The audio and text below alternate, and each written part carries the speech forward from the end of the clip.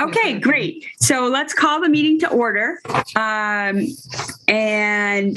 Joe, if you could please read the instructions. Welcome to our virtual meeting. If you lose connection at any point during the meeting, you can reconnect by clicking the link or calling the number in your original email. Members, if you are able, please activate your video and keep it on for the duration of the meeting. Staff, if you are able, please activate your video when you are speaking.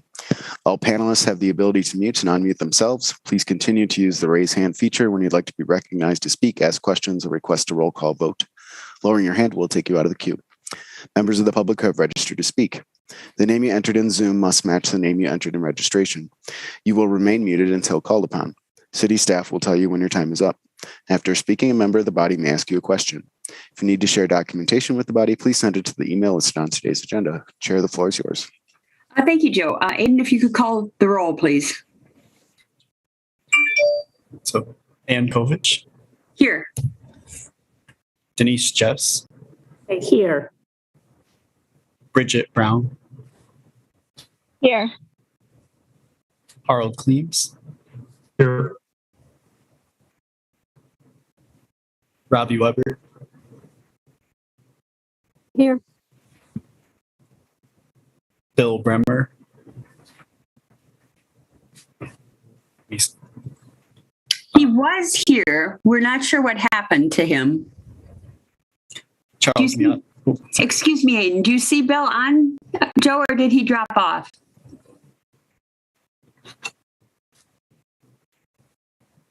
No? Okay, something must have happened. Sorry, Aiden, go ahead. Charles Miazzi.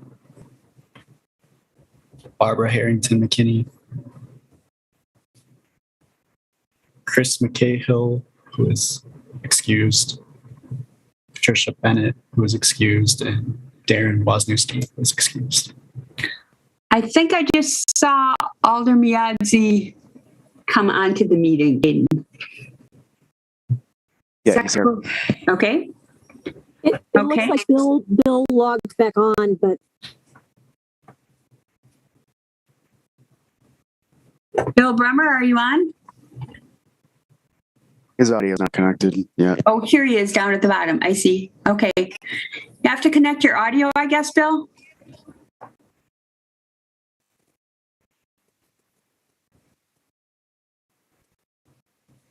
He's been going in and out, so I would just proceed. Okay. 1, 2, 3, 4, 5, 6.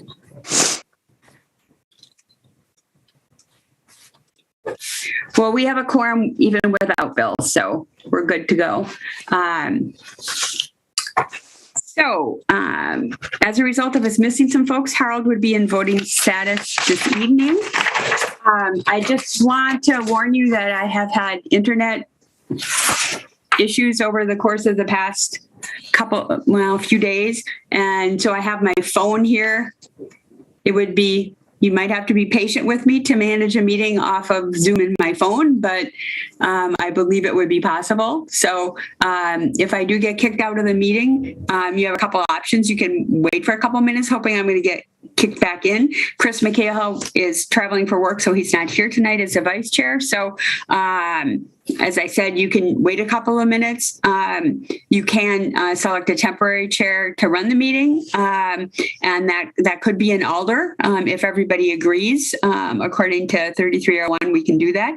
And Harold, it could be Harold as well because he's acting as a voting member tonight. So just in case, I wanted to make sure everybody was aware of the options. And thanks to Steve Briss for helping me research all of those options so that I could have my contingency plan in place.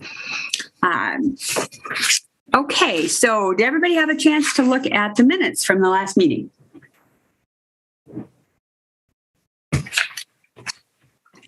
Harold? Move approval of minutes as submitted. Second approval. Okay, there's a motion and a second. Is there any discussion? Okay, we'll assume a unanimous consent vote unless anybody wishes to vote no or abstain. If so, please raise your hand. Okay, motion's carried. Do we have any public comment this evening, Aiden? We do. Okay. So first is Betty Tuning, neither sports nor opposes, wishes to speak, of Okay. Lakeland Avenue. Okay. Go ahead, Betty's Betty. also registered on item 3, so I just want to make sure she's not registered twice. Oh, Betty, did you wish to speak on item 3 with regard to Atwood Avenue? Because we could, but I mean, you're welcome to speak under number 1, but number 1 is for items that are not on tonight's agenda.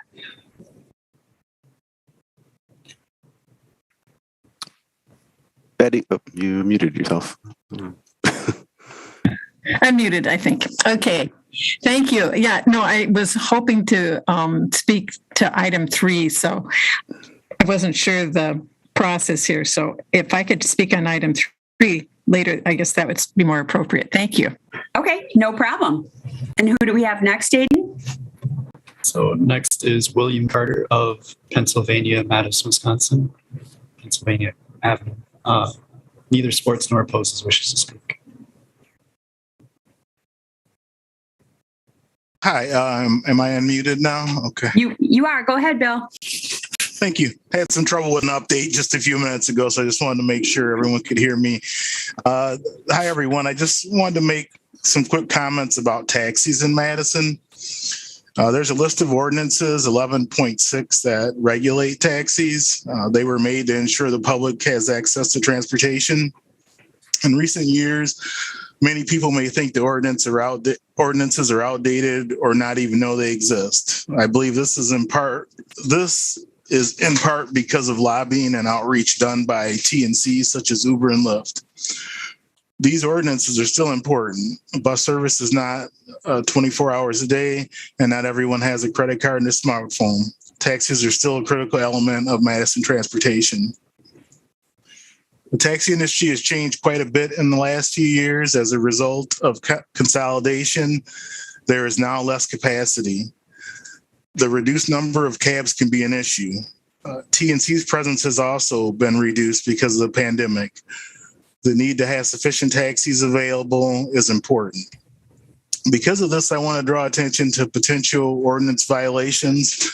One rule, 11.67A, says it shall be a condition of any meter or zone taxi cab service or transportation network company operating license granted hereunder that the license shall furnish adequate 24-hour taxi cab service throughout the city of Madison and shall provide a 24-hour telephone number. There is at least one company not following 2 parts of this ordinance. We have yet to find out the disposition of this company, but I believe but they have purchased a number of local transportation companies. In fact, I believe the original plan was to purchase all of the Madison taxi companies. Just imagine where we'd be at now if that happened. If this company no longer intends to be a taxi under this ordinance, forewarning to all would have been appreciated. The other taxi companies have to take up the slack. I also believe notice along with a date of cessation of service should be provided, and that would allow people to make other plans and to prepare for that. I am leaving out the name of the company. Some of you may already know about this because I don't know how appropriate it is to talk about that. If you want to know, I would just say call all the taxi cabs phone numbers and you can see for yourself who is no longer keeping those hours or answering their phones. It is hard for me to bring this to you. I've had the opportunity to talk and work with many of the people involved in Madison taxi industry, and I find them all to be good people. I just think this issue is very important. The taxi industry has faced a number of challenges in the past decade, from TNCs, rising fuel costs, and a pandemic, to name a few of those challenges. All parties' adherence to the rules are critical. Should taxis disappear completely, there would be a void in Madison's transportation market. We should all be concerned about keeping taxis available and accessible to all. Thank you. Yes, Bill, your emails and my answer and Yang Tao's answer were all distributed to the Transportation Commission, so they have all of that information. And city staff will bring anything back to the Transportation Commission when appropriate. Do any commission members have a question for the registrant? Okay, thank you very much, Bill. Or Alder Foster, go ahead. Yeah, thank you. I just wanted to ask, as a taxi company that is still abiding by that, what you mentioned sort of negative impacts of somebody no longer providing service. Can you just, I guess, briefly explain what's the impact that you're feeling right now around this? Sure. So what happens at night is where this issue is hitting us the most. We'll find that our number of phone calls and requests for rides increase a great deal. We are staffed to handle, what we, have been handling, over the past years or whatever. We go by what business that we have. And so then suddenly overnight, we have a whole bunch of new people requesting rides. So then we don't have the capacity to serve those people. Many times they'll get upset. They may be verbally abusive to our phone staff because we don't have the capacity to serve them.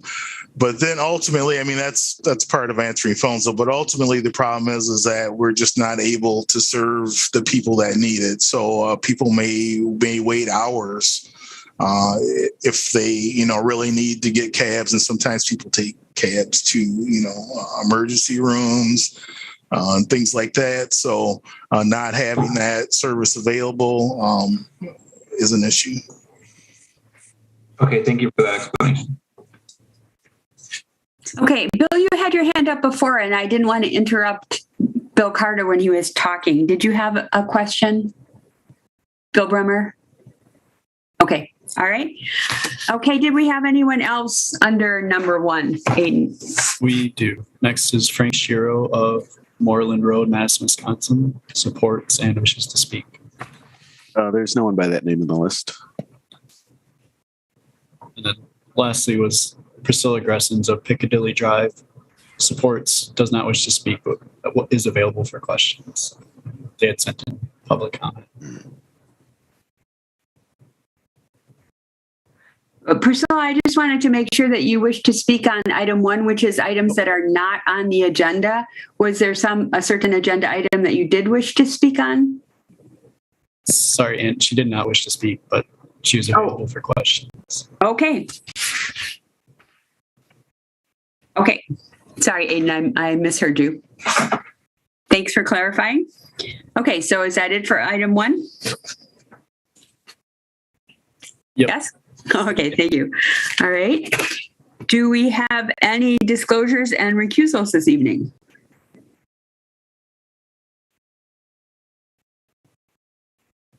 Okay, seeing no hands. Let's move on to item number 2, Safe Streets Madison program.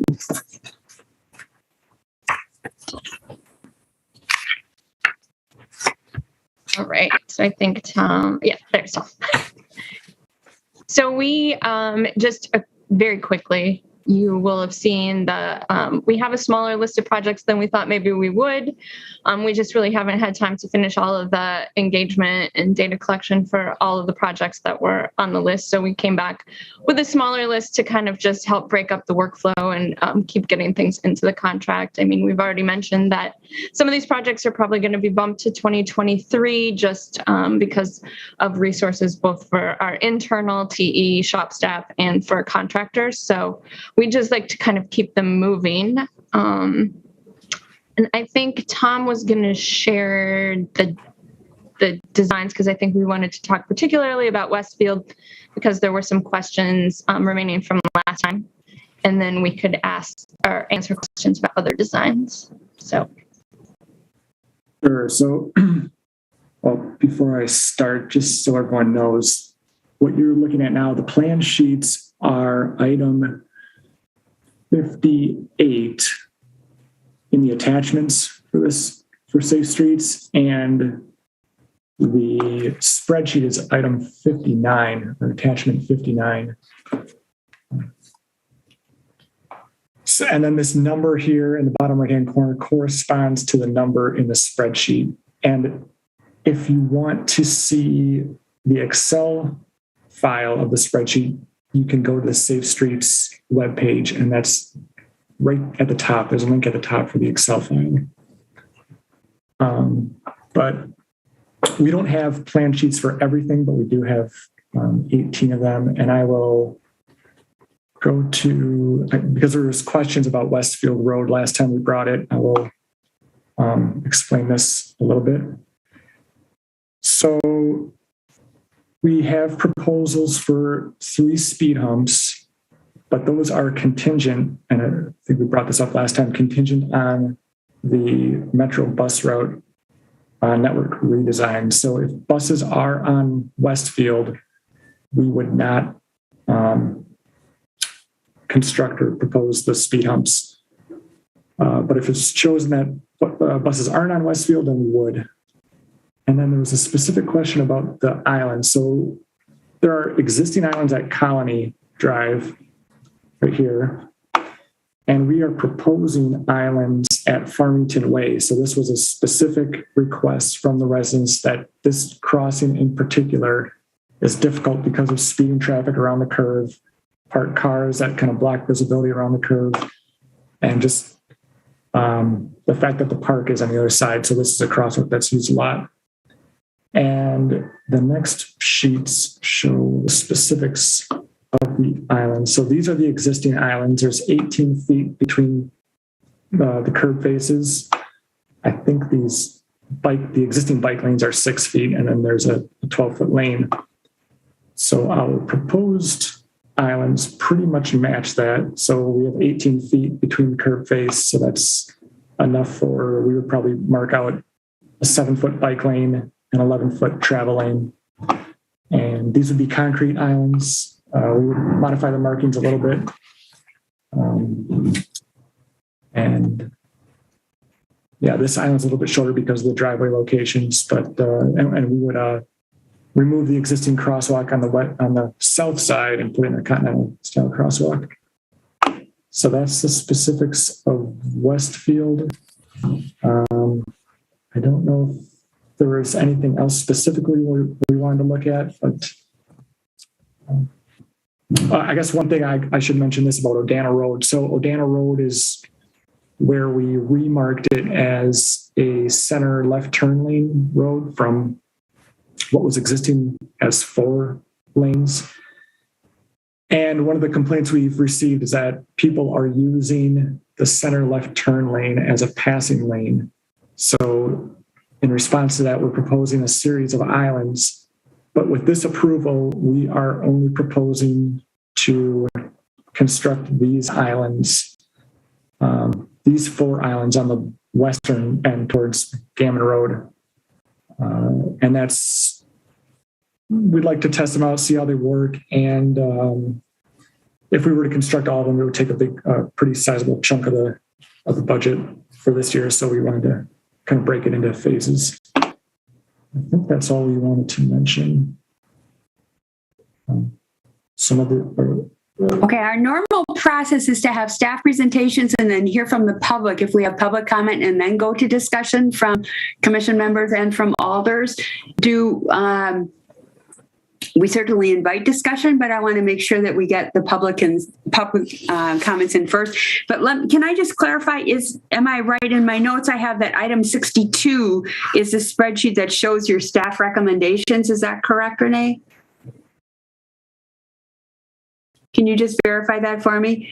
Because that was a spreadsheet that's different from the Excel spreadsheet that's out there. It's the specific one where you have the 2 columns and you show what you're bringing forward and recommending. I believe I have it down as item 62. Is that correct? That's correct. It's number 62, and we set it up a little bit differently, so it would be a little bit easier tonight with showing kind of a recommendation with the smaller size Odana and a reduction at one of the other projects just to make it a little bit more affordable. It scores a little bit differently that way, but obviously you can mix and match, but I did the 2 columns to make it a bit easier for decision making.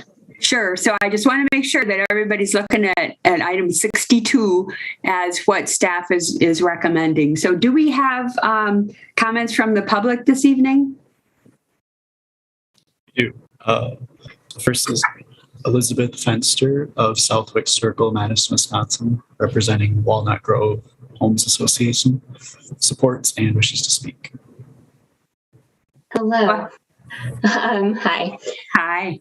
I would totally support hearing the Alder discussion before public comment, because last time I feel like things got a bit derailed during that discussion. But I wanted to speak again to continue to emphasize the Walnut Grove Homes Association support for approving project number 40, the Westfield Road at Walnut Grove Park project. Our neighborhood, our homeowners are in support of this. It looks like it's on the recommended list that the traffic engineering staff has proposed be considered for approval. And it's the 5th item on the list based on its overall benefit score. So I'm really hoping that the Traffic Commission tonight will look to approve that project.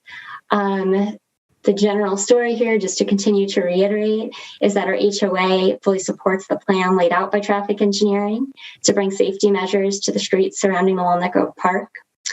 We have neighbors who live directly across from the park on North Westfield Road, and a parents group in our neighborhood who have been pushing for this increased safety for well over a year. And to reinforce that at the current time, we don't even have yellow crosswalk signage. So we have no 4-way stops and no crosswalk signage to access the park. At the last meeting, Alder Foster took this project, number 40, off the table for approval because he mentioned that traffic islands can be harmful for bike traffic. I personally don't believe that the traffic engineering staff would have put forward a plan they didn't fully vet, and I know they've already shown that tonight. And we already have a traffic island at the intersection of Colony and North Westfields. And that island at the other end of the park makes it easier to cross the street because it causes cars to slow down. I was pretty displeased by the comment last time, as we did vote to approve 7 other projects on the list that contained islands. Westfield Road is a residential street, and the primary transportation in our neighborhood is car traffic and foot traffic to cross for the park. And we really don't want any pedestrian safety to suffer. So again, we are fully in support of this plan and hope that the commission will consider approving this project tonight. Thank you. Mm-hmm. Thank you. I would just say that it wasn't that we weren't ever going to approve the project. It was just deferred to ask staff to come back with some additional information at this next meeting. And I have Alder Conklin on the list as the first person to speak and make her comments once we get through the public comments. So thank you very much. Does anybody else on the commission have any questions for Elizabeth? Okay, who do we have next, Aiden? So Megan Johnson of Farmington Way, Madison, Wisconsin, supports and wishes to speak. Good evening. This is Megan Johnson. I live on Farmington Way. We moved here about 3 years ago, especially because it's such a family-friendly neighborhood. And there's a park really close, Walnut Grove. And I have 3 little ones, a 4-year-old, a 2-year-old, and a 1-year-old. And we visit Walnut Grove Park probably, multiple times a week.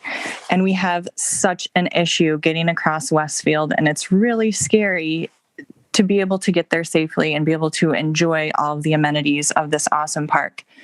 So to paint a little bit of a picture, I know Liz highlighted a lot of the metrics and the background, but I just want to paint a little bit of a picture of what it's like to experience an unsafe intersection to access a park for my kids. So I usually have my little 1-year-old strapped to me, and I have a double stroller, and I'm trying to push it to get across. Sometimes the 4-year-old is biking and they're walking the bike across the intersection, and we'll sometimes have to wait probably 10 minutes because there's so much traffic coming, and there's definitely not enough time at a 30-mile-per-hour speed limit.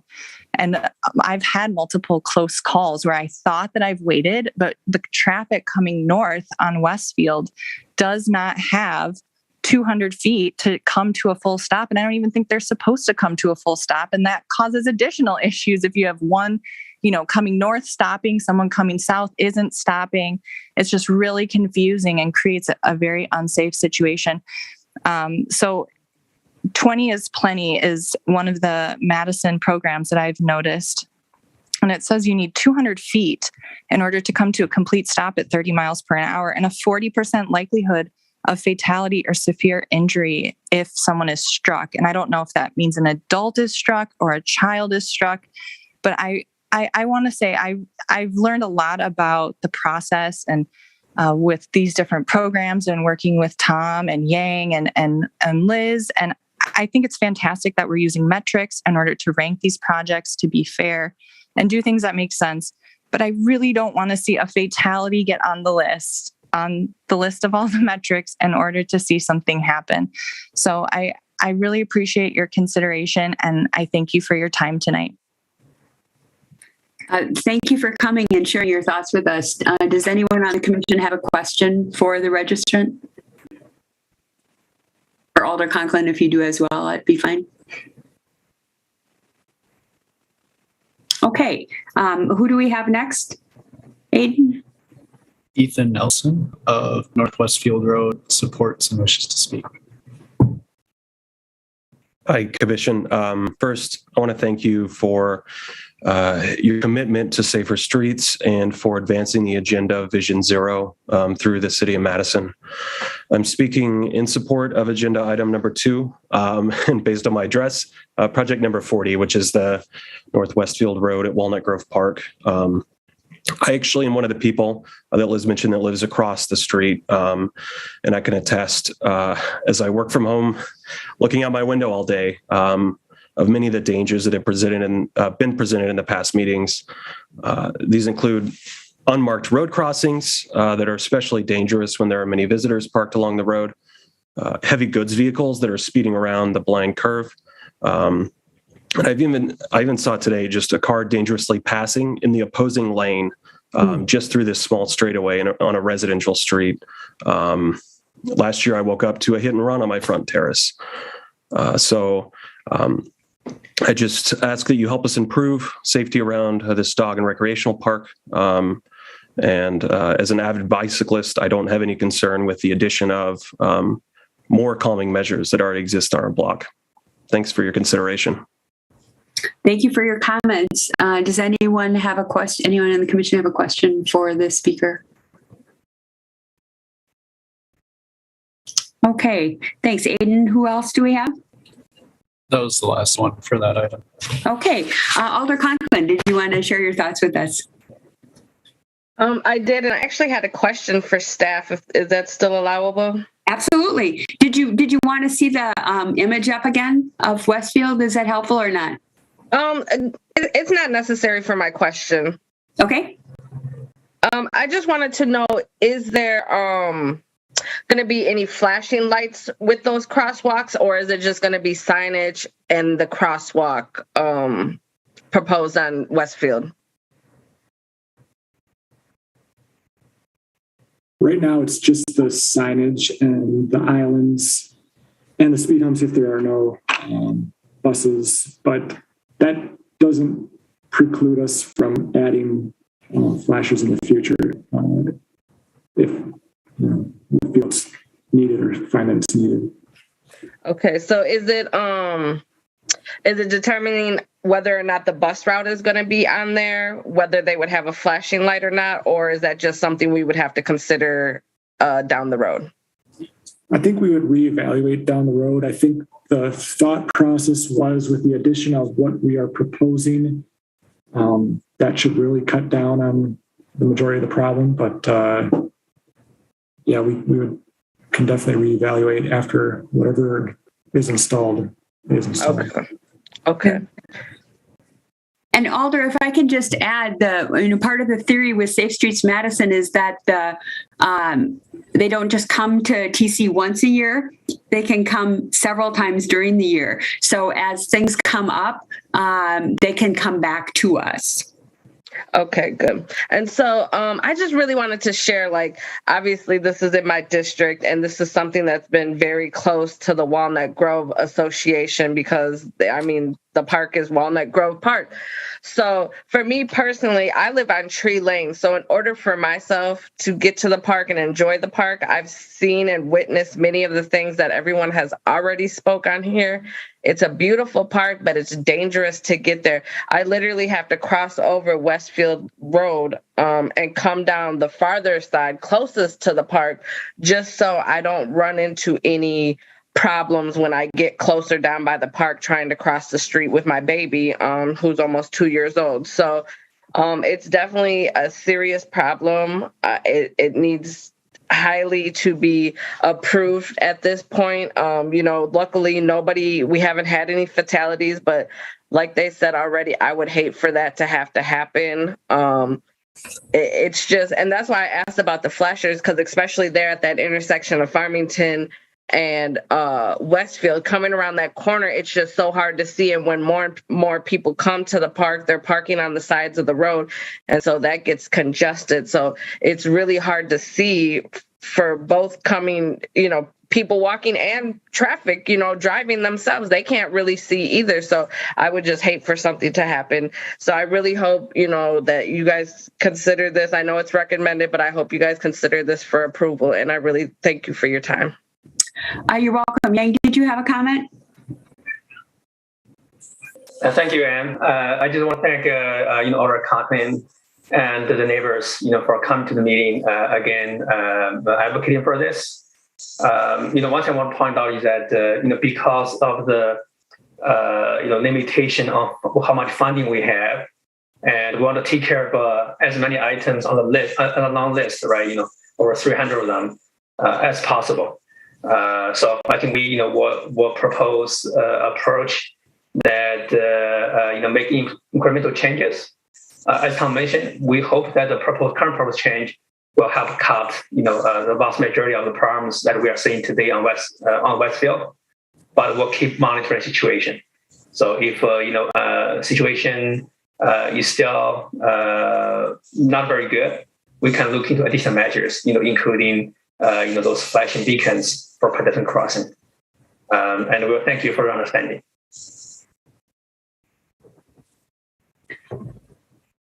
Alderman Yadzi, go ahead. I just want to ask city staff, is there around parks, is there a certain amount of speed that besides 30 miles an hour that is usually a standard in front of parks? Who wants to field that? Yang, Tom, Renee, who? Yeah, I can. It's basically, it's more based on the classification of the street. So we do have parks that are on collectors, arterials. So it's mostly based on that, but we do plan with this project to lower the speed limit on Westfield to 25. Which I'm not sure if I mentioned that, but that is part of the plan too. And that would be the entire stretch of Westfield that is currently. So we don't have a standard where there might be 15 miles an hour for this great park to ensure the safety of people. We don't have something to slow down to versus 30 miles an hour. We don't have a standard. Is that what you're saying? Right. That just applies to schools. So the current 20 mile per hour when children are present near schools, but there is not a standard like that for just parks. All right. Yeah. On major parks, do you think that may be something in your purview to look and toward the future as far as making sure we have a standard? Because 30 miles an hour, anybody getting hit with that. I mean, I've seen a lot of flashing beacons during schools because of the safety of kids. Is that something you got the city's purview as far as making sure we slow it down around parks? Yeah. Yang, did you have a comment, Yang? Yes. Yeah. So, that's a great question. There are actually industry standards on setting speed limits, from a Federal Highway Administration, which oversees the, lots of design manuals and standards for roadways, public streets. But unfortunately, in my opinion, and I think in many of my colleagues' opinions, that standard doesn't really work very well for urban streets. It's more geared towards, highways, and if it requires to set a speed limit, you actually have to do a speed study and set a speed limit based on 85 percentile speed, which means the prevailing speed of people who are actually driving there, which could be quite problematic. The idea is that people should drive about the same speed, that people feel comfortable driving, so that you can minimize the speed differential for it to be safe. But it's largely reconnect the context of the situation. It works fine on highways, on interstates, but it's problematic for local roads in urban area. With lots of things going on. As Alder Mialdi said, there might be a park nearby, there may be other kids around, and really, if we follow that standards, we're not creating the safe community as we should be doing. So we have been quite vocal in voicing our opposition to that methodology, and we are supporting a new standards proposed by national city transportation officials, it's a more I would say context sensitive method of setting speed limit, with consideration of its surroundings. So, I do think, parks, would be a good thing to, include in our consideration. And, as we, I think, change our way of setting speed limit, we'll make sure we keep that as a factor in our consideration. So, thank you. Okay, thanks, Yang. Is that all that you had then, Alder Miadzi? Yeah, just one other thing is that, as we do analysis study, and I think it's important and imperative that I can see parks that people very rarely use, but I think it's also important to even do a study based on how many people go to a park. Like Warner Park is a park that a lot of people use here on the north side, and we have all kinds of measures taken. So it's also important to actually look at that kind of study too and see how many people attend a certain park. So a lot of park that a lot of people don't attend, and it's understandable. But parks that are the major parks within certain districts, I think it's also important to do a study on that park to see if this is something that is definitely within the city's purview to make sure that we have safe crossing for our residents. Thank you. Okay, great comments. Harold, go ahead. Yeah, thank you. Just two comments or questions. So in the plan drawings for where you have the new islands and continental crosswalk, so it looks like the curb ramps are of the variety. I mean, they do seem to have tactile paving, but they're the one where you have one set of tactile paving and like the diagonal crossing rather than having two at a 90-degree angles. Would that be something that would be changed with this project? We weren't planning on doing that, and that's basically due to the trying to spread around do as many projects as we can. Right. I guess the standard for that is if they're existing, which those are called like the type 1 curb ramps, we can leave them alone as is. But if there was construction that got into that area, we would have to reconstruct them as the type 2, where it's more like a 90-degree angle. Okay. Yeah, that makes sense. Then the other question is, I mean, this whole question of the speed humps being contingent on metro routing. So the scoring in the spreadsheet presumably is based on the safety impact and the cost, obviously, as well with the speed humps. Did you do the numbers for both the impact and the cost, and then the cost benefit based on just building the islands and the crosswalk? I don't think we did that. Renee, do you? No, we didn't. We did it with the thinking that we would have the speed humps, which do get a very high score for safety of 90%. And 10% on the gap. So obviously that is a factor that if we can't put them in. Right. And at the same time, they add significantly to the cost of the project. So the cost benefit might still be favorable as it is. Yeah. Okay. And then one final thing. I mean, one of the commenters pointed out that one reason we wanted to bring this back is like assessing this impact on islands, on some of the trade-offs with islands for potential bike routing. Can you just quickly say something? I'm assuming you looked at that and thought this was fine and therefore brought it back. Yeah.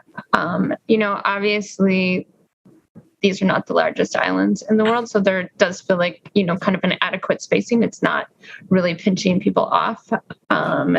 So it is in line, as mentioned, with some of the other ones that we do, and is kind of, a pretty good area. So I think that we felt that this was a good trade-off, because the value of slowing the cars down is also very high for people biking in this section where the traffic speeds are high, and so it wouldn't feel like a very welcoming environment to a cyclist. So I think we were very comfortable with this design. Okay, great. Thank you. Okay, other comments or questions? Okay, seeing none, we have recommendation. Bill, go ahead. Can you hear me now? Yes, we can. My system is all messed up tonight. I have no idea. It shows that I'm being muted right now, but I'm going to proceed. So I don't know what happened. It booted me off. But I want to get to the point. I had a question to Tom when you talked about Odana. Were you looked at the east end of Odana near Whitney Way? Are you going to remark that near the intersection from Whitney Way past to have before you start necking down to a single lane? We are looking into that. We have received some complaints about that between Whitney Way and the driveway to the into Westgate area. Yeah. To keep that 2 lanes to the driveway. Yeah. Okay, so you could still do that, and it wouldn't have to be part of this project. I mean, you're going to examine that and do that. Right. Okay. Yep. All right. Okay. Thanks. Yeah, I support the remarking. I think that I was concerned about it before, and I'm even more concerned now. So, okay, thanks. Okay, other comments or questions? Okay, we have, Harold, go ahead. Yeah, I guess we started talking about Westfield, and we struggled with this a little bit in the previous meeting. I guess we're looking for a motion to approve a list of projects. Is that correct? Yes. There's a list of 12 projects which total $389,827. It's on in Legistar it's item number 62 in Legistar, and that is what staff is recommending. Okay, yeah, I've been struggling with that. There's a lot of information in here, and everybody is interested in a lot of information. And what staff, I believe, Renee and Tom, you're showing this sheet to show everything that you've scored. And the ones in the right column that total 389,827 is what you're ready to recommend today. And there are some other ones that are either other alternatives or some other ones that you're waiting on right now. Is that correct? That's correct. We did recommend kind of a smaller group to break the sort of approvals up into more similar size, and knowing that we have some other projects coming, thinking that you might want to see how they compare to some of the ones that we have had time to research and come up with some solutions for. But obviously you could approve a mix or one, but we just thought it might be easier this first year to have them broken up into sort of manageable chunks. Mm-hmm. Okay, yeah, that's helpful. Thank you. And yeah, I didn't notice like the multiple options, which is why I got confused with the 12, because there's more than 12 rows. Right. Then let me ask about the spreadsheet. So, I mean, some of the projects that are at the bottom of the list, if you look at the overall benefit cost score, I mean, you start at the top where you have projects that have a benefit of 204, and I know it's kind of like doesn't have a unit, that number, but that's the way the spreadsheet is set up. And then we get to the bottom where we have like 3, 6, 6, 9, which I mean comparatively seems extremely low. And I mean, I know this is like an early attempt of us using the system, but those seem just very close to zero compared to something that's 200 or even 26, but you still feel confident that we should go forward with these? Well, if I can just say, Harold, if you look at those at the bottom that you're talking about that are 366, those don't have numbers in that far right column. So those aren't included in that 389. Those are in the left column that would be for later. So the ones that are proposed for approval are it's in the total recommended projects column, which is the far right to the left of the overall benefit to cost score. And those that have a number in that column are the ones that are being recommended. See what I'm saying? I think so. The lowest scoring recommended project is request ID number 50 North 4th Street. Am I getting this right? That's correct. Yes. So we were thinking the ones that are some of those other ones, it would be better to wait until we see the next series of projects that might be the third and final phase for the year before making decisions. We did leave 4th Street on there, which, as you saw, score is only a 9, but we've been working really closely with the school district and the traffic safety committee, and felt that one warranted consideration because it is scoring is a little bit more expensive and it doesn't have the safety score, but it's a safety concern for the school. They have a lot of students using that street, walking and biking. So. Okay, thank you. Yeah, I apologize if maybe I'm the only one who was a little bit lost of what is actually recommended. No, it takes a lot of study, Harold, to weed your way through all of the information that's presented. And I think in this first year, we're getting more information so that we can pick and choose what we want to look at. And Renee and Tom and Yang, correct me if I'm wrong, but I think as we move forward, we'll probably hone that down into, a finer sorting of information to share with people. And I would say, it's still evolving. The spreadsheet looks a little bit different than the last one because we're trying to figure out how to just present this and make it work best. So I think this first year, it continues to be a learning experience. Good, thank you. And then a final point, I see the lasers are back after we've taken them out twice. I mean, how many times do we have to do this? Why are they back is maybe the question that is not rhetorical. Did you see the memo that was prepared that was saved in Legistar with regard to the lasers, Harold? I did not. There's a memo. I don't know the number of it. Could somebody help me out? I don't have an extra screen to look that up.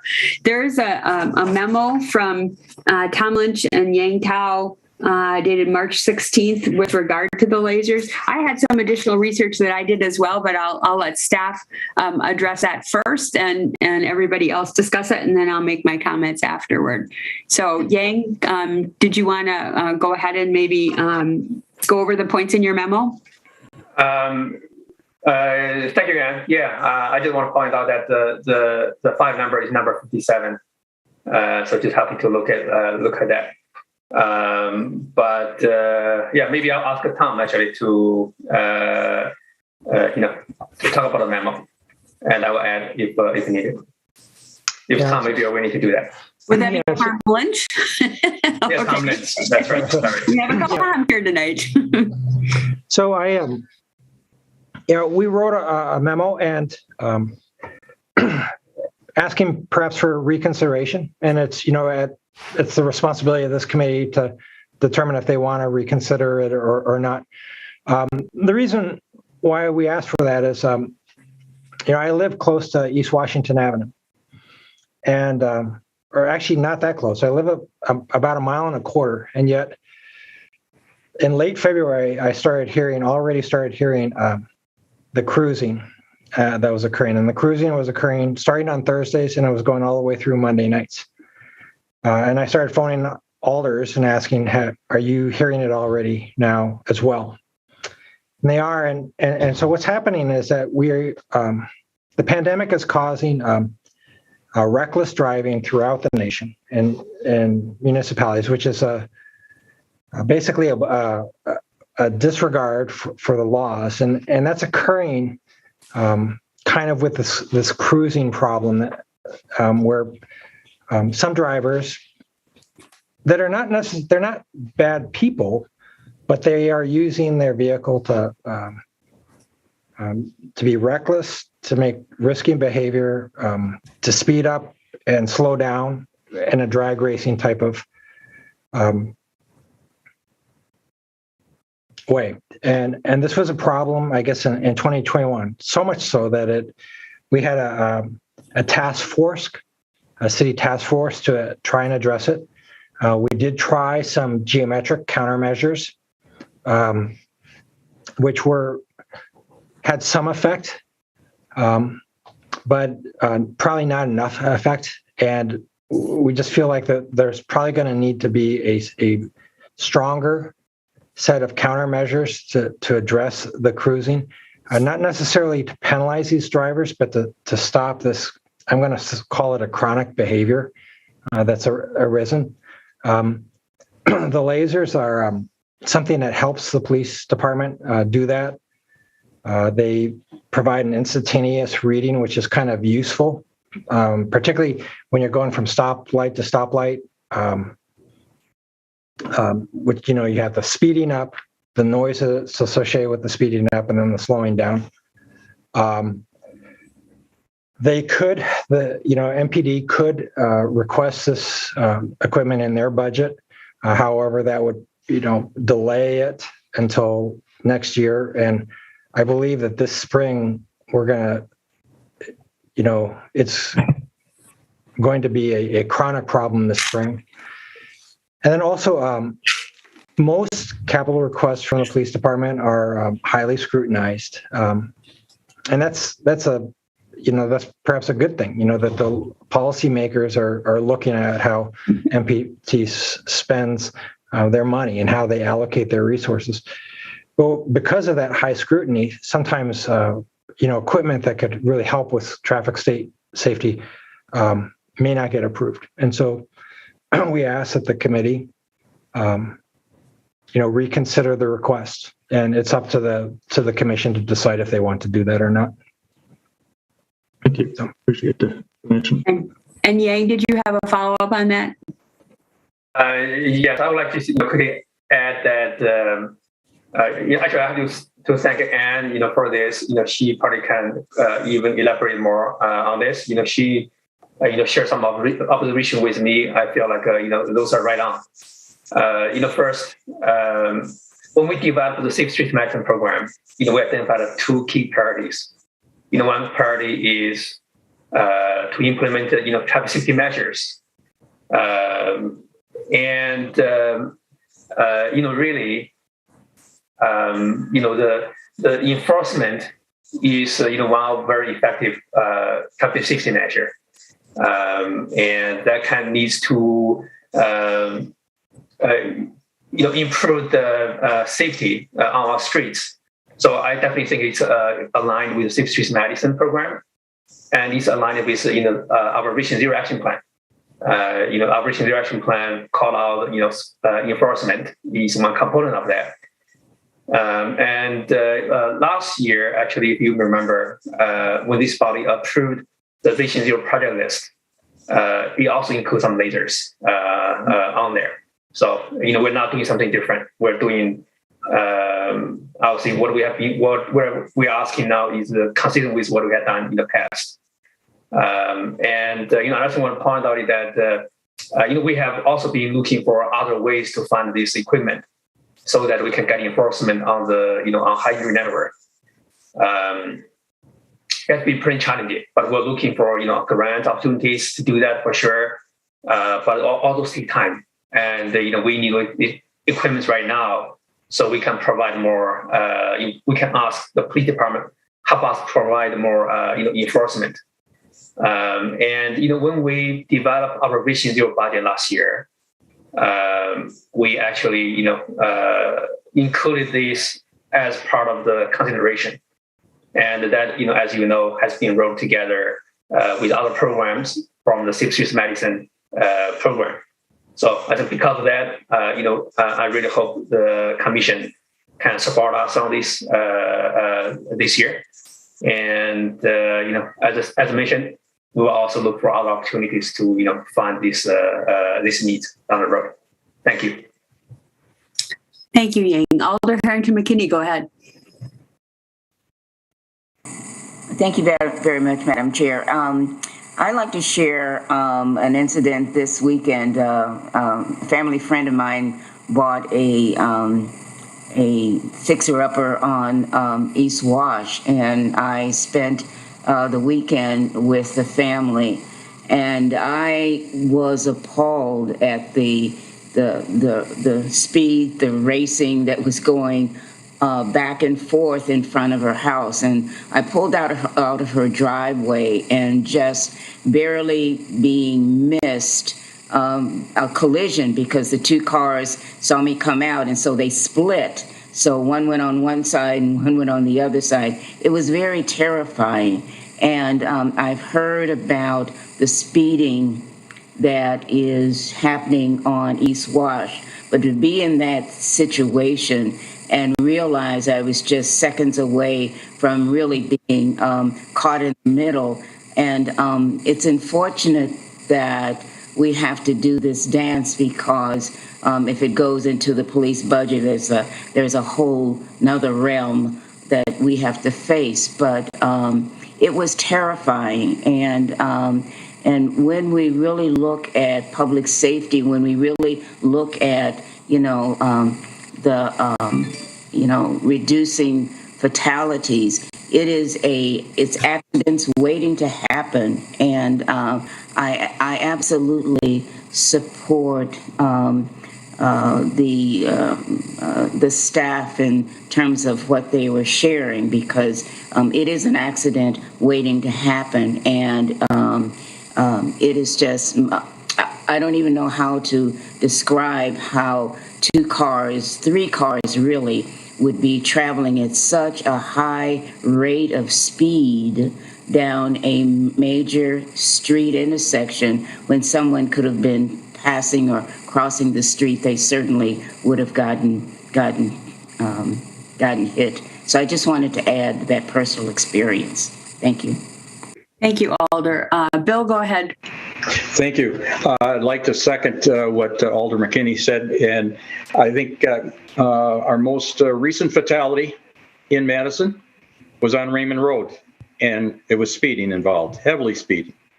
And I think while I understand where Harold is coming from and how our charge is to look at infrastructure that can help, but I think it's critical that we need our partners, that meaning the Madison Police Department, that we can help them if they can help us. And for them to help us, they need the equipment.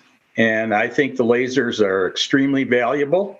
And I think this would be a disservice to our partners if we didn't give them this equipment. So I'm going to make it a strong case that we should buy this equipment as part of this first round of Safe Streets Madison. Thanks. Okay, other comments. Denise, go ahead. Yeah, thanks, Ann.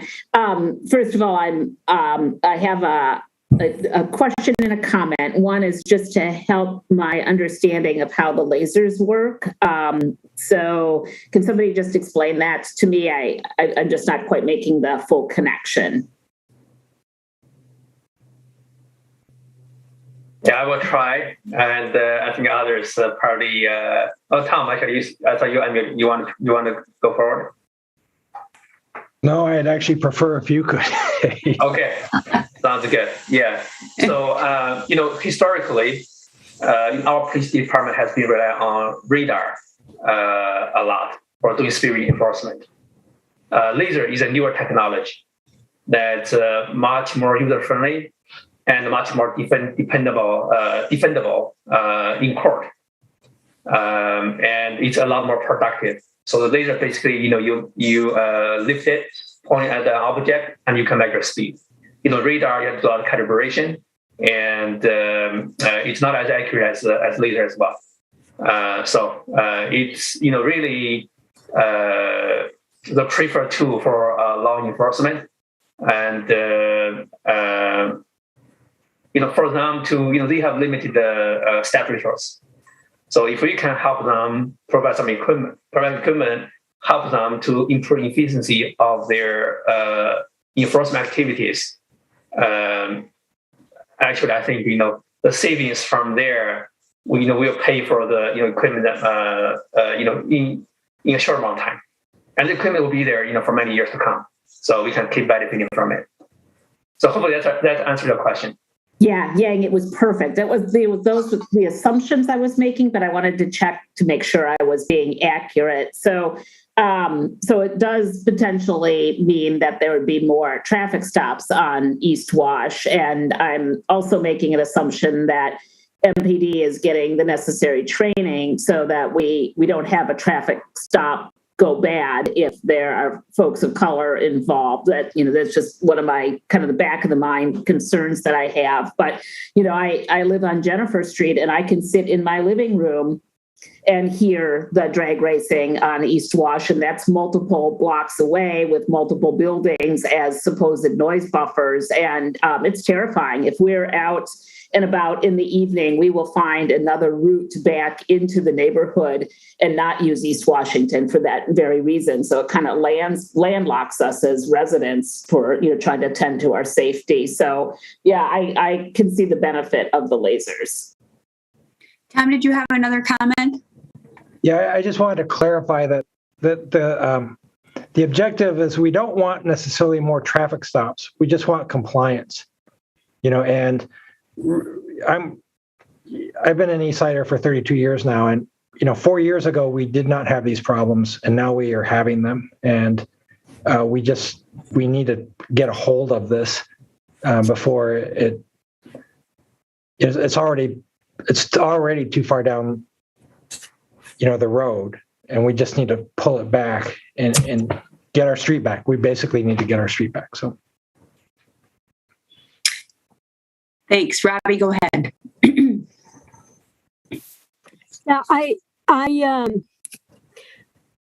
understand the concerns that people have about equipment that it can facilitate traffic stops, because we all know that they often are used in inappropriate ways in inappropriate parts of town and for reasons which are don't really have to do with safety.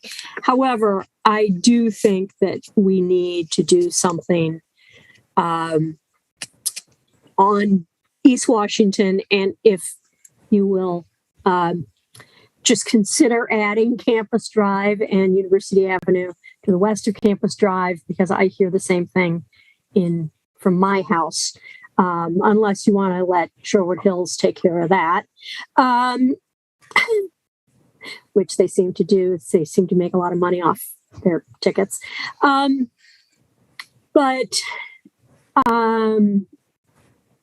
we have come to a point where we can use infrastructure changes on some roads, but there are quite a few roads where we are not able to make infrastructure changes to slow traffic down because they are large collector arterials, state highways, and for whatever reason, we just either are not able to or unwilling to really narrow those roads or make them slow speed roads.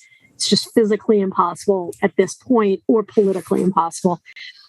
So we need another tool. And this seems to be the tool that maybe we can deter people from using it as a drag strip and hopefully save some lives. We all know that East Washington has contributed more than its share to serious and fatal crashes over the last couple of years. And if people get the message that it's going to be watched, perhaps we can cut down on that some. So I will support putting those back into the budget. Thank you. Thank you, Robbie. Alderman Yazzie, go ahead. I don't I just had a quick thought, and just thinking outside the box is that I know it's probably not in our purview, but it's probably more in MPD as far as, back in the day when I was growing up, seeing signs that, about, drunk driving or speeding, seeing those billboards out there that actually really, hits people, things of vision, when people are able to see things that actually hits home more with them. I'll be really, really interested in just knowing, even with MPD, what kind of information is given to people when they get pulled over, as far as that could be your friend, that could be a family member, that could be what people suffer due to lack of knowledge, not to putting up all these, spending so much money on infrastructure, but what can we do in order to get the knowledge out there, in order for people to see visually. Some people speed, now they don't care about 40 miles an hour, I'm going 40 or whatever. What really sticks with a lot of people is vision, to seeing things and knowing that you're going to be killing somebody, a family member, a kid. So I would like to see if within our purview, just asking MPD, what are you giving out when you pull somebody over for a ticket? What information are you giving? What can we do as far as even putting up a billboard that can last longer, that might not even cost that much, so that they can see that they're going to be killing somebody that could be a family member, a friend. So what can we do? I don't know, I guess a cheap way, a pamphlet, or just something. So I would like to, I don't know if it's in our purview to see what kind of knowledge has been given out there to our residents. Thank you. Yang, you want to feel that? I don't see Lieutenant Fiore on tonight. Yes. Yeah. Actually, I think. I think Ray and I can provide a lot of information on that. Actually, that's something actually the Vision Zero steering team is working on. So thank you, Autumn, for bringing that up. That's definitely a critical piece, education, critical piece of what we should do. And in terms of what MPD hands over to speeders, for example, that's an excellent question. That's an excellent idea. We, as we speak, we actually are working with them and also city attorney's office on developing a brochure, educational material that potentially be handed out, by officers when they have an interaction on the road with a driver, or maybe even for those cases that move through the court system, we're working with attorneys and the courts and the court on that. Maybe you can provide additional opportunities for that through brochure, maybe through additional classes that we can offer. Really trying to target those who has a tendency to speed, have dangerous driving behaviors, and get the message across to them. And we also have been doing some general education campaigns on that. And some of you may have seen the different bus ads that we put out on there for Vision Zero. Including the most recent ones, including something that's I think just like older Miyazi said, can really grab people's attention. We want the message really hit people. Including, for example, a bloody teddy bear by a wheel. That's not comfortable for everyone, but I think it's really impactful for people to see that. And we also have feature a ghost bike, on Atwood Avenue on our bus. And we really hope that those messages will hit people, and they start realize that they're not doing the safe thing, and they should really be watching their speed and be watching our lives, basically, for the fellow residents in the city. And we've also been doing some creative messaging through messaging boards that we have. So we've been doing quite a bunch of that on that. But definitely, we need to do more. If you get bored and you want alders to join the meeting, I'll be willing to join. Thank you. Wonderful. All right. Thank you. Bill, go ahead. Thanks. Well, I do agree with Harold as far as when we discussed the types of projects that we're going to do, that we want to try to keep our this funds for Safe Streets Madison.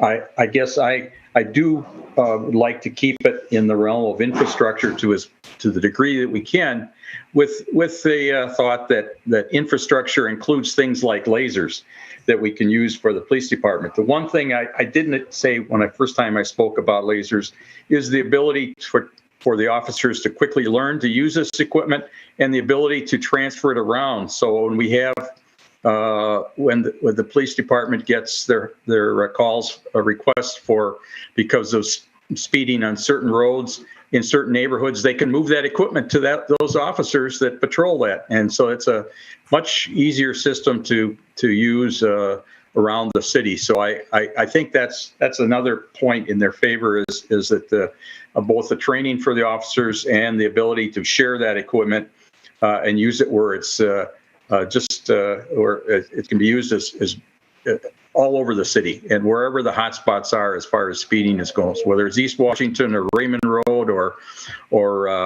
Mineral Point. I think I agree with Tom. I think this is early in the year, and I think we are already starting to see the speed. And unless we try to get control of the speeding, we're going to be in for a long summer. Thanks. Thanks, Bill. Alder Harrington McKinney, go ahead. Okay, thank you very much. And speaking of those visual reminders, when I drive down Raymond Road and I see all of those balloons at the fatality that happened, I think a week ago, that was a strong reminder. And etched in my memory is 3 speeding cars headed toward me on East Wash. I mean, that is ingrained. And so I agree that, we must do both. I'm sure that there'll be a lot of, naysayers because it's expanding the police budget. But until you have been in that space, you don't really understand what that means. And I know transportation, you've been on this commission longer than I have, but I mean, literally, I will avoid East Washington now because of that, because in my mind, I'm seeing 3 cars headed in my direction, speeding at the high rate of speed. And then when I drive up Raymond Road, I see the collage of balloons at the location and the spot where there was a fatality. And I wanted to ask the staff, the ghost bikes, how are, who provides those? How are they provided? And what's the process for establishing those? Because I've seen them when I first became an alder in my district, there was a car bike fatality and they had a ghost bike. And I wanted to know who generates that. Sure, those are generated by the community. So there is, they get the bike. I know, like, for instance, the one on 4th Street, which is in our ad, it's maintained by the family, decorated regularly, but it is a community-driven project.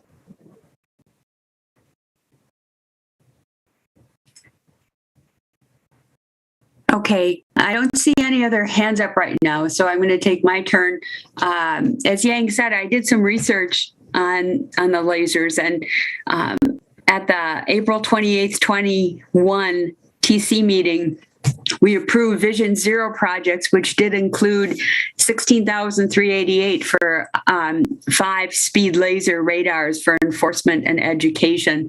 And, as I thought about it, I looked at the 2 key priorities of Safe Streets Madison, the first being implement traffic safety measures, as Yang mentioned earlier.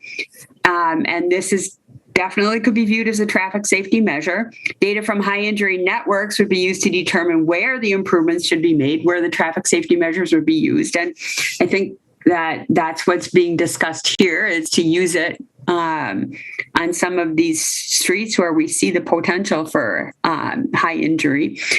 The Vision Zero capital program was consolidated into Safe Streets Madison by the resolution last August. So all of those programs, and some of them included some things that were, not traditionally what we would think about in public information campaigns. 20 is Plenty was part of it last April as well as the lasers. So, while originally we wouldn't think of it as what we would approve under Safe Streets Madison, I think it really does comply. And I looked back through the report, and the Traffic Calming Subcommittee recommended that all options for potential solutions and interventions should be considered. And I think based on everything that I have heard and read and looking back at that research, I think that it does make sense to include them here in the Safe Streets Madison program. So right now we have a recommendation from staff for these 12 projects totaling $389,827 as shown in item number 62 in Legistar. Anyone willing to make a motion to approve that or something else along those lines? Bill? I'll make a motion that those 12 projects be approved this evening by the Transportation Commission and move forward. And that does include the lasers. I'll just point that out. Alder Miadzi? Yes. I second that. Okay, there's a motion and a second. Discussion. Bill, did you have comments to make about your motion? I think I already have. Okay, great. Them all. I support all 12. Okay. All right, Harold, you're next then. Yeah, thank you. I really appreciate hearing from staff and from the other commissioners. So I think what I'm really hearing is that we share our concern and we share our goal. We see what's happening out on our streets, people getting injured, people getting killed, people using our streets as racetracks. And I think the difference lies in what we see as the appropriate solution. I am still deeply concerned of this focus on enforcement. As Commissioner Dress has pointed out, there is the concern that's highlighted in the Vision Zero action plan about racial disparities and who gets stopped and what happens at those stops. And that was highlighted as one reason why we really can't rely on enforcing our ways out of this. The other concern is really about the process here. I think this is a really slippery slope. Are we going to keep seeing these requests where, I was on the subcommittee, and it certainly was not my understanding that these types of requests would be part of the Safe Streets Madison program. I hear what you are saying, and that, you could make an argument for why this falls under, but where is this going to go in future funding rounds? At some point, we're going to fund overtime for police officers doing enforcement? Are we going to start seeing, are we going to start paying for the metro ads? Those are all valuable things, or can be valuable things that can contribute to Vision Zero, but putting them under this umbrella of Safe Street Madison, I think that's really problematic. And I would encourage staff, I would encourage other people in the commission to keep that in mind as we move forward, independent from this particular vote. It's a relatively small amount of money. Will the lasers do any harm? Probably not. So, that aside, but I think there's a larger fundamental question of what is Safe Streets Madison? How do we fund Vision Zero projects? And I think that's a good thing to keep in mind when the next budget season comes up, thinking about we have an action plan. We need to fund certain projects, and what's the mechanism for doing that? And Safe Streets Madison, the appropriate way of doing that. So, I think that's all I want to say about this. Thank you. Okay. Yang, did you have a response to that? Because I think the Vision Zero budget was wrapped into Safe Streets Madison, was it not?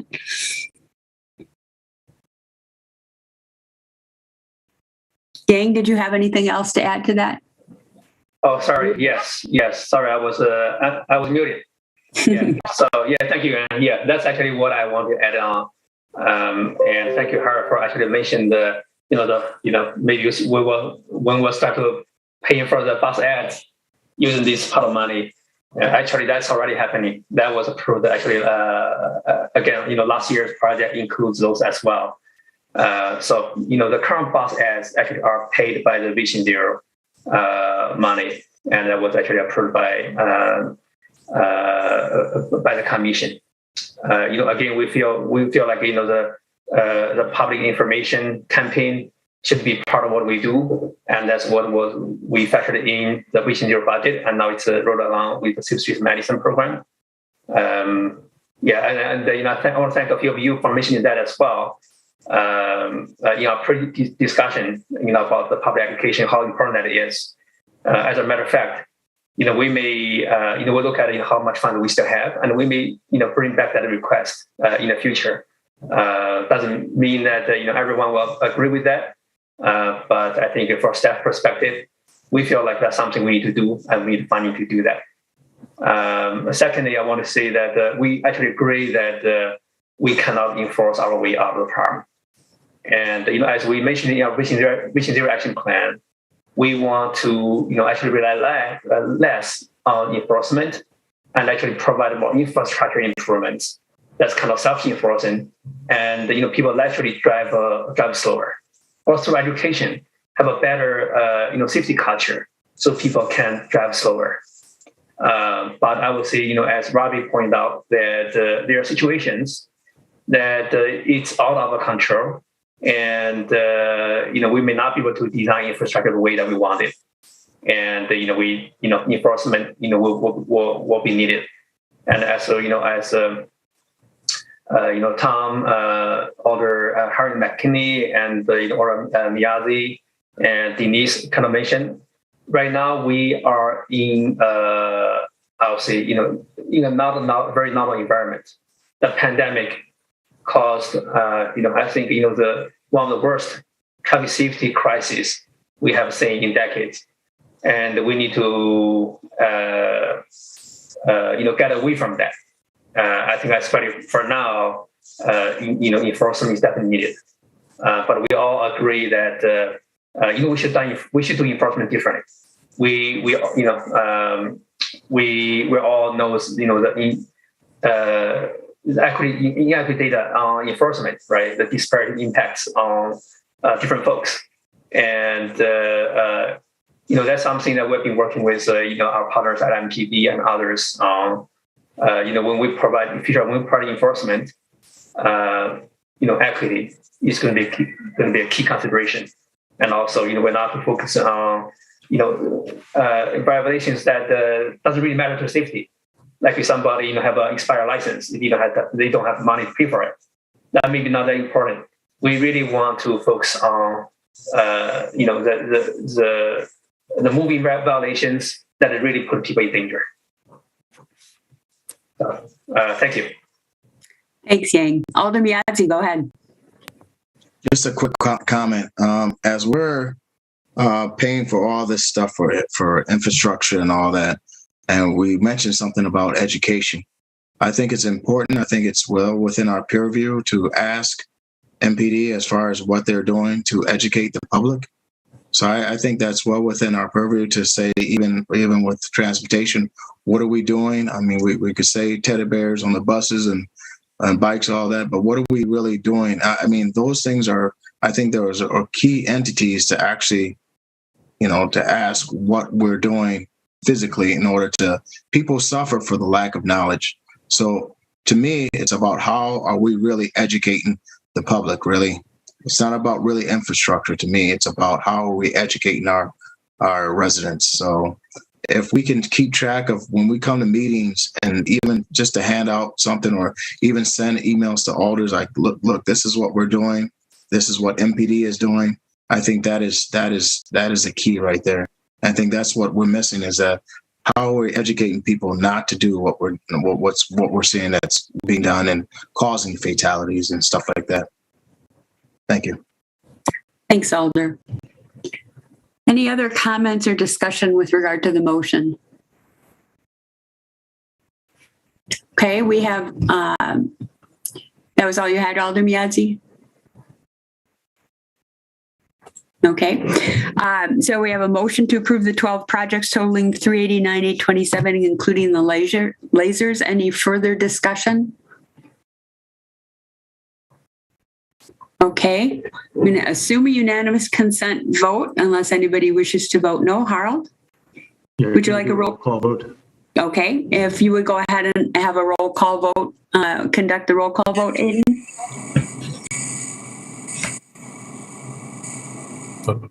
Charles Miotzen. Aye. Barbara Harrington McKinney. Aye. Denise Jess. Aye. Bridget Brown. Aye. Harold Clemes. No. Bill Bremer. Aye. And Robbie Weber. Aye. So that's 6 ayes and 1 no. Okay, so the motion is carried. Harold, I recognize what you're saying and I recognize your concerns, and I had to go research to remind myself.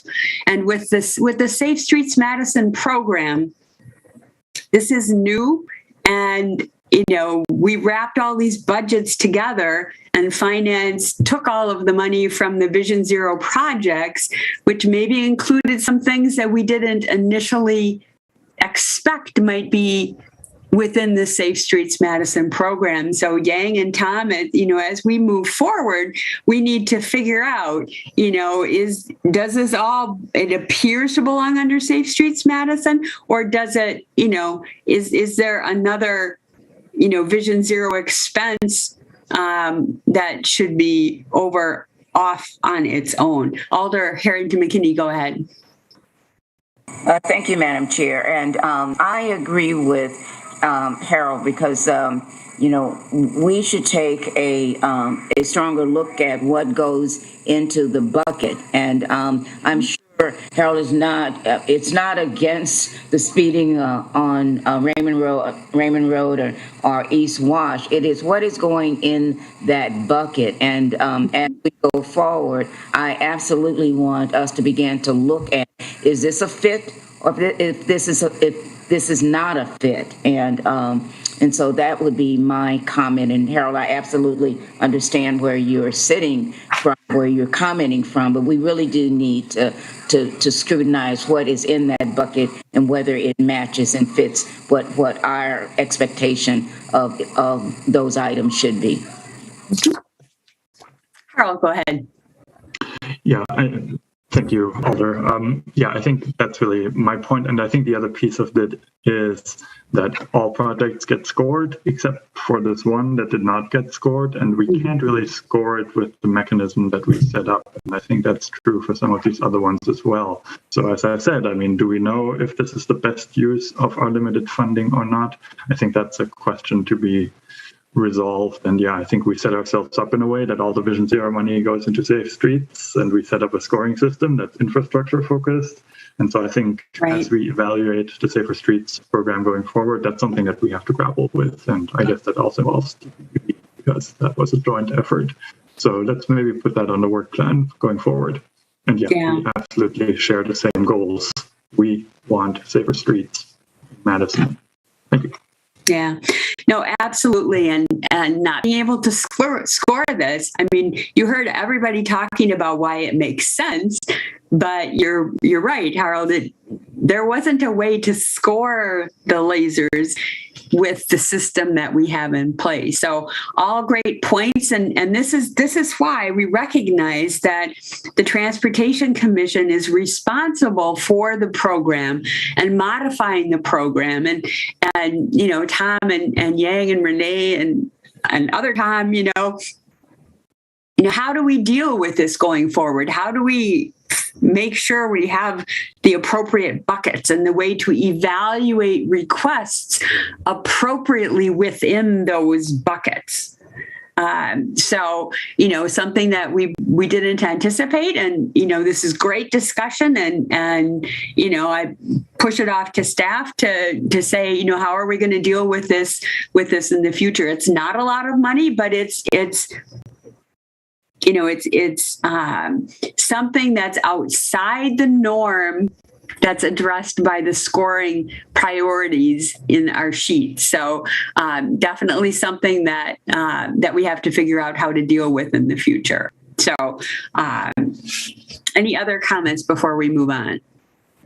But great discussion and gives us some questions that we can look to resolve in the future. Okay, thanks everybody. So let's move on to item 3 and Atwood Avenue. So our normal plan would be to hear from staff. And whatever staff that is, there might be more than one staff person. Chris here with you to Chris, Renee, maybe Ann from Parks Department, whoever staff wants to participate in that presentation. Then we'll hear from the public, and then we'll have discussion. All right, thanks, Ann. My name's Chris Pedikowski with City Engineering Department, and we're going to be talking about Atwood Avenue project update today. Renee is helping us with working out the details, design details of this project, and also Ann Freewald, who's available for questions as well. So we had a PIM last night, and I'm going to kind of go through maybe not all the slides, but a good chunk of them here to kind of frame the what we're trying to talk about today. And let's see. Just trying to share my screen. I'm sorry, it looks different today. It's getting a Zoom curveball here. Did that work? Are you guys seeing a Atwood map? Okay, good. Okay, yep. So Atwood Avenue is a project we've been working on for a number of years in design. There's a good chance we are finally going to be able to get our federal funding to actually build this in 2023. And to do so, we have to kind of finalize we're asking to finalize 2 design elements as part of the project before we can finish the final plans and turn that into WISDOT for construction and bidding. So just kind of a refresher. Atwood Avenue is being reconstructed from Fair Oaks Avenue through Walter Street all the way to Cottage Grove Road. It's a joint project with the City of Monona. And the project has already gone through a geometry approvals. And as part of that, there was some design tweak that we wanted to talk to you about today here. I'll skip through a lot of the basics here for the project, but again, we are reconstructing Atwood again from Fair Oaks to Cottage Grove Road. This shows up in 2 images here. I know it's too hard to see, but we can zoom in later on the detailed areas. What I wanted to talk about today is the design of the path through the Old Brick Park section here on the western end of the project.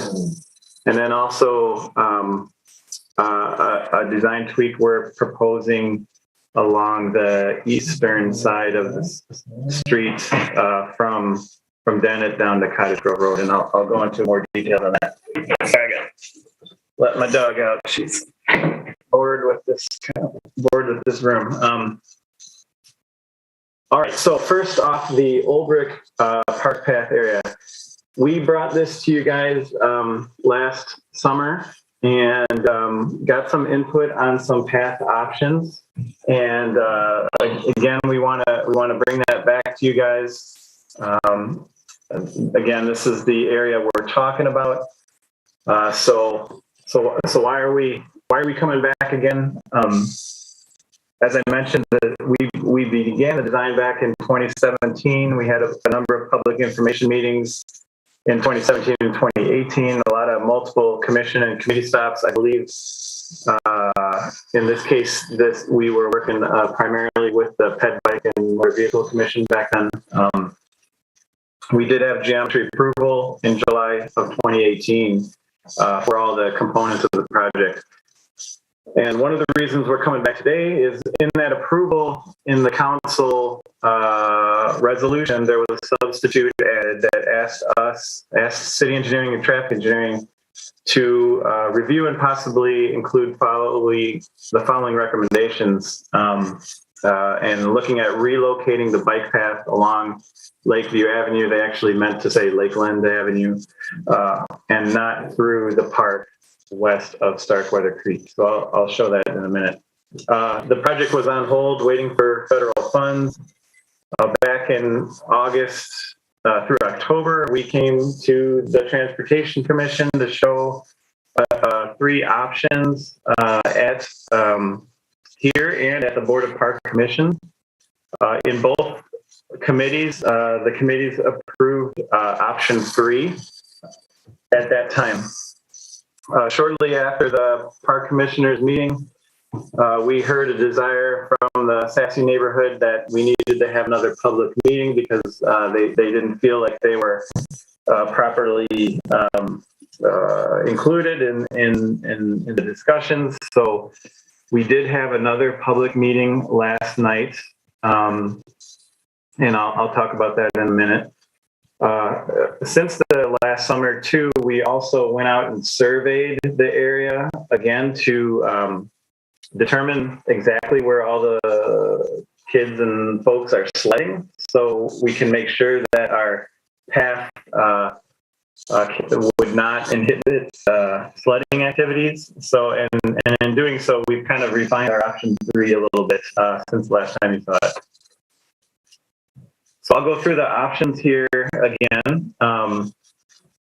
Option 1 was the first proposal that we put forth with the design. That includes a path from Lakeland Avenue to Atwood Avenue, kind of following the lake shore. Right now, there's an existing pedestrian path that goes from the old Lakeland Avenue pavement to this jetty. There is no connection to the lake, but there you can see kind of a little cow path that pedestrians have made. So this path generally follows the shoreline where there is a pedestrian path and dirt trail. It is closer to the playground and bathrooms, and this would be allowed to be cleared in the winter, and we can, make sure that the design is for the most part really clear of the sledding hill. So option 2 was brought forward a few years back, and it's kind of more like the status quo option. To remind everybody out here, there is an old Lakeland Avenue roadway pavement out there now that's blocked off from traffic up at Welch Avenue here, but it does allow pedestrians and bikers. It just doesn't allow cars to travel down the old Lakeland Avenue pavement. So this option would basically replace that pavement with a new multi-use path, similar to the existing road alignment. And we all kind of agreed that, if we did this, you really wouldn't be able to plow this in the winter because of the sledding hill conflict. The sleds are all coming down this area and kind of ending up in this area. So right now, Parks Department does not plow this Lakeland Avenue pavement, and that allows for the sledding to occur, and that would be continued under this option. Okay, option 3 was kind of a compromise option that we thought we could work with. I should have mentioned back on option 1, the Parks Department it was opposed to this alignment,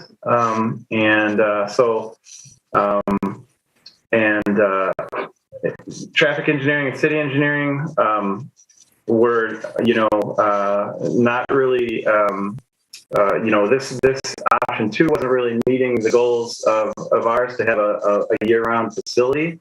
So what we worked with park staff and tried to come up with a kind of a compromise that didn't go along the entire shoreline and kind of change the use of that area, but did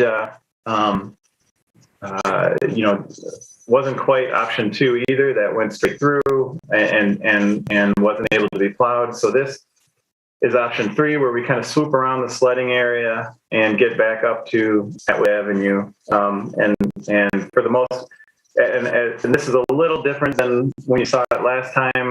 I believe the curve was a little shallower, and got back on alignment a little sooner.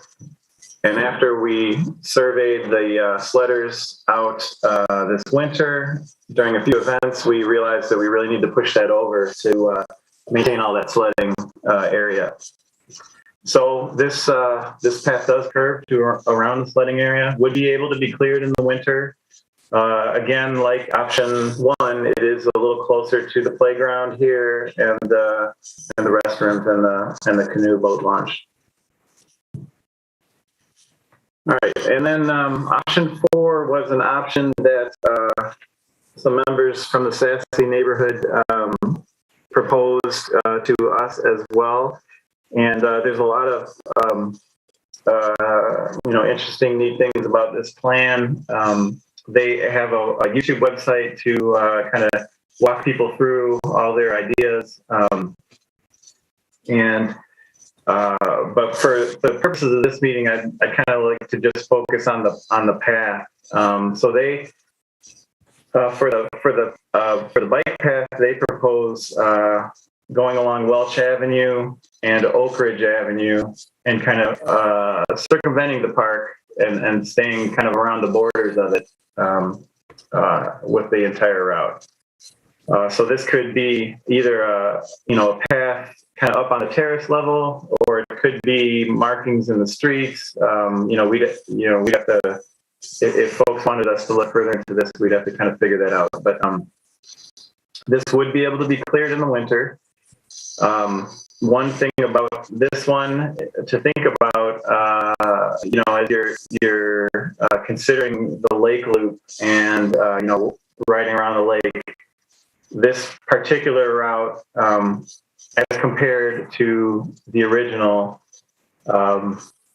would include about a 14 to 15 foot extra climb up Welch Avenue at about 6%, and then back down at about 6% as well. So a pretty significant hill to climb, and some folks may welcome that, some folks may not welcome that. As far as slopes go, I should also mention options 1 through 3 kind of max out at about an 8.5% slope, right in this steep area here as they're going down the hill. So there's not a lot of, for options 1 through 3, there's not a lot of variation, like one's steeper than the other. They all are very close to each other. Okay, let's see. Oh, so the other thing that we've been doing in the meantime is on March 7th, we opened up an online survey to try to get public engagement and see what folks' thoughts were on the 4 options. And so we opened up that survey, and Renee is going to talk a bit about the results that we found. Sure. And before I go into this too much, I'll just mention that for this survey, we did mail it out to residents, including the residents from Monona who live along Atwood Avenue, as well as people who are 3 to 4 blocks off of Atwood. And then it also went out to people who have signed up for the project information. It also is tagged to go out to people who are interested in issues related to bicycling. And then I know the Alder, had it out for information, and as well as Madison Bikes and some others. But obviously, we're still collecting information as it comes in. During the meeting last night, maybe 20 more people filled it out. And then I came in this morning, maybe 20 more people have filled it out. So definitely still collecting responses. But I wanted to share with you just what we've heard with this one particular data point so far. And so I'm going to go through all of these fairly quickly. You'll also see for each option, we asked people if they had a preference for kind of a design, whether it be a 10-foot shared use path, 12-foot shared use path, or a path that had a separated 5-foot space for pedestrians separate from the 10-foot for bikes, or 7-foot. So you'll see that in some of the slides as well, that we wanted to get at, knowing that the lakeshore is very popular, and that lakeshore that we have that's open to the public is very precious, and a lot of people visit that. We wanted to see also if different alignments might change people's opinions on these options. So this is just the one closer to the lake. We did ask people if they supported it or if they could not support it, as well as if they could live with it, knowing that it isn't always just a black and white issue. So this is the first option, closer to the lake. All right, next.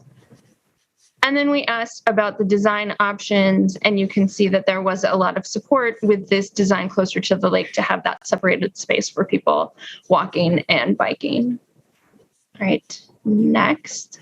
So this is the option 2. It's a little bit more like the current Lakeland Avenue route. And this is kind of what we have heard so far as of this morning. Definitely have been getting more responses throughout the day. All right, next. With this option, it's a little bit harder to tell a preferred design option because there were quite a few people just saying that they didn't support it regardless. All right, next we have option 3. This is the kind of more of the compromise one where we tried to avoid the sledding hill, but also kind of meet that park's interest in not being along the lakeshore to allow that for other uses. And you can see that a lot of people felt that they could live with this option, although definitely people who could support it or who could not. All right. And then you'll see here also strong support either for a slightly wider path or perhaps that separated space for walking or biking amongst the people who could support it. All right, here you can see this is the 4th option, the new option that kind of follows the street. And also you can see some support, some could live with it, but also some people who felt like this was not a desirable option.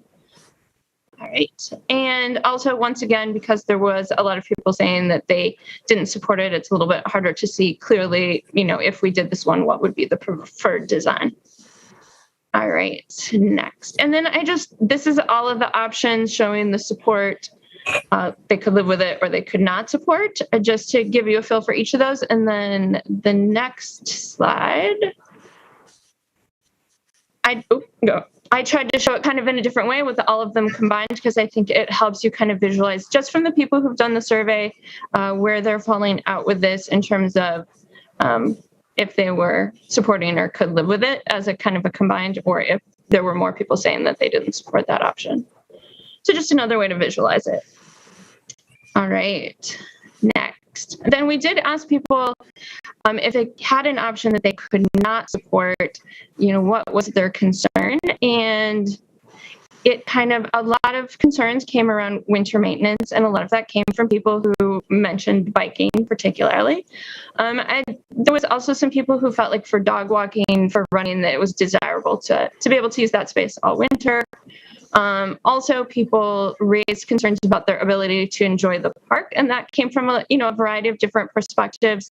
People felt it might impinge on the current activities that they enjoyed doing, but also people felt like it would not allow to really enjoy the park while walking or while biking. I'm concerned about just having quiet contemplative space, something that we talked about before, those current uses of space. Some people mentioned that, being near the lake is highly valued, and that's something that caused them to not support one of the options. Lots of comments around they really wanted a space that was friendly for pedestrians. A lot of people who brought up perceptions or concerns around safety while walking. This is an area that has a larger hill. There's no denying that that hill is there if you've been to the park. So, that raises concerns about the mixing of bikes and pedestrians. And just people called out that they felt that downhill obviously makes it a lot easier to go faster. Sledding hill, very important to people, concerns over that. And then, that's all right. And then just steepness, people mentioning that Welch and Oak Ridge, they felt it might be difficult if they were pulling a bike trailer, biking with kids, things like that. Some people prefer just the more direct route and not, kind of winding around. And some people mentioning that they thought if it felt illogical, people would just continue and ride across the grass even with no path. Concerns around bisecting the green space, and then a feeling that accessibility should be improved in this location so that the space is available to everyone. So quite a few things. This is a very cherished space, obviously from all the comments. Then we just asked people if there were any things that they would want to see included, regardless of the options, or just a place that they could leave other comments. There was a strong desire for those separated ped bike spaces, but people did raise the feeling of being concerned about cutting into the precious green space by doing that. Some interest in sidewalks along the neighborhood streets, even if we didn't build that option.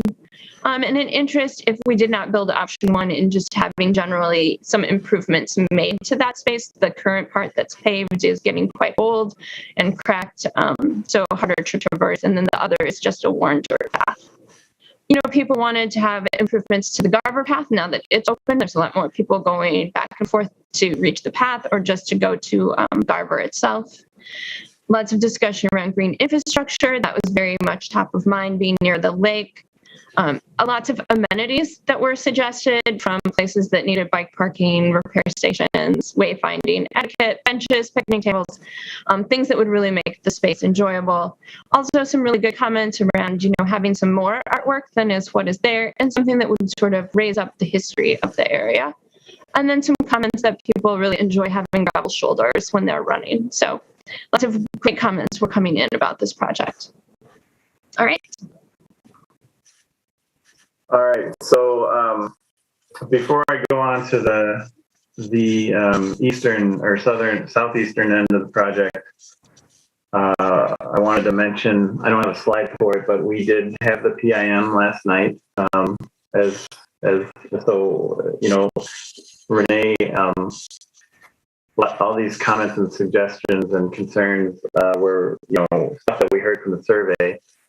A lot of that came out again in the PIM last night. A lot of people have a lot of strong feelings about this area and really are urging us to do one option versus the other. We did have, so there were like 116 people registered last night. I don't think they all showed up, but we were certainly getting close to 100 every time I looked over at the attendee list. Not everybody speaks up, but we did have a long question and answer period, and a lot of people, and comment period, and a lot of people spoke for options two different groupings. I think, options 2 and 4, folks spoke towards those. Some people spoke a lot about option 1 and sometimes 3. But I wouldn't say there was after the meeting last night, everybody all agreed that one option is the best. There's a lot of people that are really have think one way and have concerns about the others, and vice versa. So I guess just wanted to add that comment, and then I'll remind you folks too that with respect to this area, since it's not in the right of way, it's actually the park land. The Transportation Commission would be recommending an approval to the essentially to the park commissioners, and they would make the final approval in this area. So is there anything I missed with the PIM last night, Renee? No, I think that's pretty good. Yeah, so why don't I move on to the second area, and then we can open it up for the discussion. So the second area I wanted to talk about was the southern and eastern edge. So Atwood Avenue kind of is an east-west street for part of this project and a north-south street for part of this project. So I try to be consistent, but it's really, really difficult in this project. So on this end, with the right of way is shared half and half with the city of Monona and the city of Madison. So from the edge of the Old Brick Park down to Cottage Grove Road, the western end is all in the city of Monona. The eastern end is in the city of Madison. With the original project, we did propose that multi-use path that's along Atwood Avenue for much of the project on the south side or west side. We proposed that to continue all the way to Cottage Grove Road. That design was changed back in 2018 and was approved to remove the multi-use path and put on-street bike lanes in this area. We recently explored if there was desire for Monona to change their mind on this, and they indicated they were not interested in doing so. So one thing we thought about doing on the Madison side is looking at a multi-use path on the Madison side. So here's a picture of our original proposal that had the multi-use path on the south side. Here's the design that was approved back in 2018 with the bike lanes on both sides of the street and sidewalks. And what we are looking at, first off, so this is a cross-section view of how that current design looks with the bike lanes on each side. There is some areas where we can actually get in a nice buffered bike lane, but in the tight parts where there's not a lot of right of way, it does get down to 5 foot with a 1 foot gutter can. So the new concept was to put that multi-use path on the east side of the street from Dennett down to Cottage Grove Road. So this is a cross-section view of what that change would look like, and it's showing this is showing the cross-section in the area where we have a little more width, and we are able to get that buffered bike lane in. So you would see the Monona side would stay the same with the bike lane. The Madison side, if as proposed with this design tweak, would change what we would do is change that sidewalk, terrace, and curb and bike lane.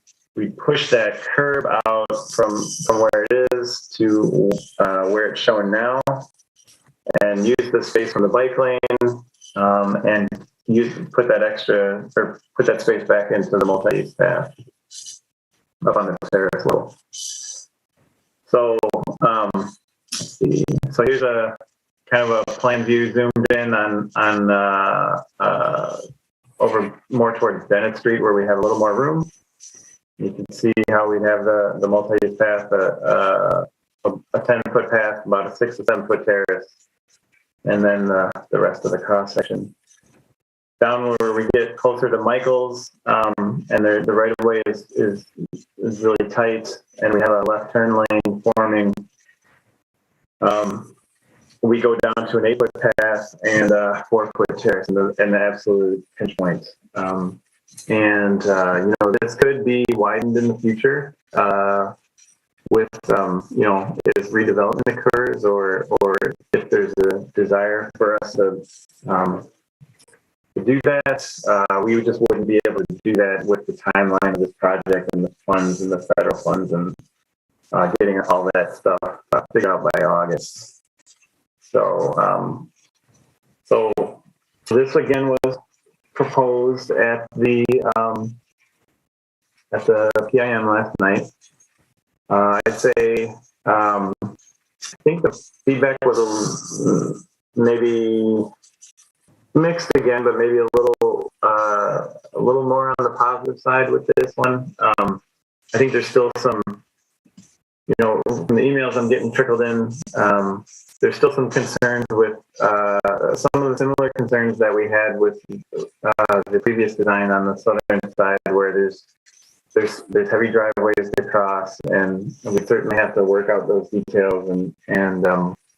But there's not quite as many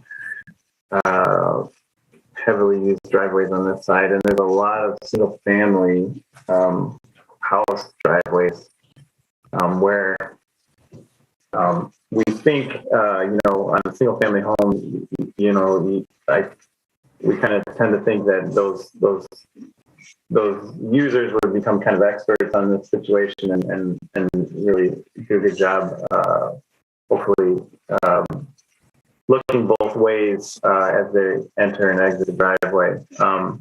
There is some concern, with the businesses and that sort of crossing. So, it's not maybe a perfect design, but something that we feel could be done. And if there was support for the commission for us to explore changing the plans in this area to switch the bike lane to the multi-use path, we can certainly try to do that before the plans are due. So just real quick, the schedule. We're here at the 323, the Transportation Commission. The area on the west, the Old Brick Park path portion will be discussed at April 13th Board of Park Commissioners meeting, where that kind of final decision will be made, hopefully, to place that alignment of that path. And then we'd move in June to do our final plan approvals and have our approval to bid the project out. And by August, we'd be looking at having all our easements obtained, final plans and specs turned into WISDOT. And in November, we'd know our WISDOT would let the project, and we'd know our contractor, and they would begin construction, hopefully, as when the weather broke in March of next year. All right, so that's kind of the end of the presentation. I'm sure there's lots of questions probably about the options. And again, we're looking for feedback for placement of that path in the Old Brick Park area, and then whether or not we want to switch the bike lane to the multi-use path on the southeast end.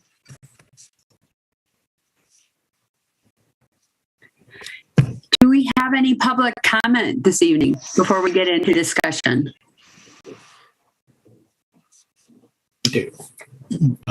First is Nicholas Davies of Richard Street, Madison, Wisconsin, supports and wishes to speak.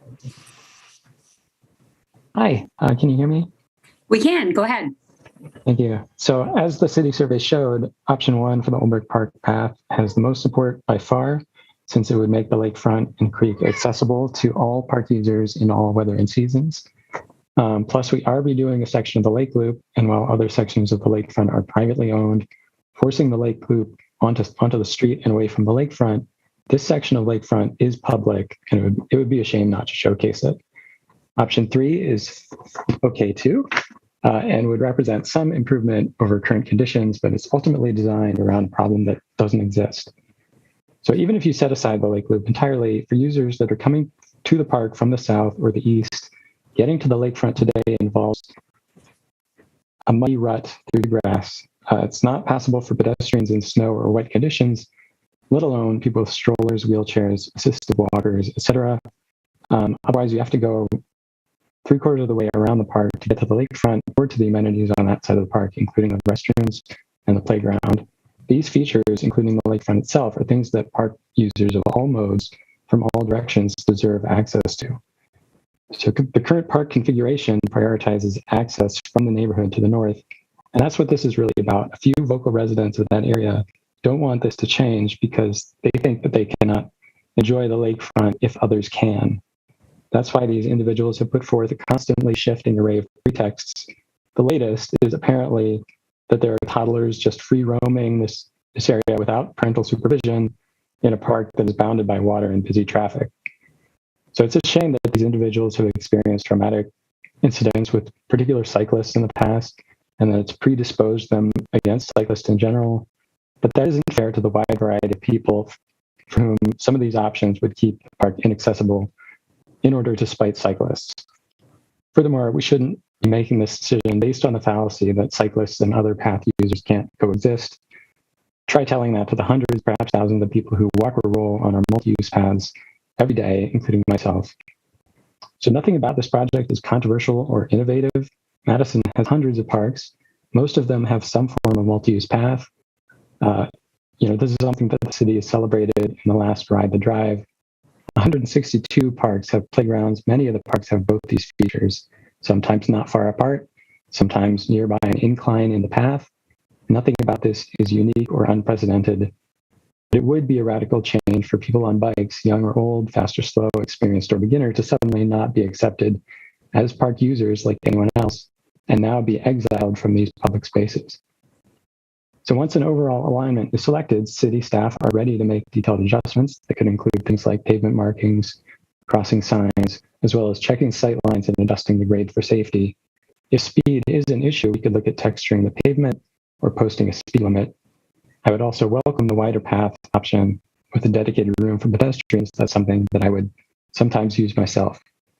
But if we set a precedent here that these modes of transport have to be segregated from each other for quote unquote safety, and that they require wholly separate pieces of infrastructure, in the long run, that's going to create a lot more problems than it solves.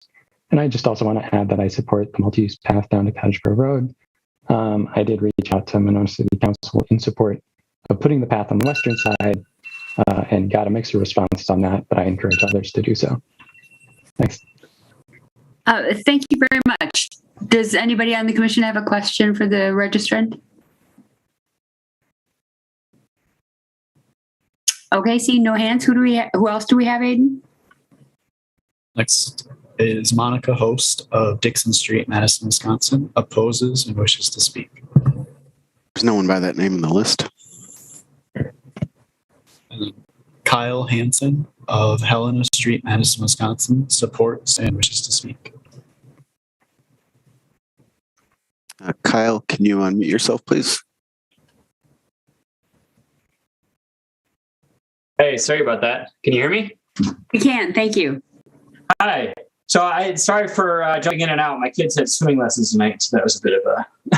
I just got home after. Anyway, so I just wanted to say that I have 3 young kids.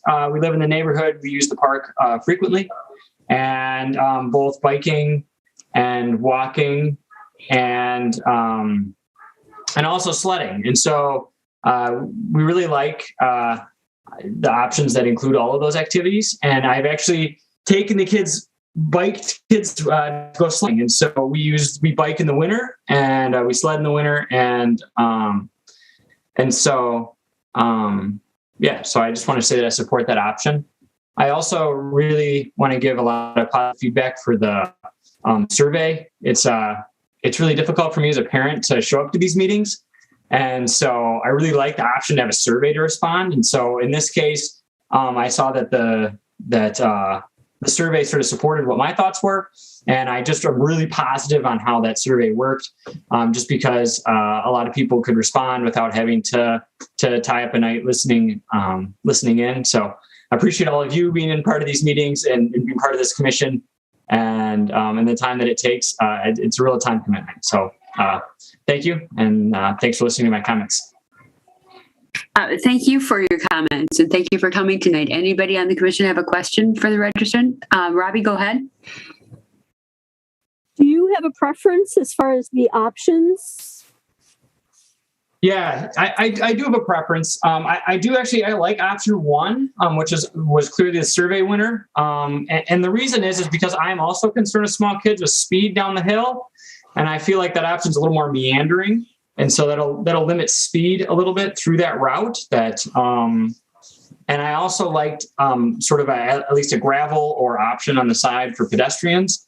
And so those are both winning options in the survey, and those both agree with my perception that I like an all-year bike facility, but I also like I do like to have a separated walking spot, especially in a park.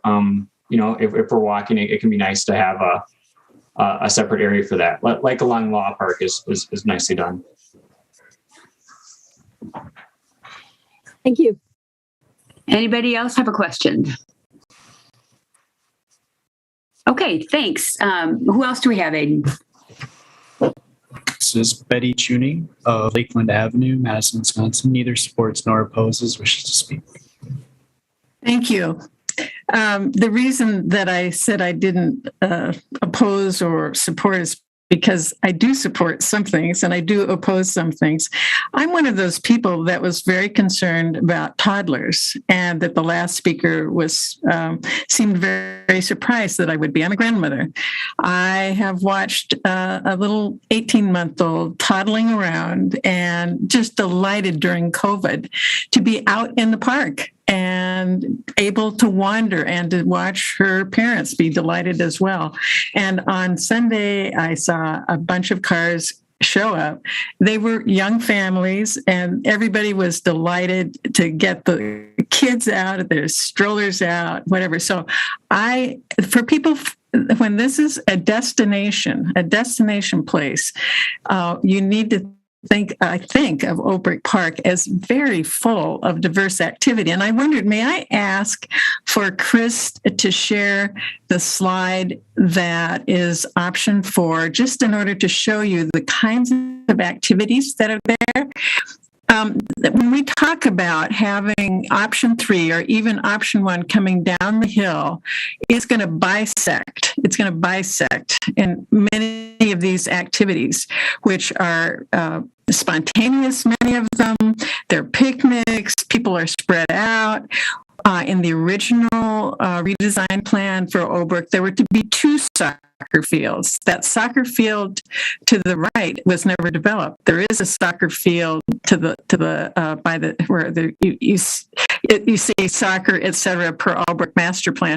Anyway, these 1 and 3 are between that soccer field and the playground, and there are kids going back and forth all the time. They would have to be going across these paths. It's dangerous. It's just plain dangerous. I have 3 requests. One is that you separate the bike option discussion from the Atwood reconstruction plan. I think you can do that. Actually, option 2 and option 4, which I support, and 1 and 3 I'm very much against. 2 and 4, it's not going to take any money. We have, or very little money, we have the roads available, which could be used during winter. They're plowed. That's fine. That takes care of the winter biker to use the roads that are plowed. The rest of the season, you could use 2, which is what has been happening for decades, absolutely for decades. So something that hadn't been discussed is the combination of those 2, and I want to insert that into the discussion. Second, our neighborhood association was not the card that went out to the meeting last night was primarily it was for the Atwood reconstruction attendees. It was for the Madison Bike Association. Please recognize that the people who actually knew about that meeting are heavily bikers. And that means that the poll is really not that valid. The validity of a survey is going to depend a lot on the sample. And this sample was extremely biased. So anyway, that's one point. But we never got a meeting for SASE. Our neighborhood association, where this park is located. And the deficiency in that is that we would have loved to talk to Anne from the parks. We really liked her. So thank you very much. Thank you for your comments. Does anybody have a question for the speaker? Oops, just a second, I gotta put my participants up here. Anybody have a question for the speaker? Okay, seeing none, thank you for your comments. Who do we have next, Aiden? Last is Lou Host Jablonski of Lansing Street, Madison, Wisconsin. Neither supports nor opposes, wishes to speak. Did that unmuting work? It did. Thank you. Great. Thank you to the commission for your efforts to keep the city safe and with well-designed circulation solutions. I'll send this my comments in writing to Chris via the link, but I wanted to read them here. I'm joining the discussion this evening to ask you to recommend strongly that you move to separate the Oberk Park design issues from the Atwood reconstruction issues in order to work through the safety and accessibility problems that we've been talking about and that aren't yet resolved. I know you have the ability to recommend staff direction in that way. There's actually been surprisingly little public discussion of the Oberk Park redesign issue. Although the reconstruction process has been going on for some years, and with public meetings since 2017, the Oberk Park options that the staff and the neighborhood prepared happened only in late 2021 and early 2022. Chris recapped those for you a few minutes ago. Last night was the first time that staff had the opportunity to present the four options under consideration to the public. There was lively discussion, some sharply differing opinions, and even hyperbole and us versus them language. You heard some of that tonight. Chris and Renee have done a good job of recapping, so I'll forgo giving my own opinion about options unless you ask me about them. The situation, though, last night was immediately clear that the street reconstruction concerns were getting conflated with the discussion of the park design issues. They're emphatically not the same. It was clear that the park design issues really haven't been worked through yet. The public input process, as Betty pointed out, was hampered as well, that the meeting wasn't actually fully noticed. Notice did go out to the Atwood reconstruction list and some properties living close to Atwood. Renee mentioned that, but the meeting was not noticed on the SASE listserv, and the normal modes of communication that our neighborhood uses, that electeds use, weren't utilized as well. And that's important because the proposed changes are in the portion of Oberk Park that's in the SASE neighborhood. So last night, Chris said that the street reconstruction and the park design could be separated relatively easily. At this first public meeting, Chris and Renee needed to repeat over and over again the significant more work needed to be done to resolve the safety issues, the access for wheelchairs, and the potentials for conflicts between pedestrians, bikes, e-bikes, and families and children. So staff need time to dig into the design issues, and the public needs a genuine opportunity to weigh in. Unfortunately, you guys, the transportation committee, are getting caught in the crossfire over what's actually a park issue, not a transportation issue that affects the Atwood reconstruction progress moving forward. So the two design processes can and should be carried out successfully in parallel. To quote legendary Alder Ken Golden, planning isn't soup yet. And so I recommend you separate the two issues, make a motion tonight, and vote in that way. Thank you very much. Thank you for your comments. Does anybody on the commission have a question for the registrant? Okay, seeing no hands, is that all we have in terms of public comment? Yep. Okay. So comments or questions? We've heard a lot. Alder Miadzi, go ahead. Oh, just for city staff, I'm just wondering why the association that is within this district, why they weren't with the communication breakdown on that, as far as having a community engagement with residents. You want to go, Alder? Yeah, sure. I can maybe respond to that. Go ahead. Sure. Okay. Thank you. Yeah, and thank you, Alder, for the question. I mean, the honest answer is I would say that's a misrepresentation pretty strongly.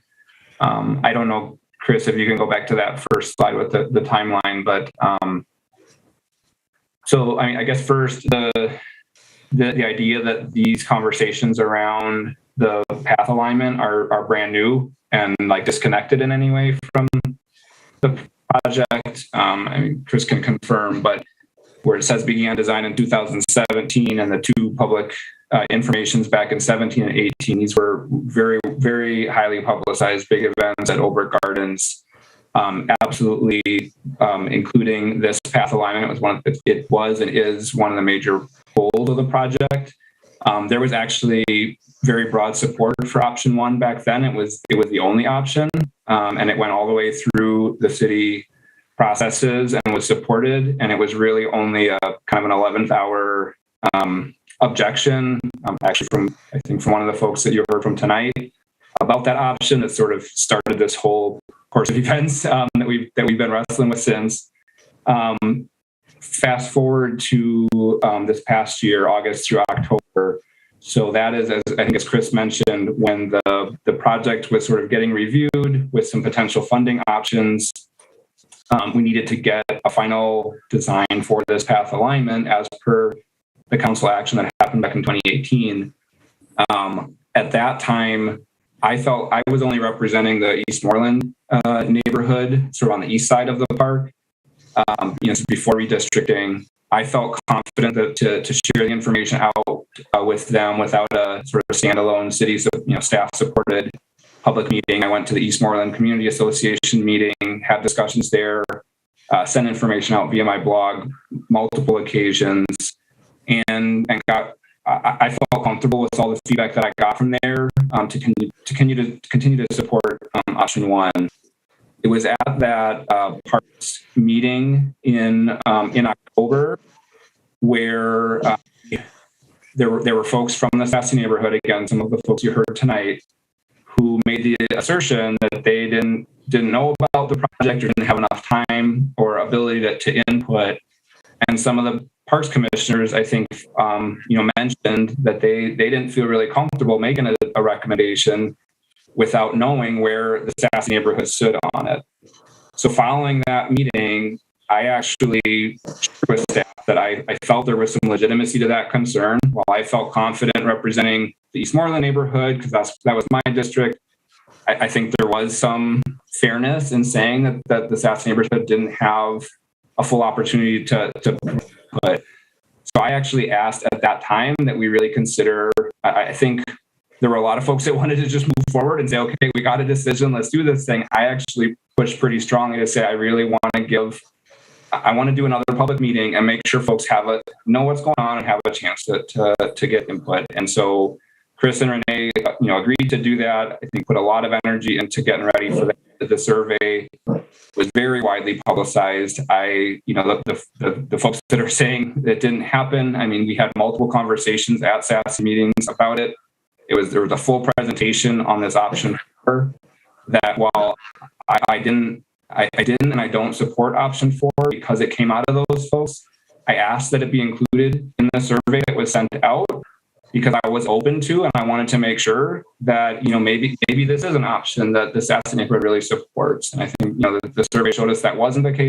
But I would say I went above and beyond to really make sure that was there.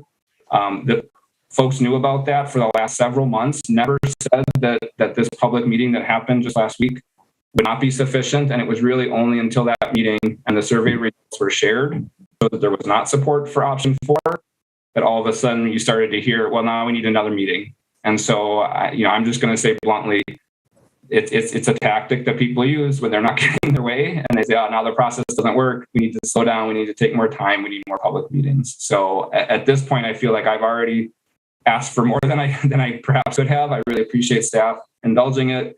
We're here having conversations again, but I did want to make sure that everybody had a chance to provide input. And I feel like we are at that point now. Okay, Alder Miazzi, you still have the floor. I really commend you for having another meeting, Alder, a fellow colleague, and are you still in support of option 1 then, or? Yeah, I am. I saw the survey results last night at the public meeting along with everybody else, and as I said, I was really prepared forward for whatever those results were. And I really wanted to give stock to what they were showing. And it was encouraging to me to see that the results of that survey really represented what I had in my mind as what I had heard from constituents both in both neighborhoods. And so, yeah, I kind of all along have felt like option 1 was the best option. That was really supported in the survey. I do think option 3 is a viable alternative. I just don't think that it holds any advantages over option 1. It's kind of been built as a compromise, and I think that's true in terms of how it was developed. But at this point, I really think option 1 is the best option. So I agree with the survey results, and I definitely do not support either option 2 nor option 4. Thank you. Thanks, Alder. Robbie, go ahead. You are next. Thanks. I just have some clarifying questions, just some details, and I have a little bit of a list. And this is partly because I was not on the commission when this first came up, so I want to make sure I understand what's being proposed here. So I believe that it looks like option 1 and option 2, not sure about option 3, also has a path along Atwood. Is that correct? Or is that just a sidewalk, regular sidewalk? Yeah, all the options. Yeah, go ahead. Every option has the multi-use path along Atwood. Okay, so that is going to be built regardless, right? Correct. That's part of the approved geometry. Yep. Okay. Then I think the parking lot that is shown on there, that is new. Is that correct? That parking lot does not exist now? Well, it's Lakeland Avenue exists and they're parallel parking right now. And this is kind of based on Parks request. We kind of sized it throughout the public information process. It kind of changed in size, but this is kind of Parks' final recommendation on what to do with that. Okay, so what is currently Lakeland with motor vehicle access would essentially go away except for the entrance off of Atwood and the parking lot. Is that correct? Correct. Yeah, we just extend through this area. Okay, but Lakeland right now goes like all the way up. It goes all the way, and then there's a Jersey barriers here. Yeah. Yeah. Okay. How long is the survey going to be open? I think we're open. We can. We do have the Parks Commission meeting coming up on April 13th. So, right now. Let me answer that, because we need to have the information for Parks Board before the meeting, like the Friday before. So I would close the Thursday before. Okay, sure, yeah. That makes sense. But there's still quite a bit of time for people to respond to the survey, right? Yes. Okay. And let me just clarify what's going to happen on the other part of Atwood, the part that is partially Madison, partially Monona. I think you said Monona has not changed their mind, but you also said they're supportive of bike lanes. So are there going to be in-street bike lanes going both ways? And then the city of Madison is also proposing a multi-use path? The current design change that we're suggesting for you guys to weigh in on is, so right now we have let's see here, a traditional bike lane, one going in each direction. That's the current design. The proposed design change would keep the Monona side the same, but replace that northbound bike lane with a two-way multi-use path on the Madison side. Does that make sense? Yeah, but there's there's no bike lanes once you get past Oldbrook, is there, on southbound? With the new design, there is. Yeah, with the not now. No. Okay. Got it. It would be built with the project. Yep. Yeah. Okay. So there would be a bike lane southbound, which would be the Monona side, and then a two-way multi-use path on the Madison side. That's the current plan. Is that right? That's the proposal for you guys to weigh in on. Yeah. Okay. And then finally, it looks like there are 2 lanes northbound, but only 1 lane southbound. Is that correct? Correct. Why are there 2 lanes one direction and 1 lane the other direction? So that's kind of a continuation of the cross section. Let's see here, that exists on the far east end of the project.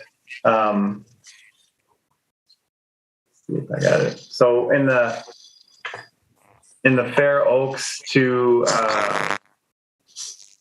Oak Ridge section, that's the current cross section. And I'm sorry, I don't know if the sound is wigging out on you guys, but my speaker is making. No, that's okay. That's okay. Yeah, we're getting a little bit of feedback from you all of a sudden, Chris. So it would be continuing that section right now. As you get past Oak Ridge, there's 4 lanes, but we are proposing to continue that section. The traffic engineers found that they could get that to work, and we use that extra space for medians and bigger terraces. Okay. I guess it seems to me that the section of Atwood from Oak Ridge to the south or southeast, past the park, feels more like the part that enters into Monona that has 2, I can go farther south where we have, hold on just a second, turn that off. There we go. It just feels like more like the part that's farther south than the part that's farther north, because north of Oak Ridge feels more residential. So it just seems weird to have from Oak Ridge to Cottage Grove be 2 lanes in one direction, 1 lane in the other direction. I don't know. But I guess traffic engineering, if they're comfortable with it, that's fine. But otherwise, maybe we can go down to 1 lane in each direction with a center turn lane or something like that. But I'm just gonna let you guys know there's something wrong here with my machine. I'm gonna bow out of the meeting. It's all of us, actually, Chris. Oh, it is? I think so. Oh, okay, good.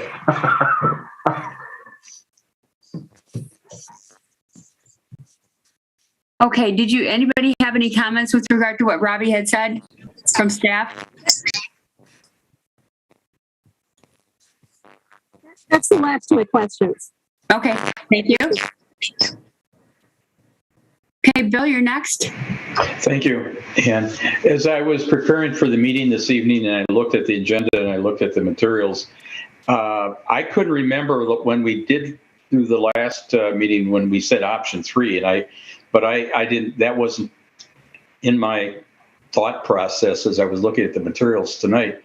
I wanted to, when I came to this, the conclusion or how I was thinking about this, my top concern was a sledding hill. But by all means, I want to preserve that sledding hill because I think they really need that. There aren't very many parks in Madison that have good sledding hills, so this one certainly does. So, I think in my mind, I guess I came to the meeting with an open mind, and I really was very pleased to see that you did a survey on this, and I hope that you will continue to keep it open, and so that when the decision is close it before the Parks meeting, that will make the final decision by Parks and recognize that they they have the final word on this. But I think my own personal thought is that I like option one, and I think it'll work very well for the park and as well as for all users. Yeah, there will be concerns, I'm sure, but by some people. But I still think that option one is the best as far as having the bike path through the trail or the multi-use path through the park, and that one definitely keeps the sledding hill safe. Thanks. Thanks, Bill. Harold, you're next. Thank you. Yeah, so I want to comment both on the path through the park section and on the other end. So let's start with the first part. Yeah, I think I'm also, like Bill, in support of option one based on previous discussions at DC. I can't quite remember if I was on the commission or just watched the meeting back then. I think it was good to get additional input. We have the survey that was widely taken up. So I think those are all great mechanisms to get input in addition to people who show up at the meeting. So I think that's really important and we should continue doing that. I think comparing option 1 and 3, I think at some point, and Alder Foster mentioned that, at some point maybe option 3 was considered a compromise, but I think since then it has also morphed a little bit where, as Chris, you have pointed out, like now it used to be a more direct connection and therefore, straighter connection, maybe less pavement or something. But I think the options are starting to converge a little bit. And so we might as well go with option 1 because, Old Brick Park has this dual function. It is a destination that people go to in order to be there, but it is also a transportation connection. And as we've heard from one commenter, sometimes you use transportation to get to the park, and that transportation can be on a bike, can be on a scooter, it can be a wheelchair. So I think all of that really speaks for option 1. If option 3, I don't think there's a major downside. But yeah, options 2 and 4, on the other hand, as Bill has pointed out, the sledding hill is important and year-round accessibility is important. So an option without video maintenance is really just a no-go. And the other option seems, it takes you out of the way, it adds climbing, it is unclear what it would actually look like, whether it's going to be a path, and if it is a path, I saw some trees in the way in the drawing. So I think that's just not the way to go. I think it was very good in the survey that you asked about some of the cross sections for the path, and I think that is maybe also where there might be a difference between option 1 and 3. There are a lot of people who use the path and to go through the path, so really creating the separation between people walking and biking in this scenario is important. We have lots of shared use paths. Some of them are very busy. I don't think there's any history of actual safety issues, but people feel uncomfortable once you get to a certain level of people walking and biking the same space.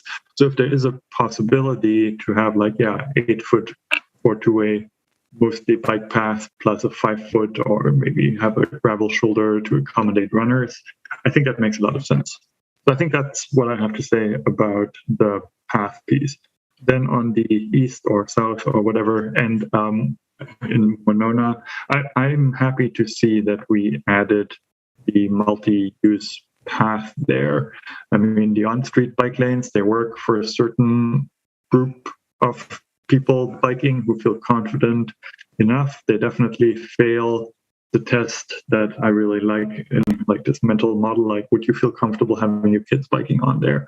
And I think most people would answer no, not really. It also would probably mean that people would continue to ride on the sidewalk there because they don't feel comfortable in the bike lane. That's something that I know Winona residents have complained about a lot. So I think creating that option on the one side as a multi-use path, in addition to having the on-street bike lane for people who do feel like that's their preferred mode, I think is a really good option.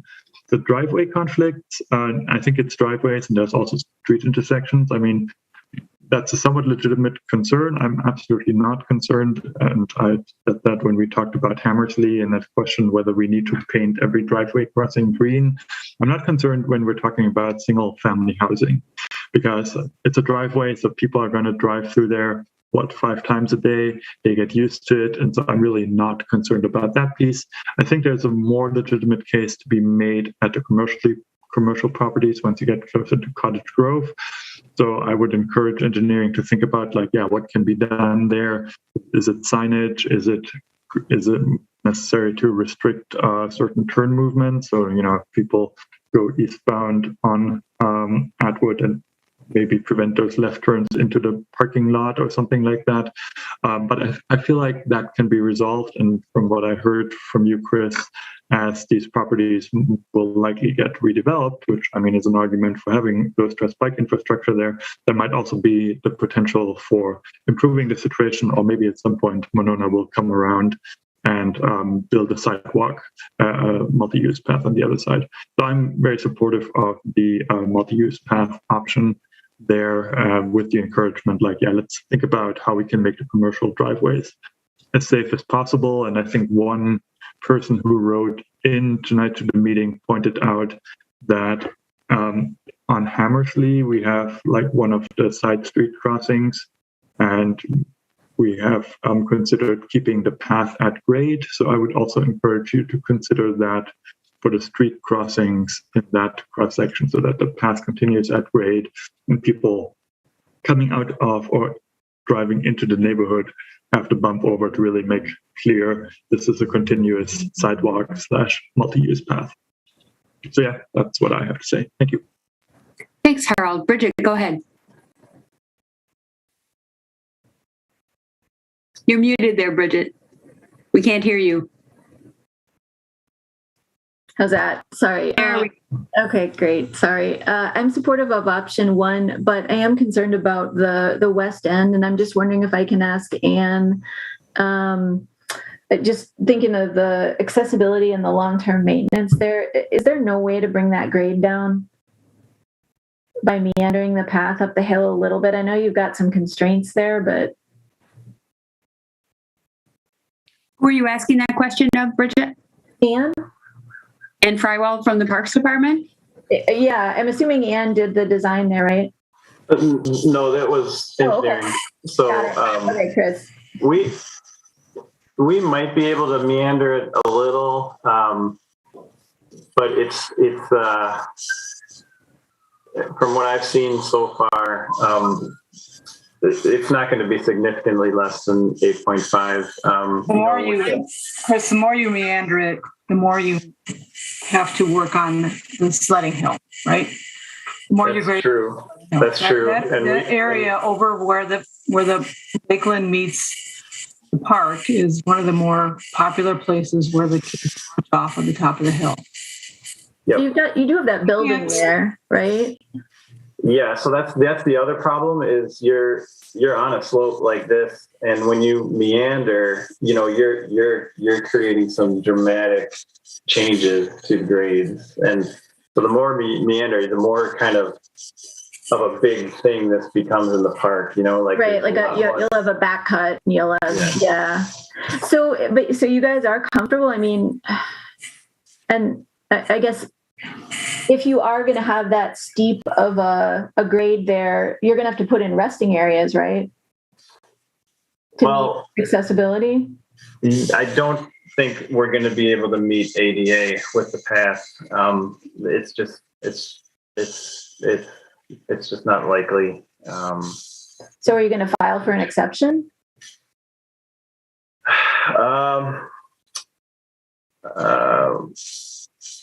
I'm not sure the exact process that we'd have to go through here. I guess it's just a concern because there's nowhere else. If somebody comes to they're following the path and then they come to the bottom of that, there's really no alternative for them but to turn around. If they can't make it up that hill, and it's such a long way back. I don't know. I guess that's my big concern. Yeah, again, none of the, the existing versus any of the options, they all have that issue. And we do have an exception when we are along a street that is that steep. We are allowed to have the grade at that. Yep. But you don't have that case here. Yeah. Well, we the street is there now. Right, but you're coming in perpendicular to the street. Yep, and there's also some language in the bicycle handbook in extreme rare situations, with local local, I guess, landmarks or things that there are some ways to try to. I don't know if the words grant an exception or try to get around the fact that you can't meet it. Yeah, well, I guess I would just, recommend, I would think the city might be better off documenting it, as an exception rather than just hoping, I guess, that, someone doesn't get upset enough to sue. So I guess if there's nothing you can do, and I do agree this is the best alternative, I think it's important to just kind of own up to that and document it rather than just sort of try and ignore it. That's all. I just want to, I guess, be on record with that concern of mine. Okay. Thanks, Bridget. And thanks. I've been wanting to hear from you because Chris mentioned that Parks was opposed to option one. Yeah, we are opposed to option one. Otto Foster is correct that first in 2017, we did not weigh in on option one. I'm not sure. I wasn't in the park system at the time, but I do know we were short on staff and we probably didn't do a very good job of reviewing it. Once I got on board in June of 2018 and I got a look at that, I was very concerned because I know how much traffic that lake route carries, both recreational traffic and commuting traffic. I'm a biker. I've been a bike planner, professional bike planner for a number of years. And I've also been a park planner for decades. It just felt like that was not a good use of that particular part of the park. I felt it would be too much high-speed traffic, cutting off folks who are in the park to use the lakefront in that particular area. There is a paved pedestrian path that goes down to the jetty. And there is a cow path that goes north along the creek back up to Atwood Avenue. So that part of the park gets a lot of use other than biking and walking, and it does get some use with biking and walking. And of course, Lakeland Avenue and the current alignment of the lake loop gets a lot of use.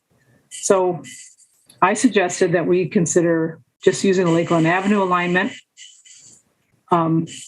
taking out most of Lakeland Avenue, putting in a paved path that would accommodate biking and walking along the old alignment and not plow in the wintertime, which is the current condition.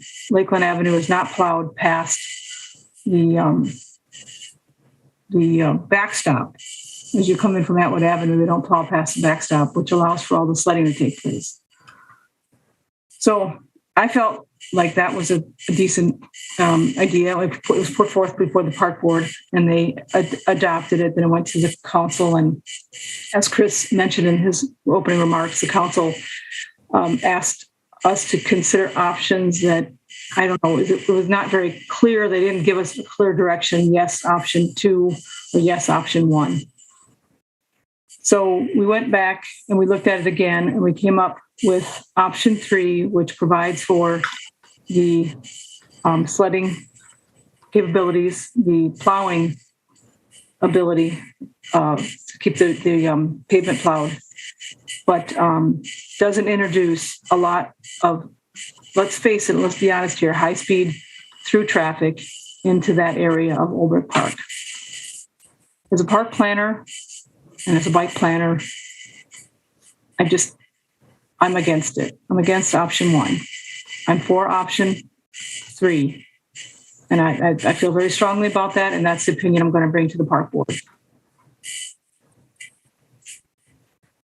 That's all I had to say. Thank you. Okay, thank you. No, we're interested to hear from you. So other comments, just a reminder, any of the paths that go through the park, the Board of Park Commissioners, it's my understanding, would have the final decision. So any approval that we would make, we're asked for a recommendation to approve a recommendation would certainly be subject to the Parks Department approval. So what additional comments, questions do we have? And just a comment, I see some hands up in the attendees section, and the way our commission is set up, we hear your 3 minutes of public testimony, and then the people who are panelists are those who are able to have the discussion. So thanks. I just wanted to make that clear to people. So what other comments or questions do people have? Panelists here have. I've heard a lot of support for option one. We've heard that option one is not supported by the Parks Department. So additional thoughts or comments from people. And also, Chris is looking for two things from us: the path, as well as the southeast end. Have I got that direction right, Chris? That's what I call it, yep. Okay, where we're looking at the new multi-use path, which I find, I certainly support that. I'm supportive of that as well. So comments or questions from people? And what recommendation do we want to bring forward? Robbie, go ahead. Well, first of all, I think we should probably separate those two recommendations, the path through the park versus the part southeast of the park, just for simplicity's sake and discussion's sake. But so I'll take care of the southeast part. I have no problem with the multi-use path on the city side, along with the bike lane on the Monona side. That looks good to me. That's fine with me. As to the park, I do support option one. I would suggest that if that maybe we give an alternative, I guess I would say, since it sounds like Parks is not going to support option one, despite the fact that I think there's, at least I've heard quite a bit of support for option one, both from the public and from commission members. But certainly I would say that option three would be the second best. So when we get to making a motion, maybe, I don't know if that we're there yet. Perhaps I will go ahead. I think that we are, Robbie, and I appreciate that the suggestion. I agree that we separate these into two, and perhaps we could take the multi-use path on the southeast area first and deal with that, and then come back and look for a motion on the path through the park. How does that sound? Yep. In that case, I will go ahead and move that we support the staff recommendation for the multi-use path on the city side and the 5-foot bike lane on the Monona side, as recommended by staff for that portion of Atwood. Okay. Is there a second for that motion? Alder Miazzi, is your hand up for a second? Yes, Chair. Okay, great. Thank you. So we have a motion and a second supporting staff's recommendation for the multi-use path on the city side with the bike lane on the Monona side. Discussion with regard to that motion. I will just say, speaking to my motion, that although I think it would be preferable to have it on the Monona side, I do recognize that Monona is not going to play ball on having a decent off-street facility on their side of the road. It's too bad that people will have to cross Atwood Avenue and then cross it again to get back onto the Lake Loop. But I think this is as good as we can get, given that Monona is not going to support it, and that at least we have a southbound bike lane on Monona Drive after many years. That is some progress. Thank you. Great, thank you. Harold, go ahead. Yeah, thank you. I would just like to ask if Robbie, you would consider maybe as a friendly amendment to add that looking at keeping the bike or the multi-use path at grade at the street intersections on that segment, and making sure that all driveway crossings are looked at for making them as safe as possible, especially the commercial ones. Acceptable to you? Yeah, that's acceptable. So keeping the multi-use path at grade and reviewing all the driveway crossings for safety. Is that Can I just clarify what you're suggesting is that at intersections that the multi-use path continue at grade and that the connecting streets have presumably a speed hump so that the path continues as level as possible? Yes, that is correct. And it is my understanding that sometimes there are challenges with that, with drainage or something. So looking at that as an option, as the preferred option. That's friendly to me. Okay.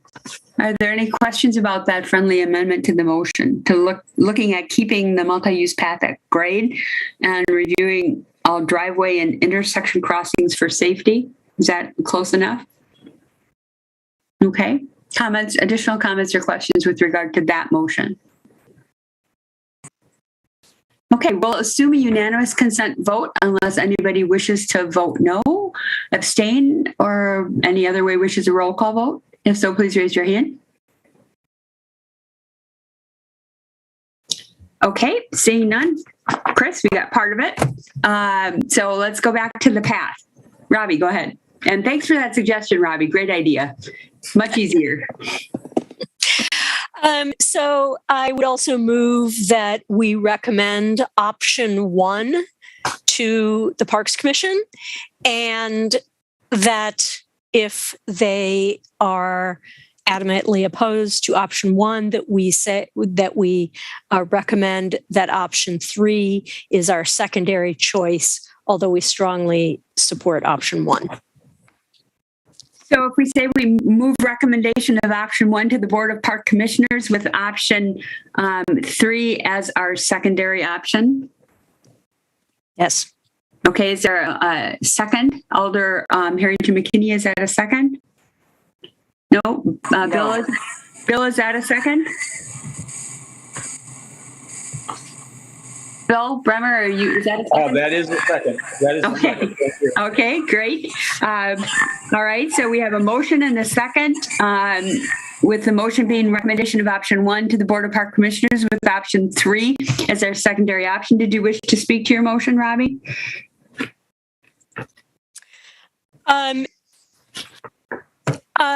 Yes, I would also, I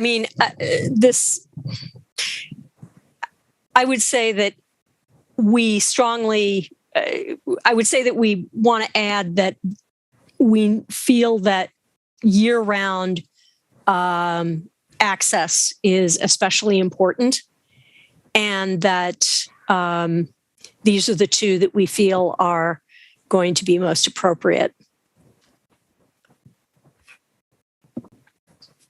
Okay. Other comments from people?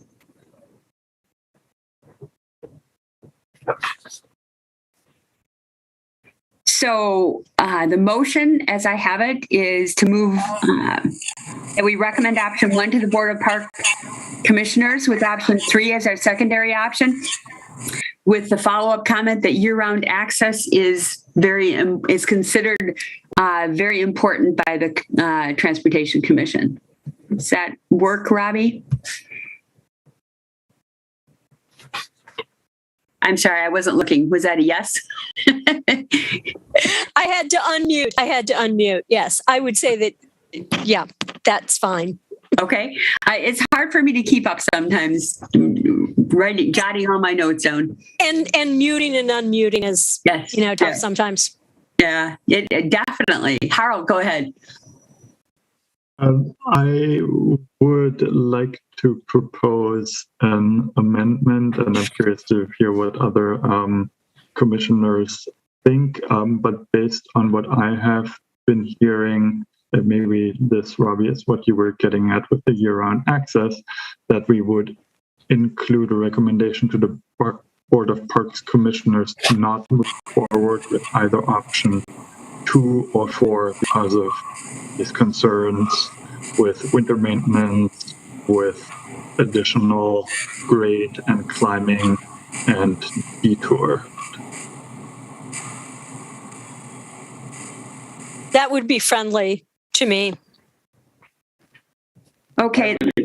I would agree with that, Ann. That's friendly.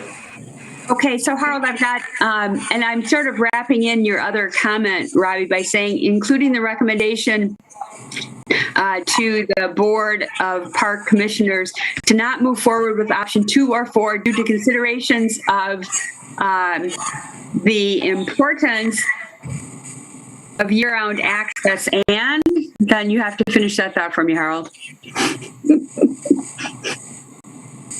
Something about grade.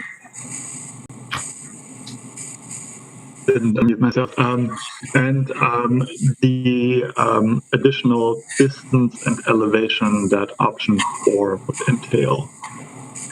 The additional distance and elevation that distance 2 and 4 include? I guess that's only option 4. That option 4 include. Okay. So what I have now is that we recommend option 1. So is this a formal amendment or a friendly amendment? Do we need to vote on it? The amendment? That's, I guess, where I'm headed. Or Robbie, are you reading it as friendly? I believe it is friendly to me, and I believe that the seconder also said that it was friendly as well. Okay. It's friendly. It's friendly. Okay. Yeah. All right. So what I have now is that we're recommending option 1. We move option. We recommend option 1 to the Board of Park Commissioners with option 3 as our secondary option. And we would also include the recommendation to the Board of Park Commissioners to not move forward with options 2 or 4 due to the consideration of the importance of year-round access and the additional distance and elevation in option 4. Did I get that all right, Robbie and Harold? You could add that the reason that we're not recommending 2 is that it's not plowed in the winter. So, well, I think isn't that covered under the year-round access? Yes, I think so. Okay. All right. So, is everybody clear on the motion? Okay. So, further discussion on the motion. Okay, so do I need to repeat it again, or are we good? If anybody wants me to repeat it again, wave your hand. No? Okay. So we're going to assume unanimous consent vote in support of that wonderfully clear motion so that our recommendations are brought forward to the Board of Parks Commissioners in terms of what we support and what we do not support. So I think that's very helpful to them, I hope. And we'll assume unanimous consent vote in support, although I see Alder Harrington McKinney has your hand up. Go ahead. Please record me as abstaining. Okay.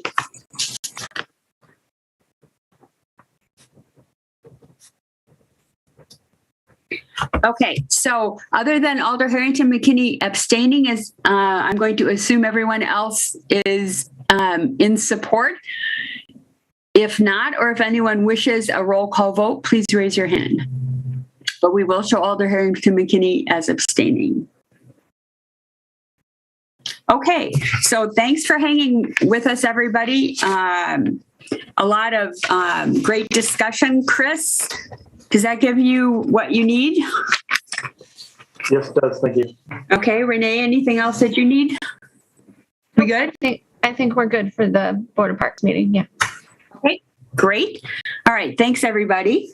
And the folks from B-Cycle, thanks for hanging with us through some long discussions. We have our B-Cycle update next, and I'd like to welcome the folks from B-Cycle.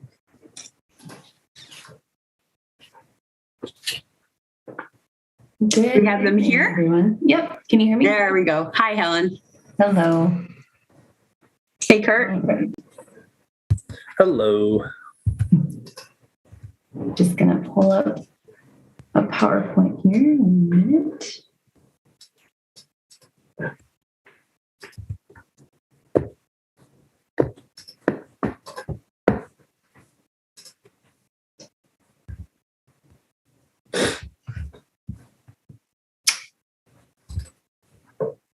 All right, let's see. We're seeing now. Thank you. Okay. We're not seeing it quite in your, there we go. Awesome. Thank you. Okay, great. All right, so hopefully everyone's still got some energy left to hear about B-Cycle. We just wanted to give an overview of our season last year and give you some final numbers from what we saw in 2021, and then kind of give you an update on things that we're working on this year in terms of planning, expansions, and programs. And then we'll end with questions if anybody has any questions for us. So first, I'll start off with introductions for those of you who I have not met. My name is Helen Bradley, and I'm the general manager for Madison B-Cycle. And my name is Kurt Miller, and I'm our operations manager in Madison. Awesome. So our agenda quickly is just, like I said, 2021 in review, updates, what we're doing in the community, and then what we're anticipating for our next steps. So we are entering into our 11th season. And last year, we were excited to update our operating agreement with the city of Madison for 10 years with the option for another 10-year renewal. So we plan to stick around for quite some time. A big milestone that we hit this past season was over 1 million trips since the inception of B-Cycle here in Madison. So we're very excited about that, and we'd like to share just a little bit more about our year. So I'll let Kurt take it. Yep. So what this graph kind of shows, and there's three different colors: the blue representing 2019, the kind of the tan representing 2020, and then the green representing 2021. The reason I really included the three is because that's when we introduced e-bikes in 2019. So as you can see here, we had 309,000 total trips taken in 2021, which was a record for us. And you can see month over month, we beat out 2020, except for 1 month. In August, we came short by about 3,000 trips, but record months, consistently all last year. And we kind of foresee that trend continuing. Another big trend we saw, especially, later in 2021, was mobile checkouts went up about overall 5-6%. So 74% of our trips are using our mobile app, which kind of goes in line with the new technologies and docking infrastructure we're using for our bikes. It's pretty user friendly. And of those 309,000 trips, 45 were annual members, 33% were monthly members. So our members account for almost 80% of our total trips taken, showing that, people in Madison love B-Cycle and use it all the time. And then related to that, I mentioned a little earlier, we're rolling out new technology. So we recently rolled out a new operating software for our kiosks to further make the user experience better and make it easier for our users to use our bikes. And along with that, our Bluetooth battery tracker, so we can see real time what the charge is in our bikes, so we can better swap those batteries and keep people riding longer. Next slide. So this is a heat map that we gathered from trips taken in 2021.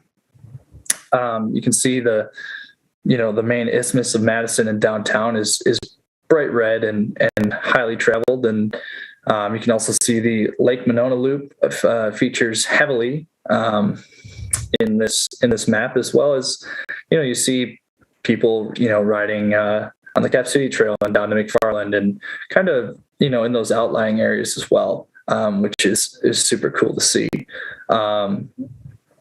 Total miles ridden, just shy of 1 million miles.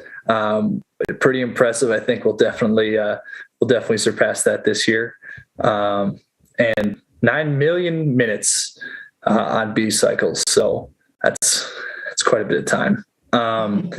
This map, and we'll get into it a little bit later, but for our expansion plans and where we're looking kind of next, those outlying areas you can kind of see on the map play into that pretty prevalently. So. And one thing that's important to note on this heat map is where you kind of see the trickle of new white lines appearing. So mostly Fitchburg, I would say McFarland and North. Those are areas where we currently have no stations. So this just shows you, when we introduced e-bikes, how much further people are actually able to ride with these, where we don't have any existing infrastructure for docking. So like Kurt said, that we definitely use this information to help further decision-making when it comes to expansion, but it also just kind of verifies to us that everything that we're doing we're on the right track, because where we're looking to expand is exactly where people are already feeling comfortable riding our bikes. So it's nice to kind of verify that information based off of this too. And one thing I found very interesting was that the top numbers here, single rides and day pass users. So those would be like your maybe people that are coming in for the weekend, aren't maybe necessarily citizens that live here. They're just temporarily in town, are riding almost 30 minutes longer than our annual and our monthly members do on an average trip. And I think that just shows you that truly Madison annual and monthly members are using this as a commuter tool versus a recreational tool. And when we have the day pass and single ride pass, those are the people that are using it longer for longer trips. So that just helps us. It helps inform our decisions for how we, change pass types, how we lengthened the trip times this year. So we used to have 60-minute unlimited trips, and this year we extended those passes to 90-minute unlimited trips. So people have an opportunity to ride longer, because that's clearly what we're seeing here. Here's another map of the stations we added in 2021. We had 9 new locations. We can include Bree Stevens because it's official. It's staying there, and it's not just a pilot location anymore. A lot of these locations were based off what we saw in 2020, with a little bit of an increase in recreational ridership. So you can see we added 3 station locations, 2 in Monona and then 1 at Penny Library, and those all really close to that Lake Monona Loop, which people have loved. And then also just adding infrastructure around the UW campus, where we see a ton of ridership, especially during the school year and also throughout the summer. And then down, we put Monroe and Knickerbocker down there on the left-hand side. We brought that station back after a couple-year hiatus, again, to kind of support that route through the Arboretum and around Lake Wingra there. So 9 new stations, 71 new docks, which was, Helen, correct me if I'm wrong, a record in Madison in 1 year. So we want to keep that momentum rolling into 2022. And you guys will see here shortly that that's exactly what we intend to do. So. Yeah, and one thing I'll mention here, because this is really what I do, is with the expansion is finding support financially for these stations. So 7 out of the 9 stations that are listed here are privately sponsored stations through local businesses, UW, or like the Wharf or WFAA. So I think that's important to know, because that is where we're headed with our business model, is in addition to applying for grants for expansion, we do have to come up with private funding in order to put stations on the ground. So that is, it's working. And I appreciate that people in the city see the value in bike share and what it can offer. So we will be excited to share some future expansion with you in regards to that. One of our biggest expansions so far for 2022, and is going to happen, just received the docs for this, so very excited, happen this spring, is we have been talking with UW, and they want to sponsor 8 more stations totaling 64 docks around campus, and really focusing in on connecting student housing with a lot of the campus buildings, and relieving a lot of pressure on our I think currently 4 stations on the UW campus, which we constantly see like overflow and fill up. So it'll be, make our lives a little easier, but also make it better for the students, so they don't have to, come to a full station if we can't get there in time and be late to class. But so these 8 stations are going to come in handy a lot, I think, this spring, and we're super excited to see where these get used, and make the student experience a lot better.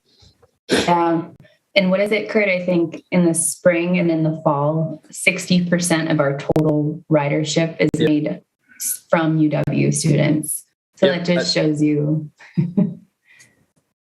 Correct, and especially in December, especially, students still used to get to class, and I think it was like 62 or 63% of our trips in December were by our UW students and staff. So, not saying we're only catering to them at all, but they make up a large portion of our riders, and and for the record, anybody can use these stations. Just because they're UW stations doesn't mean that other people can't use them. I know that one over by Picnic Point is going to be super popular for everybody.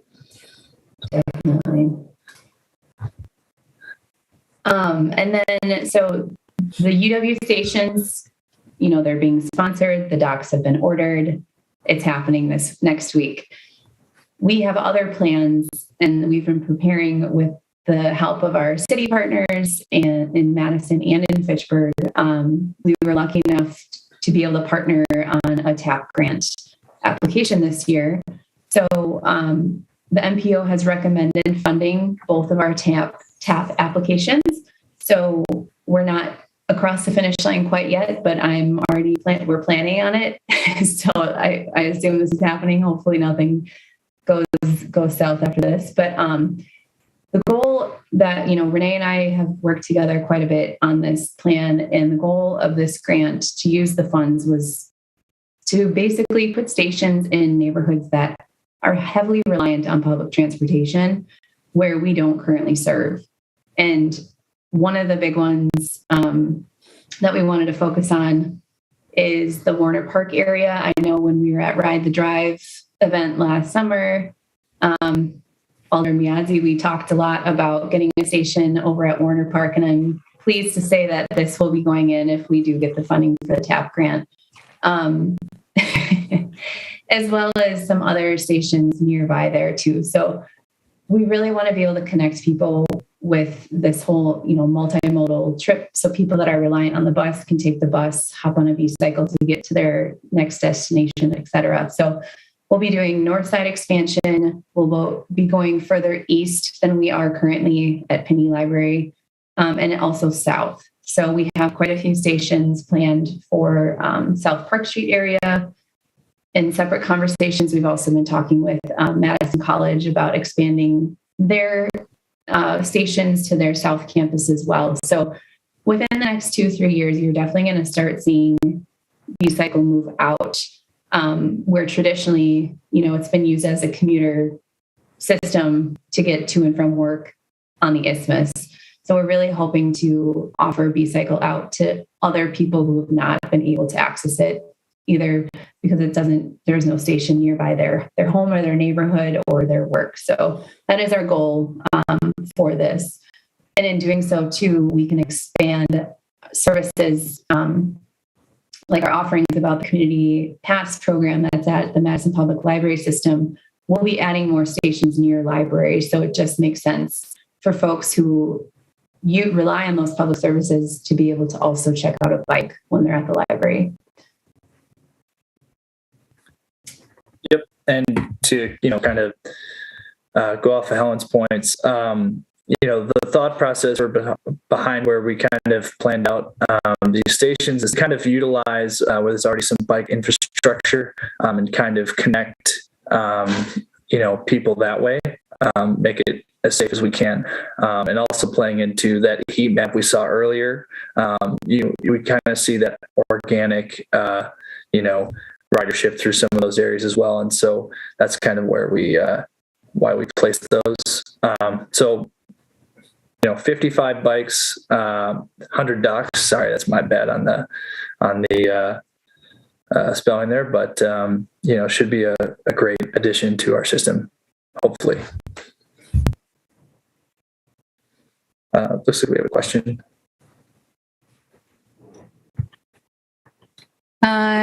Just a second. Alder Harrington McKinney, go ahead. No, I'm sorry. I just had a computer glitch. My question will go at the end of the presentation. Okay, Robbie, did you have one in the middle? Did you have a question now before we get to the end? Or Alder Miadzi is next, I'm sorry.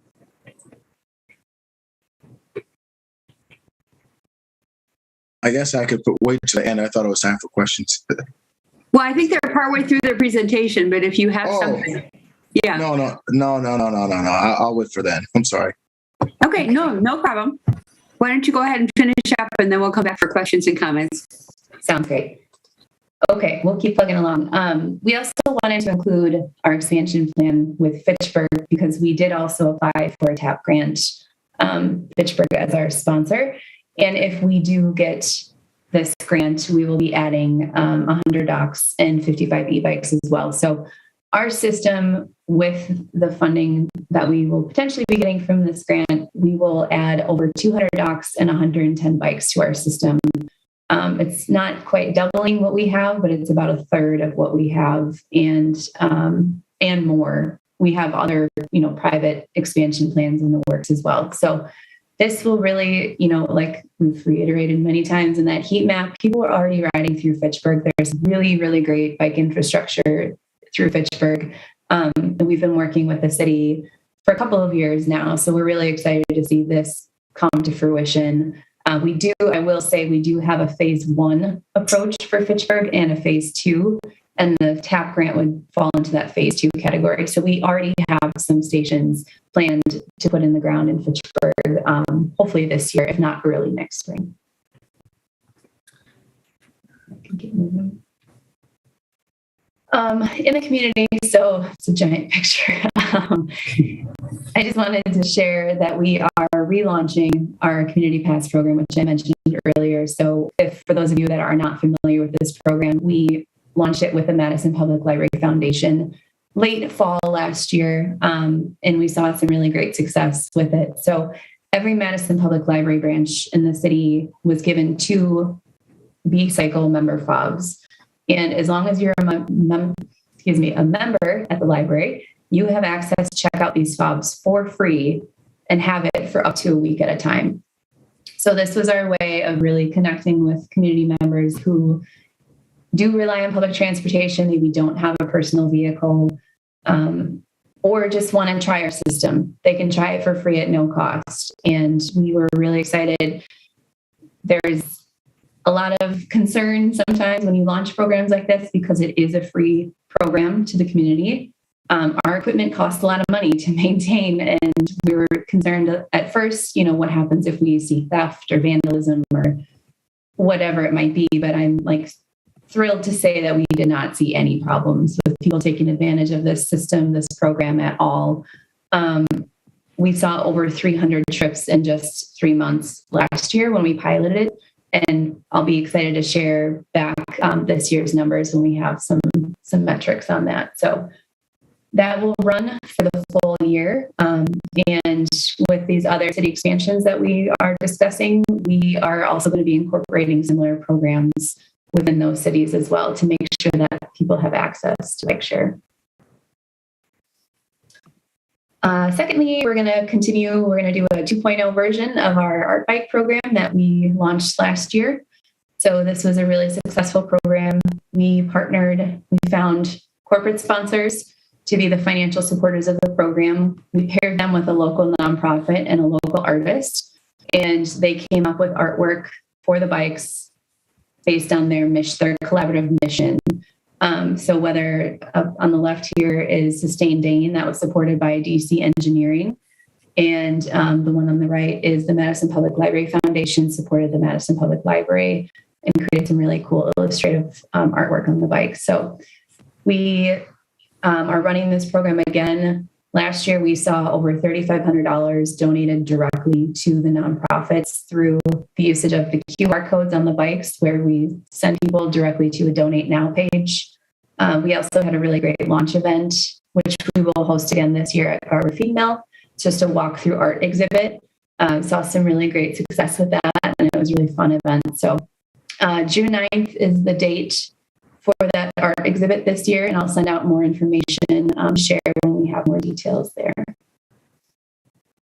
And then finally, last year was a lot of firsts for us. We also ran our first youth internship program in partnership with the Teen Works program at Goodman Community Center.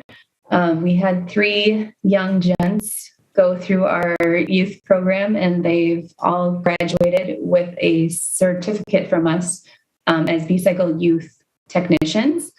And one in the middle, Arlo, is actually fully, part-time employed by us now. He loved it so much that he asked if he could have a job. And so he's been working with us now since June. And we're planning to run the same program again with Goodman Community Center. We just want to be able to bring youth in to this industry. Maybe they didn't know that the bike industry was even an option for them when they're looking for jobs. Maybe they don't want to go to school after they graduate from high school. And we would love to be able to train them, give them real life skills that they can take, whether it's with us at Trek or anywhere else. So we'll be continuing that this summer. And then finally, what's next? This has been implemented in our system, but I think it's a wonderful thing to share with everyone. We are now partners with the Transit app. So if you are someone who uses the bus to get around, you most likely use the Transit app to check on current bus routes, times. It's a crowdsourced, crowd-sharing type of app. So there's updated information based on the user's feedback. We now can also incorporate B-Cycle stations into that. So if you want to take the bus to downtown and then you want to hop on a bike to get to Monroe Street, you can do all of your trip planning on this Transit app and use multimodal services with that. So something we're excited to partner with them, and we just rolled it out this week, actually. So if you're not familiar with it, it's a really, really easy to use app. Check it out, and I'm sure there'll be more integration there with the Madison Metro as well. Okay, and finally, I just wanted to share, in addition to everything that we are working on, kind of what our vision and goals are for this year and the next few years. Obviously, we've already grown quite a bit in the last 10 years. We have a lot more plans ahead, not necessarily just expansion, but also being a more committed partner in the community, driving our sustainability initiatives, things like that. So we want to make sure that we increase access to bike share and ensure that it truly is a transit option. We want it to be reliable. That means investing in technology, partners, things like that. We also want to do more educational workshops. I think that was a really great point earlier about education. People don't do things because they don't know how to most of the time. So if we can get out there and talk to people about how to use our system, how to ride a bike, get them comfortable with it, we're happy to do so. So we're going to be running some community-based educational workshops this summer. And also just continue to be a partner in planning and be at the table when it comes to other public transportation initiatives and how we can help support, especially when it comes to BRT and the high-speed train discussions. Sustainability, we want to make a difference, not only just from the carbon offset that takes place when people choose to use an e-bike instead of drive a personal vehicle, but we also want to do things with our operations. So we're doing things like implementing an e-bike battery recycling program and lessening our carbon footprint when we go out to do our daily operations by using cargo bikes or electric vehicles. We've also become members of Sustained and have been participating in a lot of their events and supporting their efforts and vice versa. And then lastly, just expanding.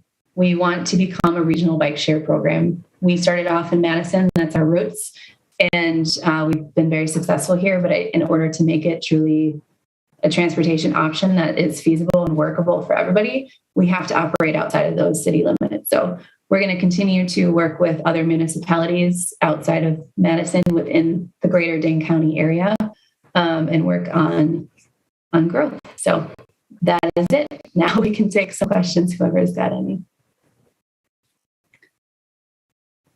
Okay. Robbie, go ahead. Yeah, I'm really thrilled to see more stations on the UW campus, and I'm glad that you guys are getting TAP funding. And I'm sure that it will be popular in neighborhoods where where you don't have an option now. But I would emphasize that bike sharing really only works when the stations are close enough together that if one is full, when you return a bike, you can get to the other one very quickly. Usually a quarter mile is the optimum distance between stations.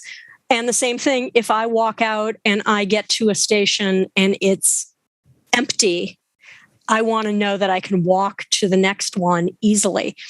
If bus stops were a mile apart, I wouldn't use them. I wouldn't use the bus. There are a lot of stations that are a mile or more from the next one. And so I would, especially if you're using transportation funding, I would strongly suggest that you look at filling in those gaps.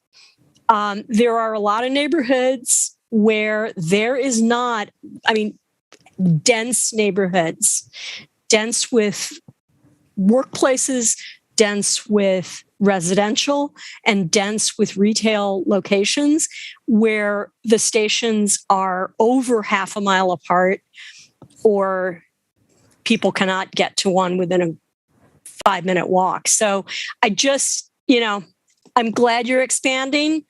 I know that you're relying on, commercial sponsorships, but if you really want to make this a transportation option, it needs to be reliable so that if you get to your station and it's full, you can get to the next one.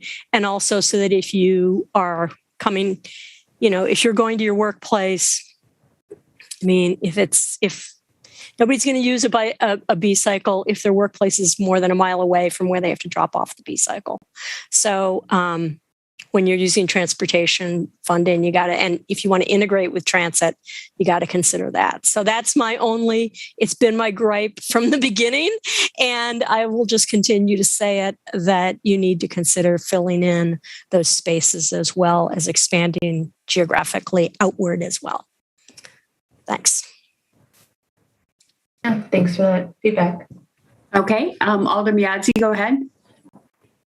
Oh, I just wanted to thank you again. It was great seeing you guys out here, and it's good to hear about the B-cycles finally coming out here. But it's funny when I think about this. It's not anybody's fault at all, but just the fact that a lot of these underserved communities are sometimes the last to get things like this. So I think it's almost imperative as we talk about, as this city talks about equity as far as being inclusive. I think it's almost important, just like the BRT when it came out, it focused mostly on the college corridor. And for our residents, we have to really do better than that.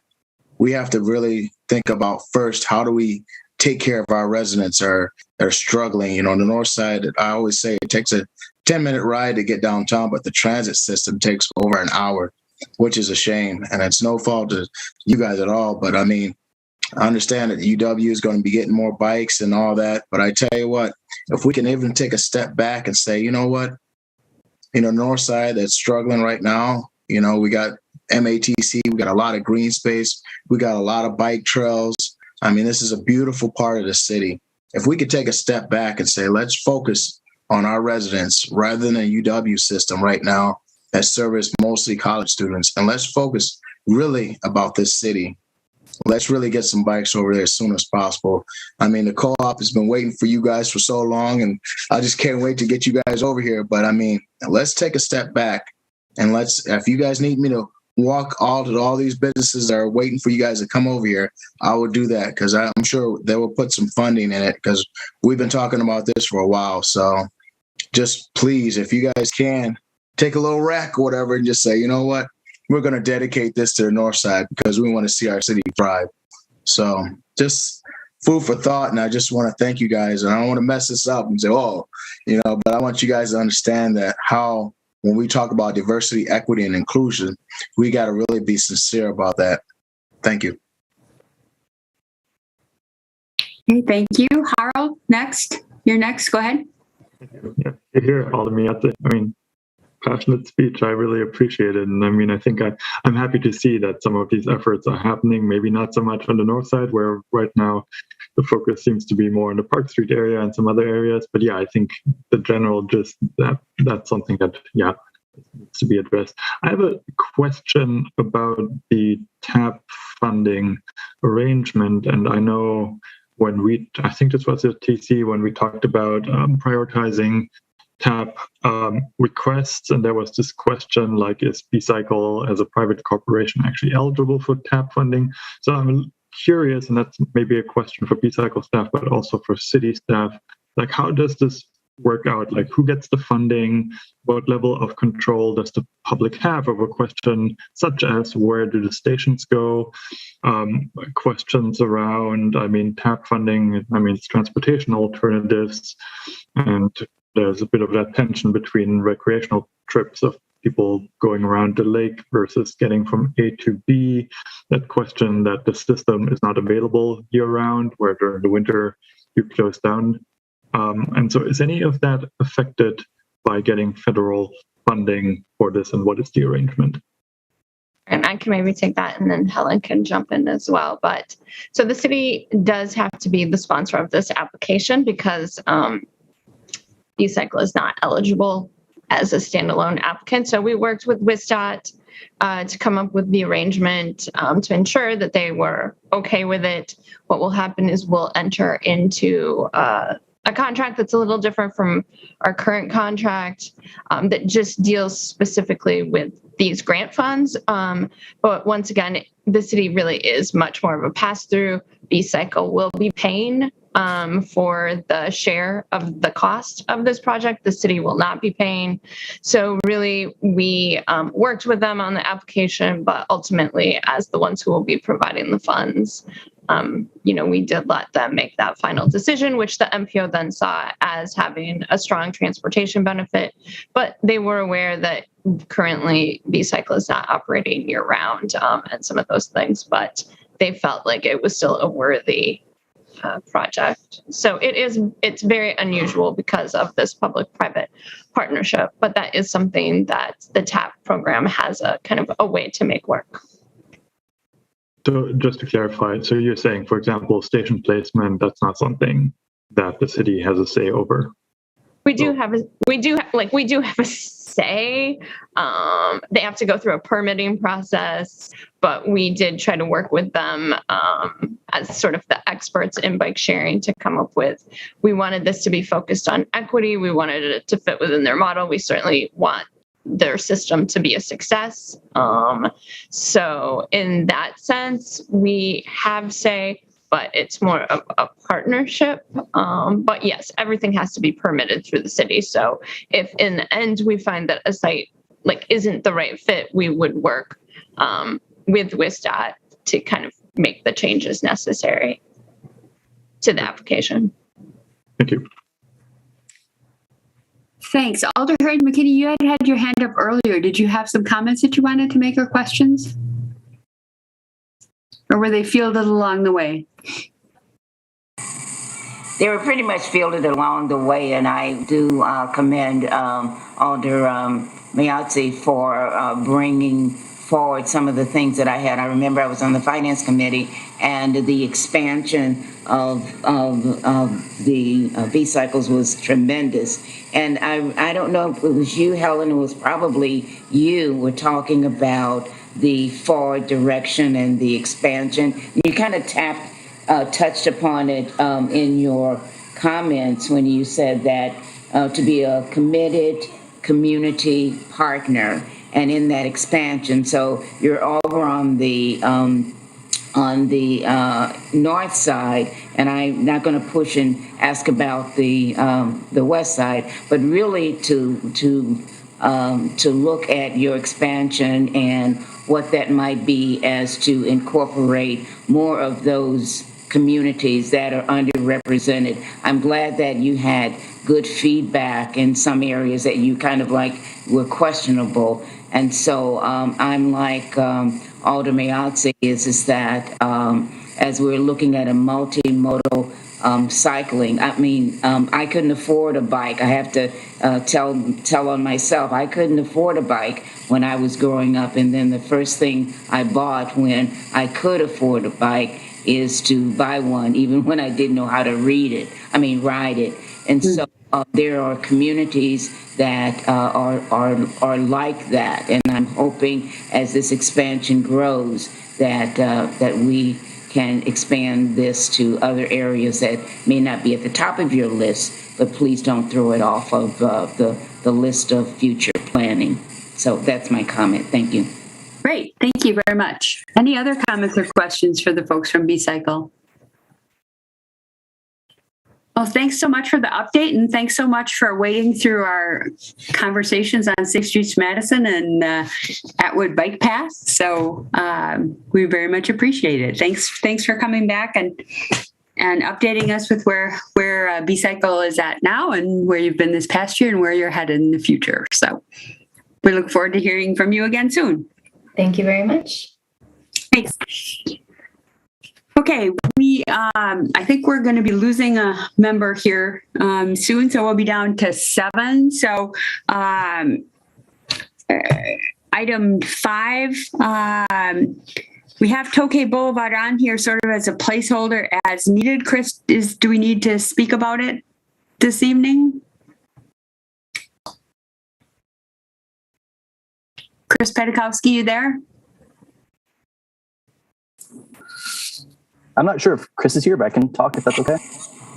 Okay, sure. Go ahead. And if we can try and keep things really to the point, because it's getting late and everybody is, yeah. There's someone in there are attendees in the queue. Was there somebody there that was a public comment that I missed on B-Cycle? I'm sorry. Aiden? No, not for B-Cycle. There's a few registered for this item, though. Okay, all right, great. So our standard would be to hear from staff. You had a public information meeting last night, and you were going to maybe update us. And it sounds like we do have some members of the public who are here wishing to speak. So, Jeremy, is that you then? Yep, that's me. Okay. Yeah, I'll give a real quick update about Tokay. Let me share my screen real quick.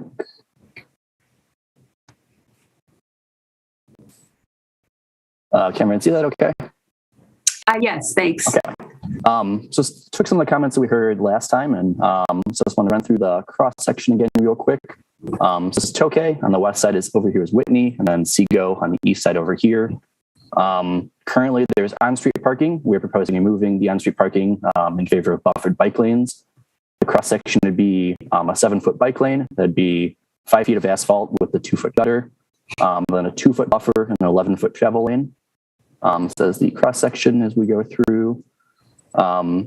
We received feedback last time about modifying the location of mid-block crossing. Last time we showed it over here, but we moved it to decrease the crossing distance. It also avoids trees. And we'll be improving the lighting over here as well, to kind of highlight the mid-block crossing so people can see better. Continuing to move along. I forget if we showed these last time, a couple curb cuts. This is a sidewalk that connects up to Science. This connects down to a park down here. So it's curb cuts for bikes to get on and off more easily. And then continuing to move to the east. We were not able to eliminate the slip lane, but we were able to reduce the width of it just a little bit. We did look into raising it, having a raised crossing.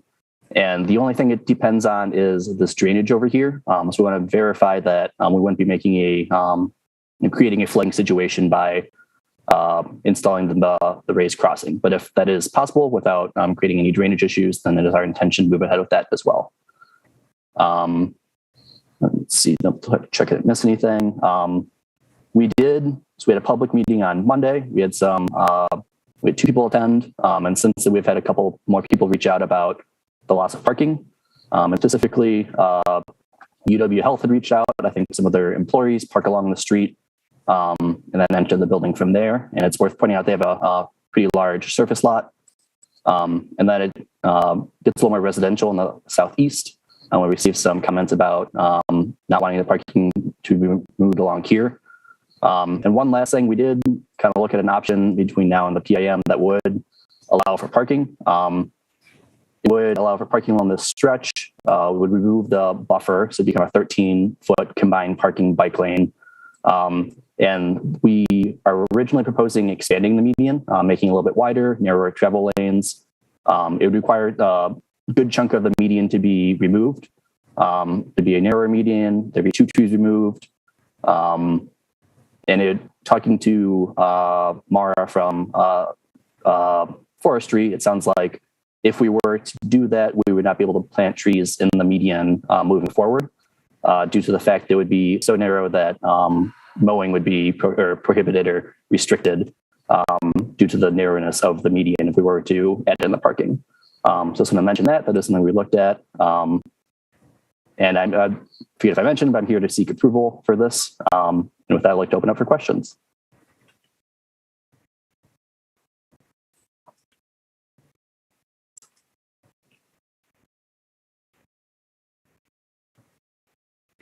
Does anybody have any questions or we do have public comments, do we not, Aiden? Yeah, we do. So the first public comment is Darius Ward, who of Tokay Boulevard opposes and wishes to speak.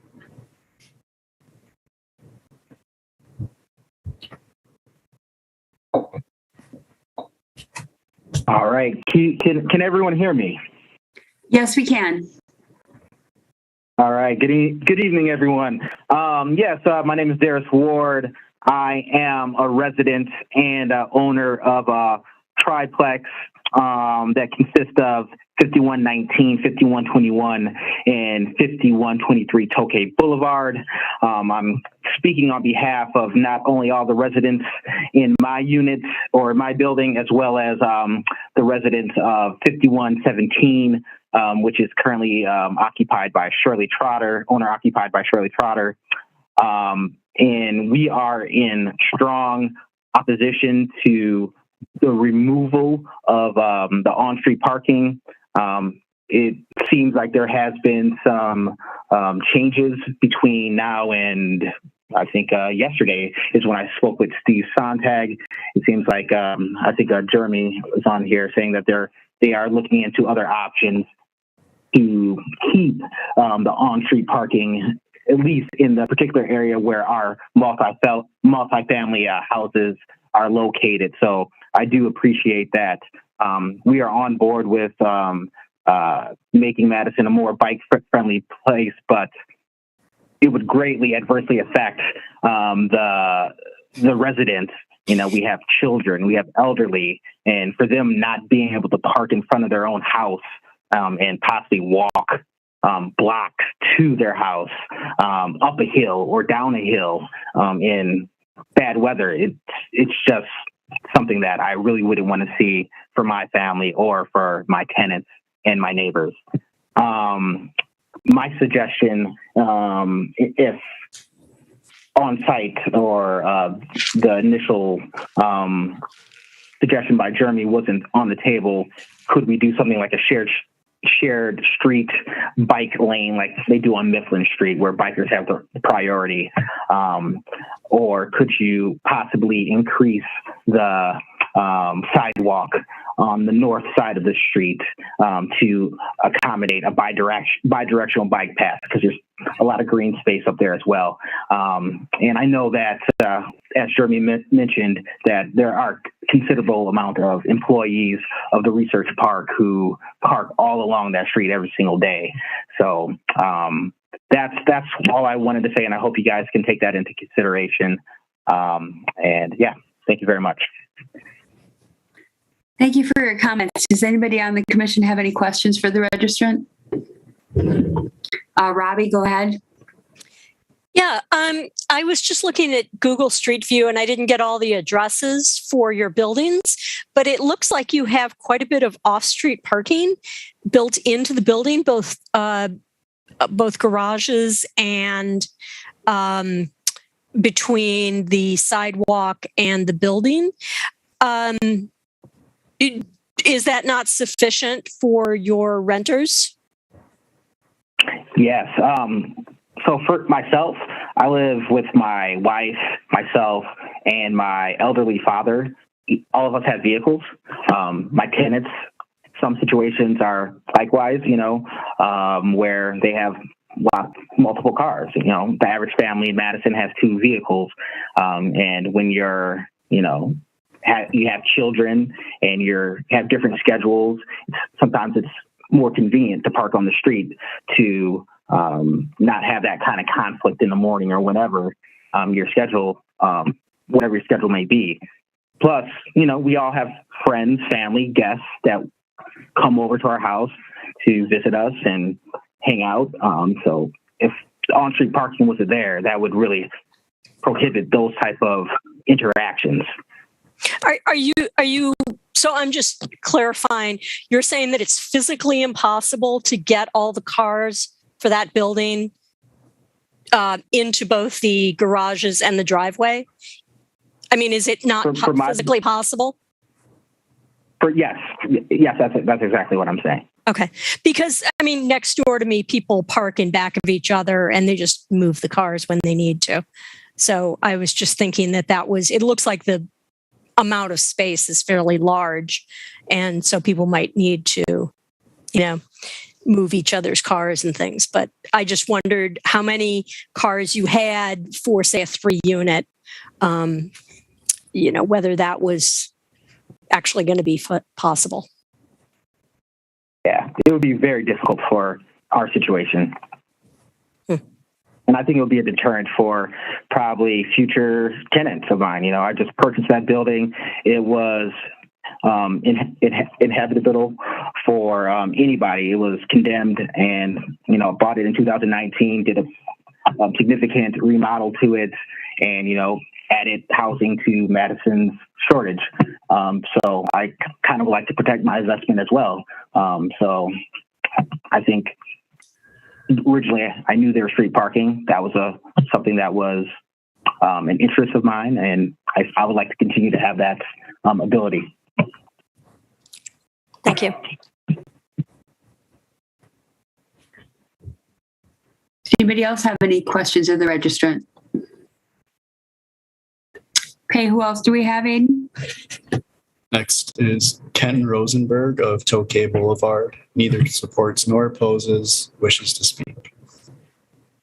Hi there. Can you hear me? Yes, we can. Okay. So to clarify, I'm in favor of resurfacing. I do live on Tokay. I'm opposed to removing the on-street parking. I think that there's currently in our unit, we've got one car. If we were to have two cars, which we have 2 bedrooms, it would be difficult to coordinate with kind of pulling one out while you're kind of, I don't know, having one person pull one out. If you can't park it on the street, I don't know where you would place it as you're trying to coordinate getting multiple vehicles out. So it would be very difficult. With friends, family visiting, it would be nice to have somewhere where they could park with deliveries. I'm not sure how delivery vehicles would pull into our driveway if there's nowhere for them to pull into or park a block away.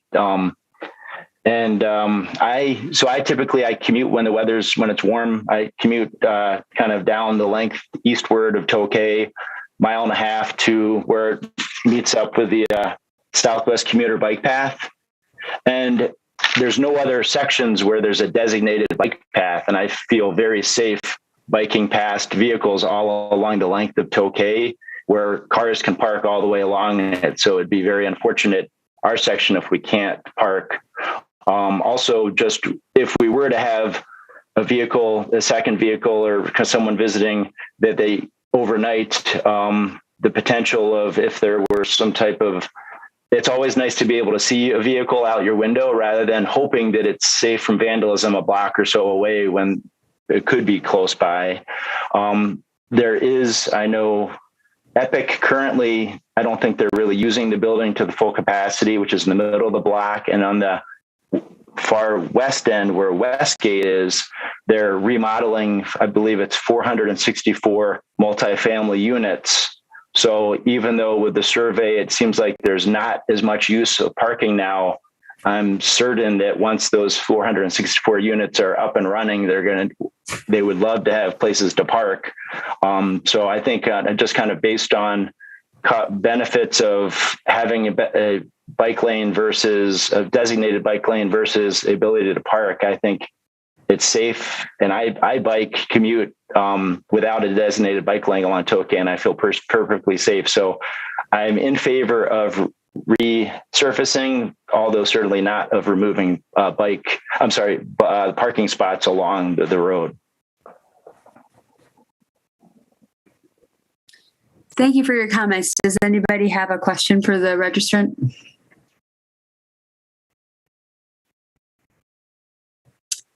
Okay, seeing none. Aiden, do we have anyone else? Yep. Next is Yvonne Ramos, Tokay Boulevard, Madison, Wisconsin. Neither supports nor opposes, wishes to speak.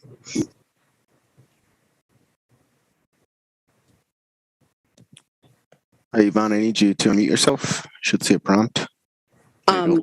I have to basically clarify that. I oppose the bill as it is written.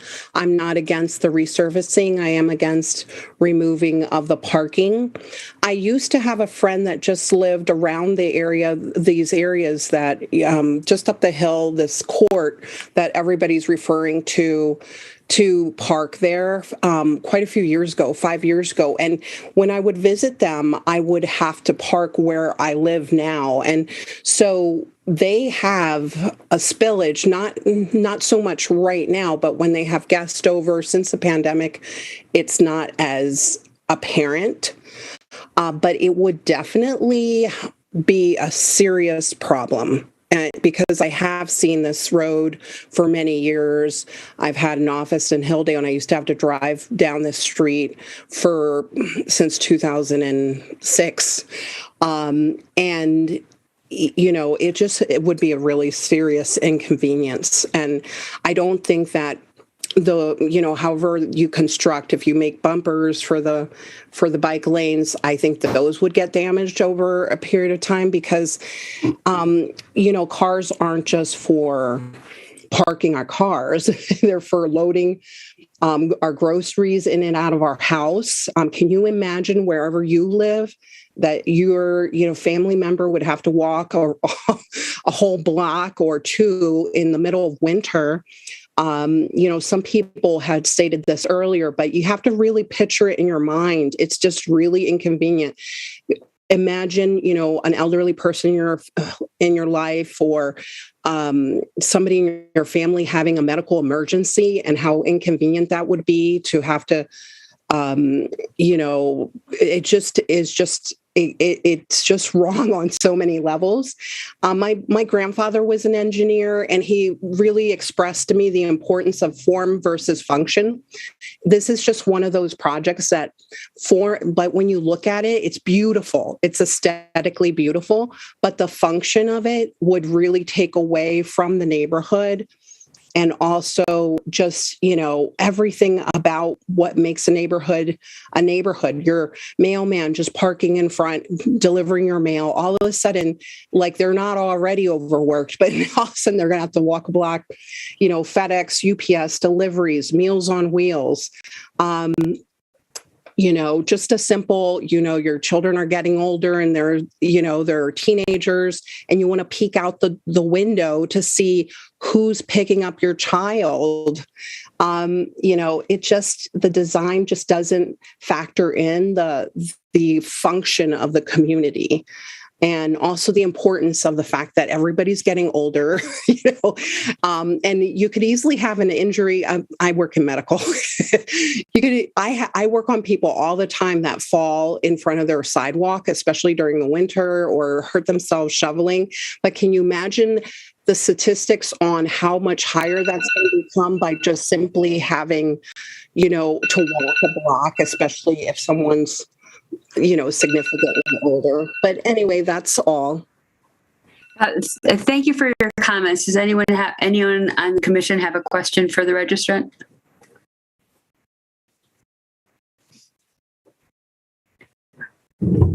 Okay. So comments or questions from the commission. Jeremy, I'm a little unclear what you're asking us here because we already gave you feedback on what we saw last time, but we're not seeing a revised. And we still have some more people. Oh, we do. Oh, I'm sorry. I thought that was the last one. Go ahead. So next is Philip Swain, Breckenridge Road, opposes, wishes to speak. I don't see them though. So, but the last person is Elliot Draxler, Bluebird Court, opposes, wishes to speak.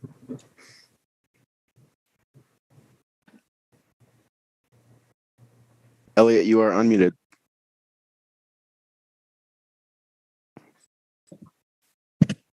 Elliot, again, you are unmuted on our end.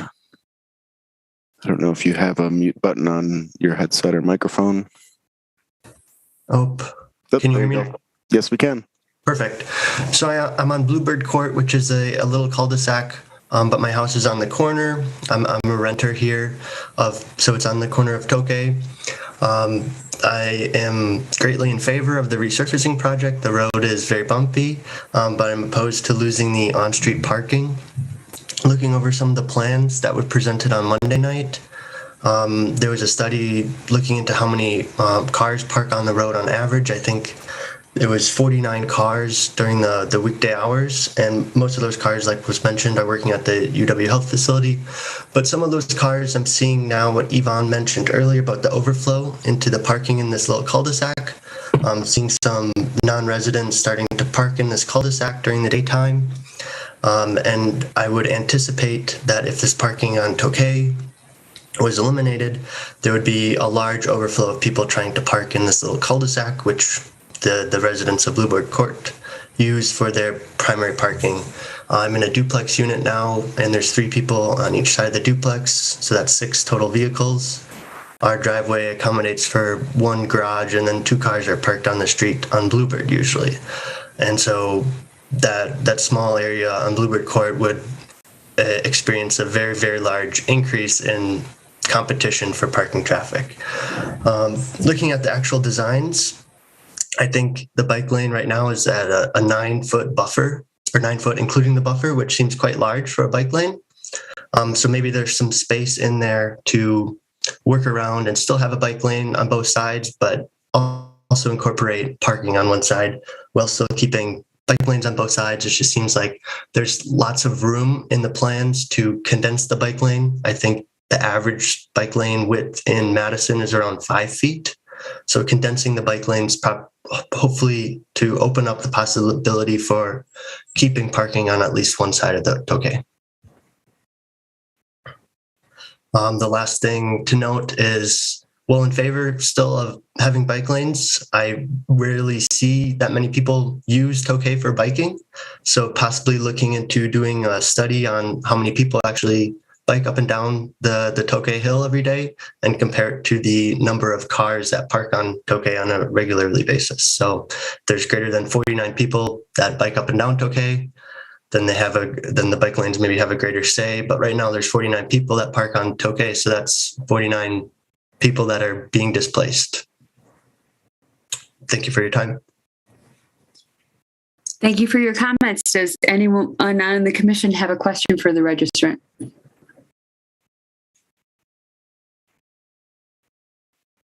Okay, now have we had all the registrants? Yes, the Shane Trotter's available for questions. They oppose. Okay. Anybody have any questions for them? Okay, so can you please clarify what you're asking us for this evening? Yes. I guess Chris can go ahead. Yeah, I just wanted to, I'm sorry, Ann, I think I was out of the room when you started this, and maybe this got covered or not, but the reason we brought it back before was because we had the PIM and at the PIM they heard this opposition, and as the week went on, more and more opposition came in. So we wanted to make sure that you guys were aware of that, and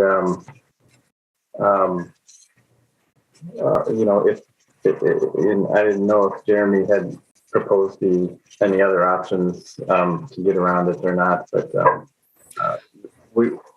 well, I think you talked about it, Jeremy, but I don't think we're seeing any additional options, are we? Oh, that's correct.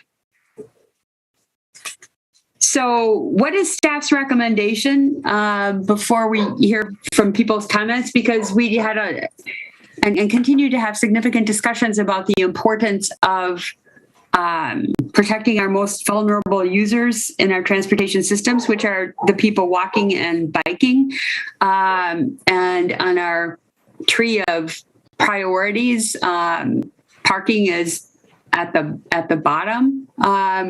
So, while we recognize the importance of parking, I think we need to understand what changes are being discussed. Is this something we can really look at tonight, or is this something that if in fact people are interested in hearing about options where parking is not removed, what does that look like, and should we not see that back again? So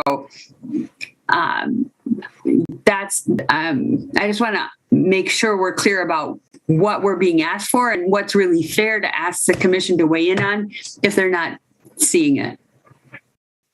Yeah, I think, correct me if I'm wrong, Jeremy, but it would be possible to have the combined parking bike lane along this.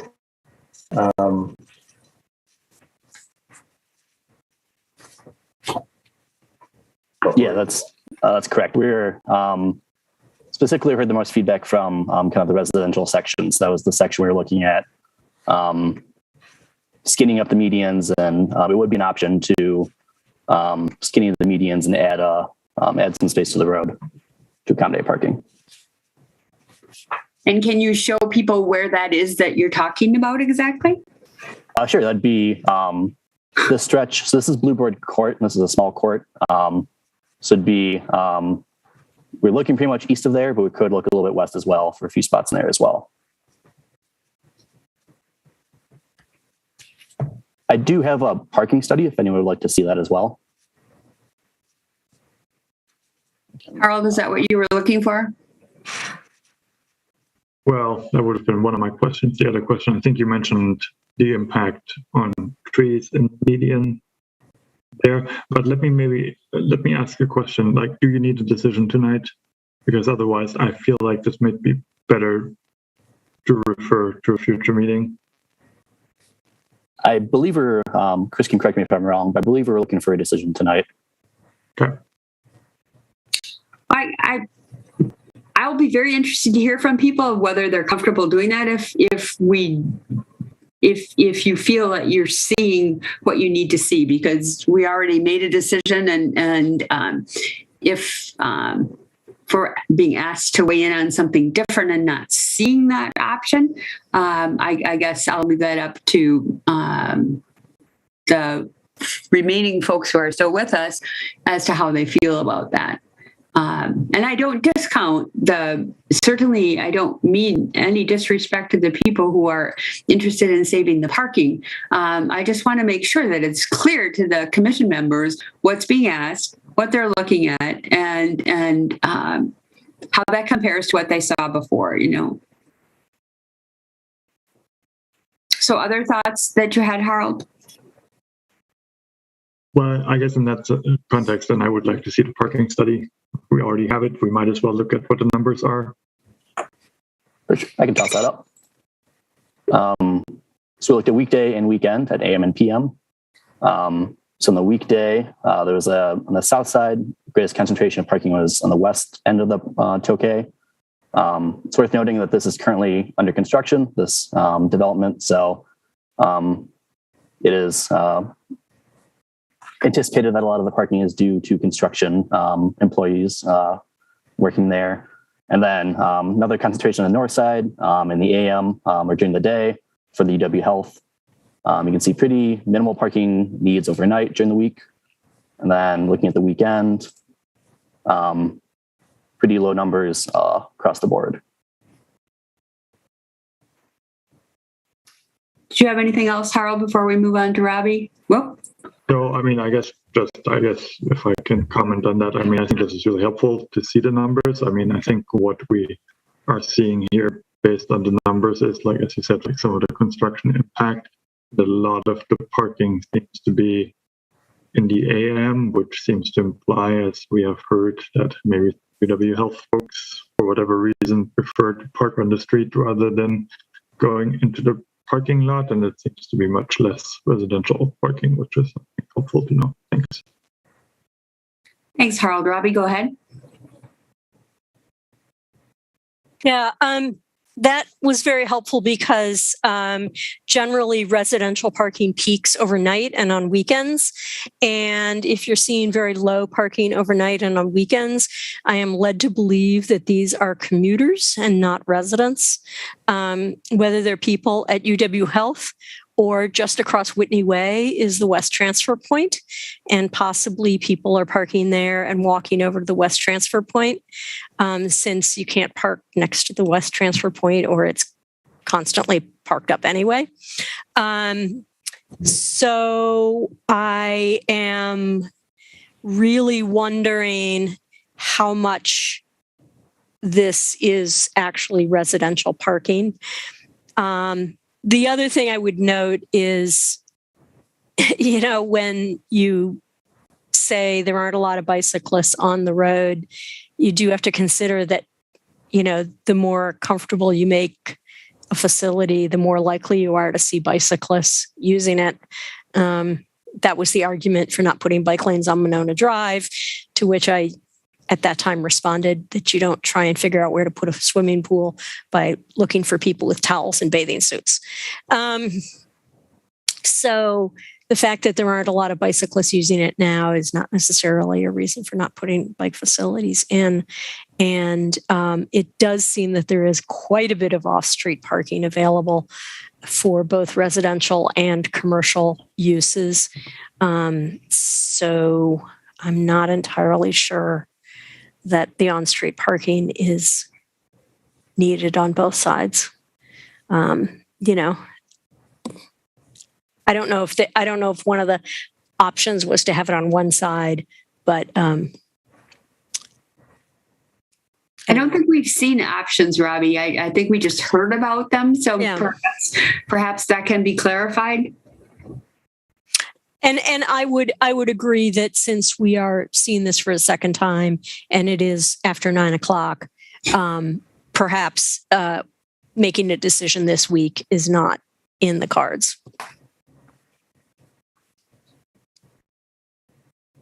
Harold, go ahead. Yeah, I mean, I guess now I hear what you're saying, Robbie, but I mean, I guess I was going to make a motion to approve the design. Staff is looking for a decision. I don't know what additional information we would get. We have a parking study. We have received public input. We have already talked about it last time. We've seen alternatives. So, I mean, you know, I'm open for people disagreeing, but I'm just going to put a motion out there to approve the design as proposed with the protected, the buffered bike lane and no on-street parking on this. Okay, there's a motion. Robbie, is that a second? It is. Okay, so basically, correct me if I'm wrong, but we would, the motion is to approve what we had approved before and not change it to allow the parking to remain, correct? That is correct. Okay. Did you want to speak to your motion, Harold, or are we good on? Just very briefly, I mean, as I said, I don't think we're going to get any additional information by deferring it. I mean, yes, it is late. I'm tired, and probably other people are tired as well. We approved it previously. As you have pointed out, we have a modal hierarchy to guide our decision making.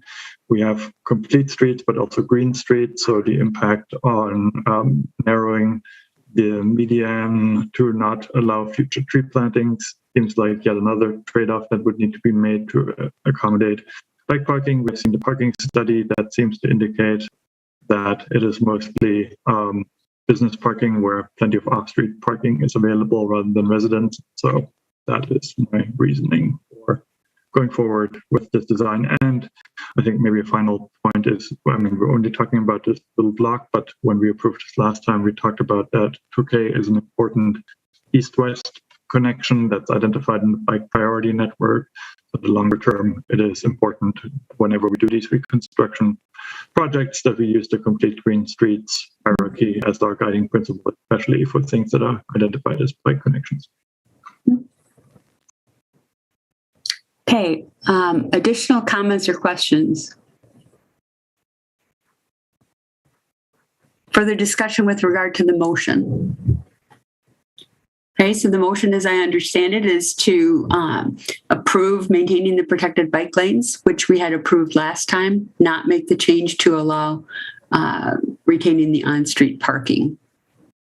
Correct, Harold? Yes, buffered bike lanes, I guess they're not protected. Correct. I'm sorry. I'm getting tired too. Yes, buffered bike lanes. What we approved last time would remain what we would continue to approve today. And just a comment to the attendees, this is not a two-way discussion, I'm sorry to say. But at this point, once folks have had an opportunity to testify, it's really to the commission members and alders to have the discussion. Okay, further discussion, further comments? Okay, we'll assume a unanimous consent vote unless anyone wishes to vote no, wishes to abstain, or wishes a roll call vote. If so, please raise your hand.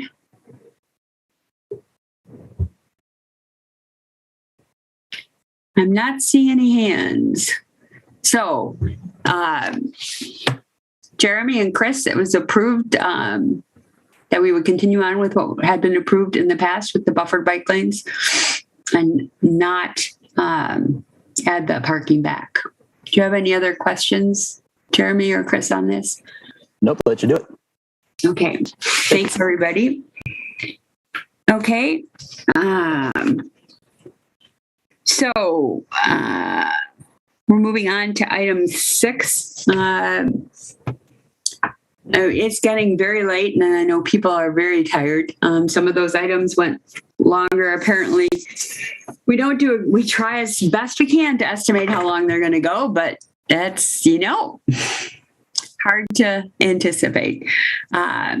So we have two other projects that we're told that folks that they need our feedback on this evening. So if we can try and keep comments short and move them along, we would appreciate it. So let's go with Meadowlands and Milwaukee Street Extension. All right, I'll be presenting that. Go. It's not that we don't want to hear from you, Sean. We're just all very tired. That's all right. I think we can all agree, hopefully, to keep this short. So hopefully you're seeing my screen, the PDF. It's a map of Milwaukee Street right now. Mm-hmm. We are. Okay, excellent. So this project is proposed development on Milwaukee Street on the south side. It's the addition of a bunch of lots, I guess, on the south side. And with this project, we're proposing to have the developer extend the Milwaukee Street frontage adjacent to their property, and also the future median. So we're kind of keeping the status quo on Milwaukee Street. We are still hoping, anticipating for a future interchange at some point. We have the right of way for it, but it may not be there, maybe to the east of there. So that's still up in the air, but we are anticipating that in the future. So it's kind of an interesting design, I guess I'd say, because this is the interim. So what we're doing is we're setting the curb on the south side permanently. So in the end, this is going to look like the rest of Milwaukee Street, where there's parking, bike lanes, and two travel lanes. But in the temporary condition, it's all going to be on one side. We just have a lane in each direction. I would note that none of these lots have access to Milwaukee Street. They're all alley loaded, so we don't really have to worry about driveways. I'm not sure how often people are going to use this stretch of Milwaukee Street, but the idea is to get the curb set on the frontage. So I guess this slide kind of captures the whole idea.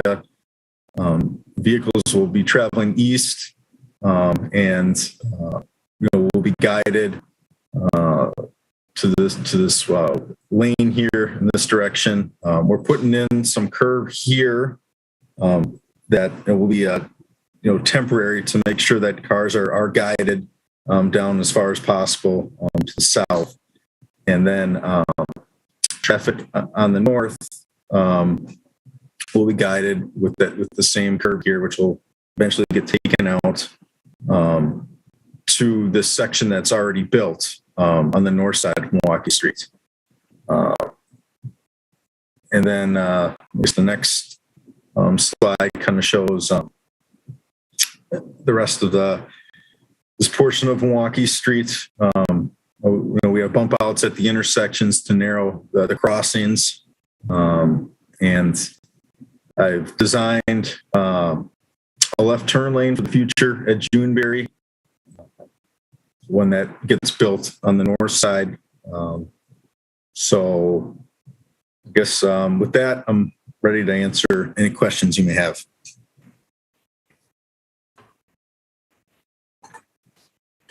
Questions for Sean?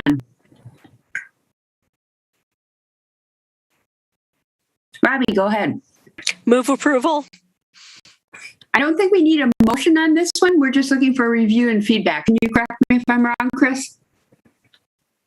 Yeah, that's fine. Okay, but basically you're saying support it as proposed, Robbie? Yeah. Yes. Okay. You can make a motion if you want. That's absolutely fine. I'm just saying we don't absolutely need to have a motion. Bill, go ahead.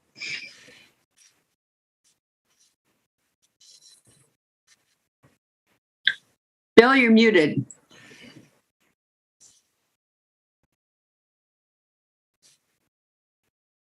Can't hear you, Bill. You support it. Okay. Is that what those? Okay. All right. I don't know what happened. We can't hear you, Bill, but it looks like you support it. Okay. Anybody else have any comments or questions? I think you're hearing everybody thinks it looks good, Sean. That's great to hear. So I'll move on to the next one then. Okay. So the next project we have is the American Center Plat East Park 4th Edition. And this is a street connection that we've been trying to get for quite a while to kind of break up this area. So this is kind of important street connection. We've been working with the American Center quite a bit to get this to happen. And hopefully you're seeing my screen. I know okay. We are. Yeah, we are. Good. So the American Center in their plan, has this, I guess this drawing that you're seeing, there's, they're planning for apartments, common area, public park, and a lot of uses, just densifying the park, an open area. And this public street is a critical component of that. They're also going to have private streets. These office buildings are, this one's currently built. The other ones are planned to be built pretty soon. This internal private road is built. And now we're trying to build the public streets connection. So with these two intersections being relatively close together on East Park, we thought it was best to limit the access on the private streets to right in, right out. The plan was to have these private streets be a one-way on the south, but access limited to reduce the amount of left turn conflicts. The Dreamer Drive, the public streets will be full access, and the private street on the north side is a one-way. It's a one-way loop, I guess. So what we're proposing is to add these medians to control access, kind of add a left turn area, create a pedestrian crossing that's protected, and also add in buffered bike lanes for this portion. So we're the typical cross section of East Park is 4 11-foot lanes and 6-foot bike lanes. And what we're proposing through this intersection, because we have the opportunity to move the curbs, is 7-foot bike lanes with 2-foot buffers. So that kind of helps the bike connectivity through here. Hopefully the islands kind of slow down the speed on East Park Boulevard as well. That's a concern that we've heard from American Family. The proposal is a 36-foot street for Dreamer Drive. That would be parking on both sides, 2 travel lanes. We anticipate the volumes to be low enough that it's a bikeable street. And then as we go east, 36 next down to a 26-foot street as it connects to Biltmore. And the reason kind of for this odd right of way that's pretty narrow is that American Family and us had difficulty getting right away from the 2 properties. So this street is actually kind of splitting on a lot line between 2 existing properties. So we weren't as flexible to get the right of way that we normally desire on this, and we weren't able to get any property actually from the south lots. But we were able to get some from the north. So it had to be, the right of way had to be minimized as much as possible to reduce the impact to the site. But we still think that this is, a good connection, and that 26-foot street, would work in this portion. There'd be no parking on this section. It'd just be too tight if there's any parking. I guess another nice thing is that we can add a crosswalk on Biltmore. And the sidewalk, allows for another ped connection between Biltmore and East Park. So that's definitely a bonus. So I kind of went through that quick. If there's any questions, I'd be happy to answer them. Okay, thanks, Sean. Sorry, everybody's so tired. It's been a lot of good stuff we've talked about tonight, but Harold, go ahead, please. Yeah, I think, for Dreamer Drive, this all looks good. Would you mind going back over to East Park? So I think what you're doing there with the buffered bike lane, I mean, I think that's helpful. I do wonder, is there in the long term any plan to widen one or two of the sidewalks to a multi-use path? Because, I mean, even with the buffered bike lanes, I mean, it's kind of multiple lanes, fast-moving traffic. One downside of creating the buffered bike lane in that area, as you said, you need to move the curbs, which makes the crossings longer. And I mean, there's not going to be a ton of bike traffic out there, so you have kind of like this wide right of way, which might introduce speeding. And no need to fix this right now necessarily, because I guess you're mostly interested in Dreamer Drive and that private right of way. But yeah, I guess that's one area where I could see some possible improvement.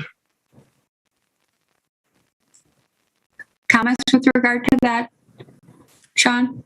Yeah, no, that's a good point.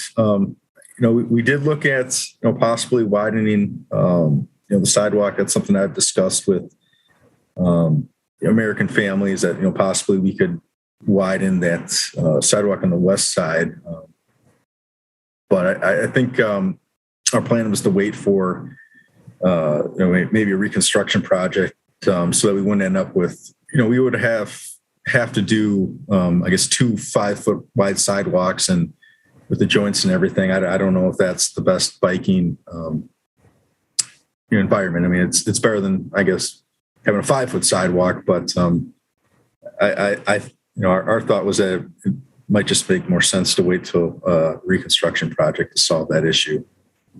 Yeah, I think that makes a lot of sense, because I mean, even right now, I mean, there's not a whole lot of people walking, so you can, in worst case, bike on the sidewalk if you don't feel comfortable in the street. So I think that's fine. The buffered bike lanes are an improvement, and yeah, if something materializes in the future, then you build bump outs to improve the crossing situation when it comes to that.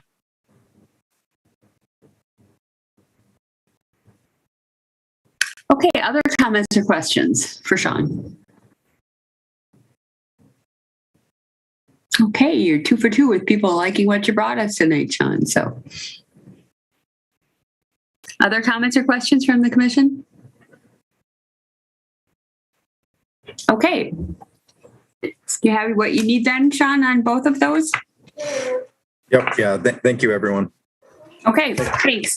I have the updated Transportation Commission work plan here. It's been deferred from several meetings. They're just technical corrections which were spelled out in the red changes. I do need an approval if people are comfortable. If you'd rather that we talk about it another time, we certainly can get a motion to defer it to the next meeting. It's a question of if folks had a chance to look at it ahead of time.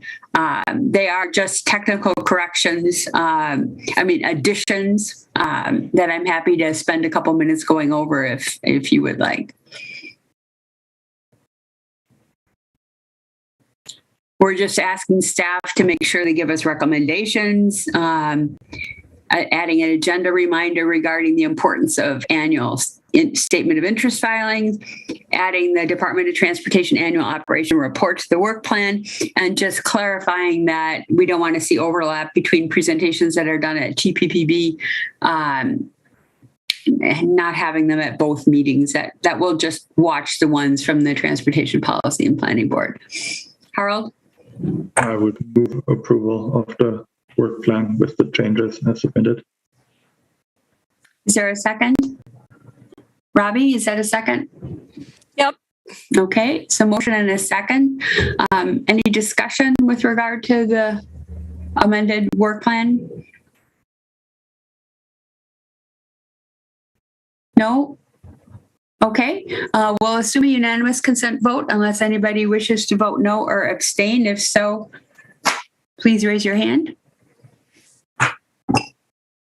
Okay, Alder Harrington McKinney, do you have any updates for us from the Transportation Policy and Planning Board? No, I do not. I was absent from that meeting, I believe. Okay. The agenda included the director's report from Tom Lynch, adopting the Vision Zero action plan, which we saw already, and the TIP process, which if you didn't see the TIP process presentation, take a look at that because they're proposing some changes to it. So definitely take a look at that if you weren't at the meeting or haven't watched it yet. Okay. Announcements from the chair. The State Street Campus Garage redevelopment project was at the Finance Committee on Monday. We were invited to participate, which some of us did, in closed session. I'll just quote from the Finance Committee minutes, which included what the mayor reported back out of closed session, that the Finance Committee discussed the item and concurred with staff's recommendations and has authorized moving forward to negotiations. So if you haven't had an opportunity to review the staff memo, I would encourage you to go into Legistar and do that. Or if you have any questions, Aiden can certainly send you the agenda. In terms of agenda items for the next meeting, it's possible we might be looking at the BRT final geometry, which might be a lively and lengthy discussion.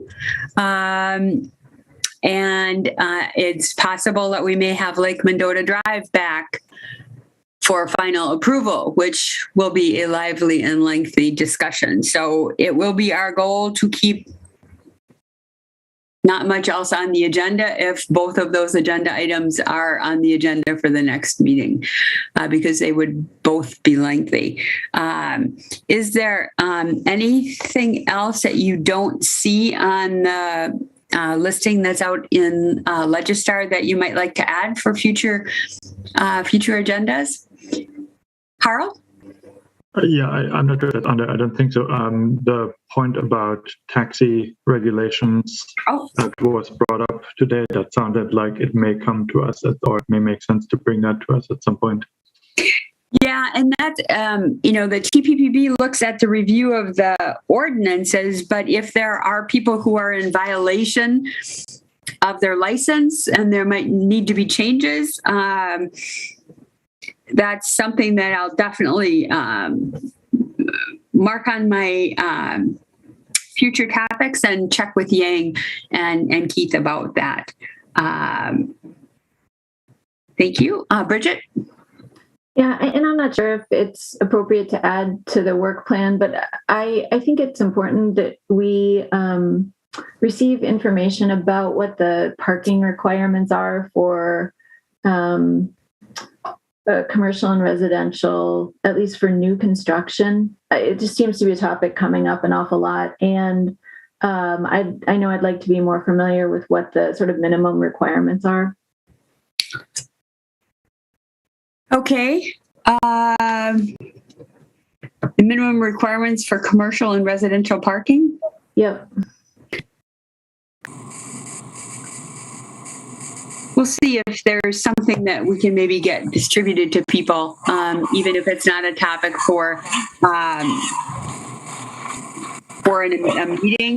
Perhaps it's something, Bridget, we could distribute to people. Okay. All right. Other comments? Okay. Thanks for hanging with us this whole time. We need a motion to adjourn. All of you can go ahead and raise your hands if you want. Robbie and Bridget and Alder Biazzi and Alder Harrington McKinney and Harald and Bill and everybody. I assume unanimous consent vote. Thanks everybody for hanging with us. Lots of great discussion today. Thanks so much for all your feedback.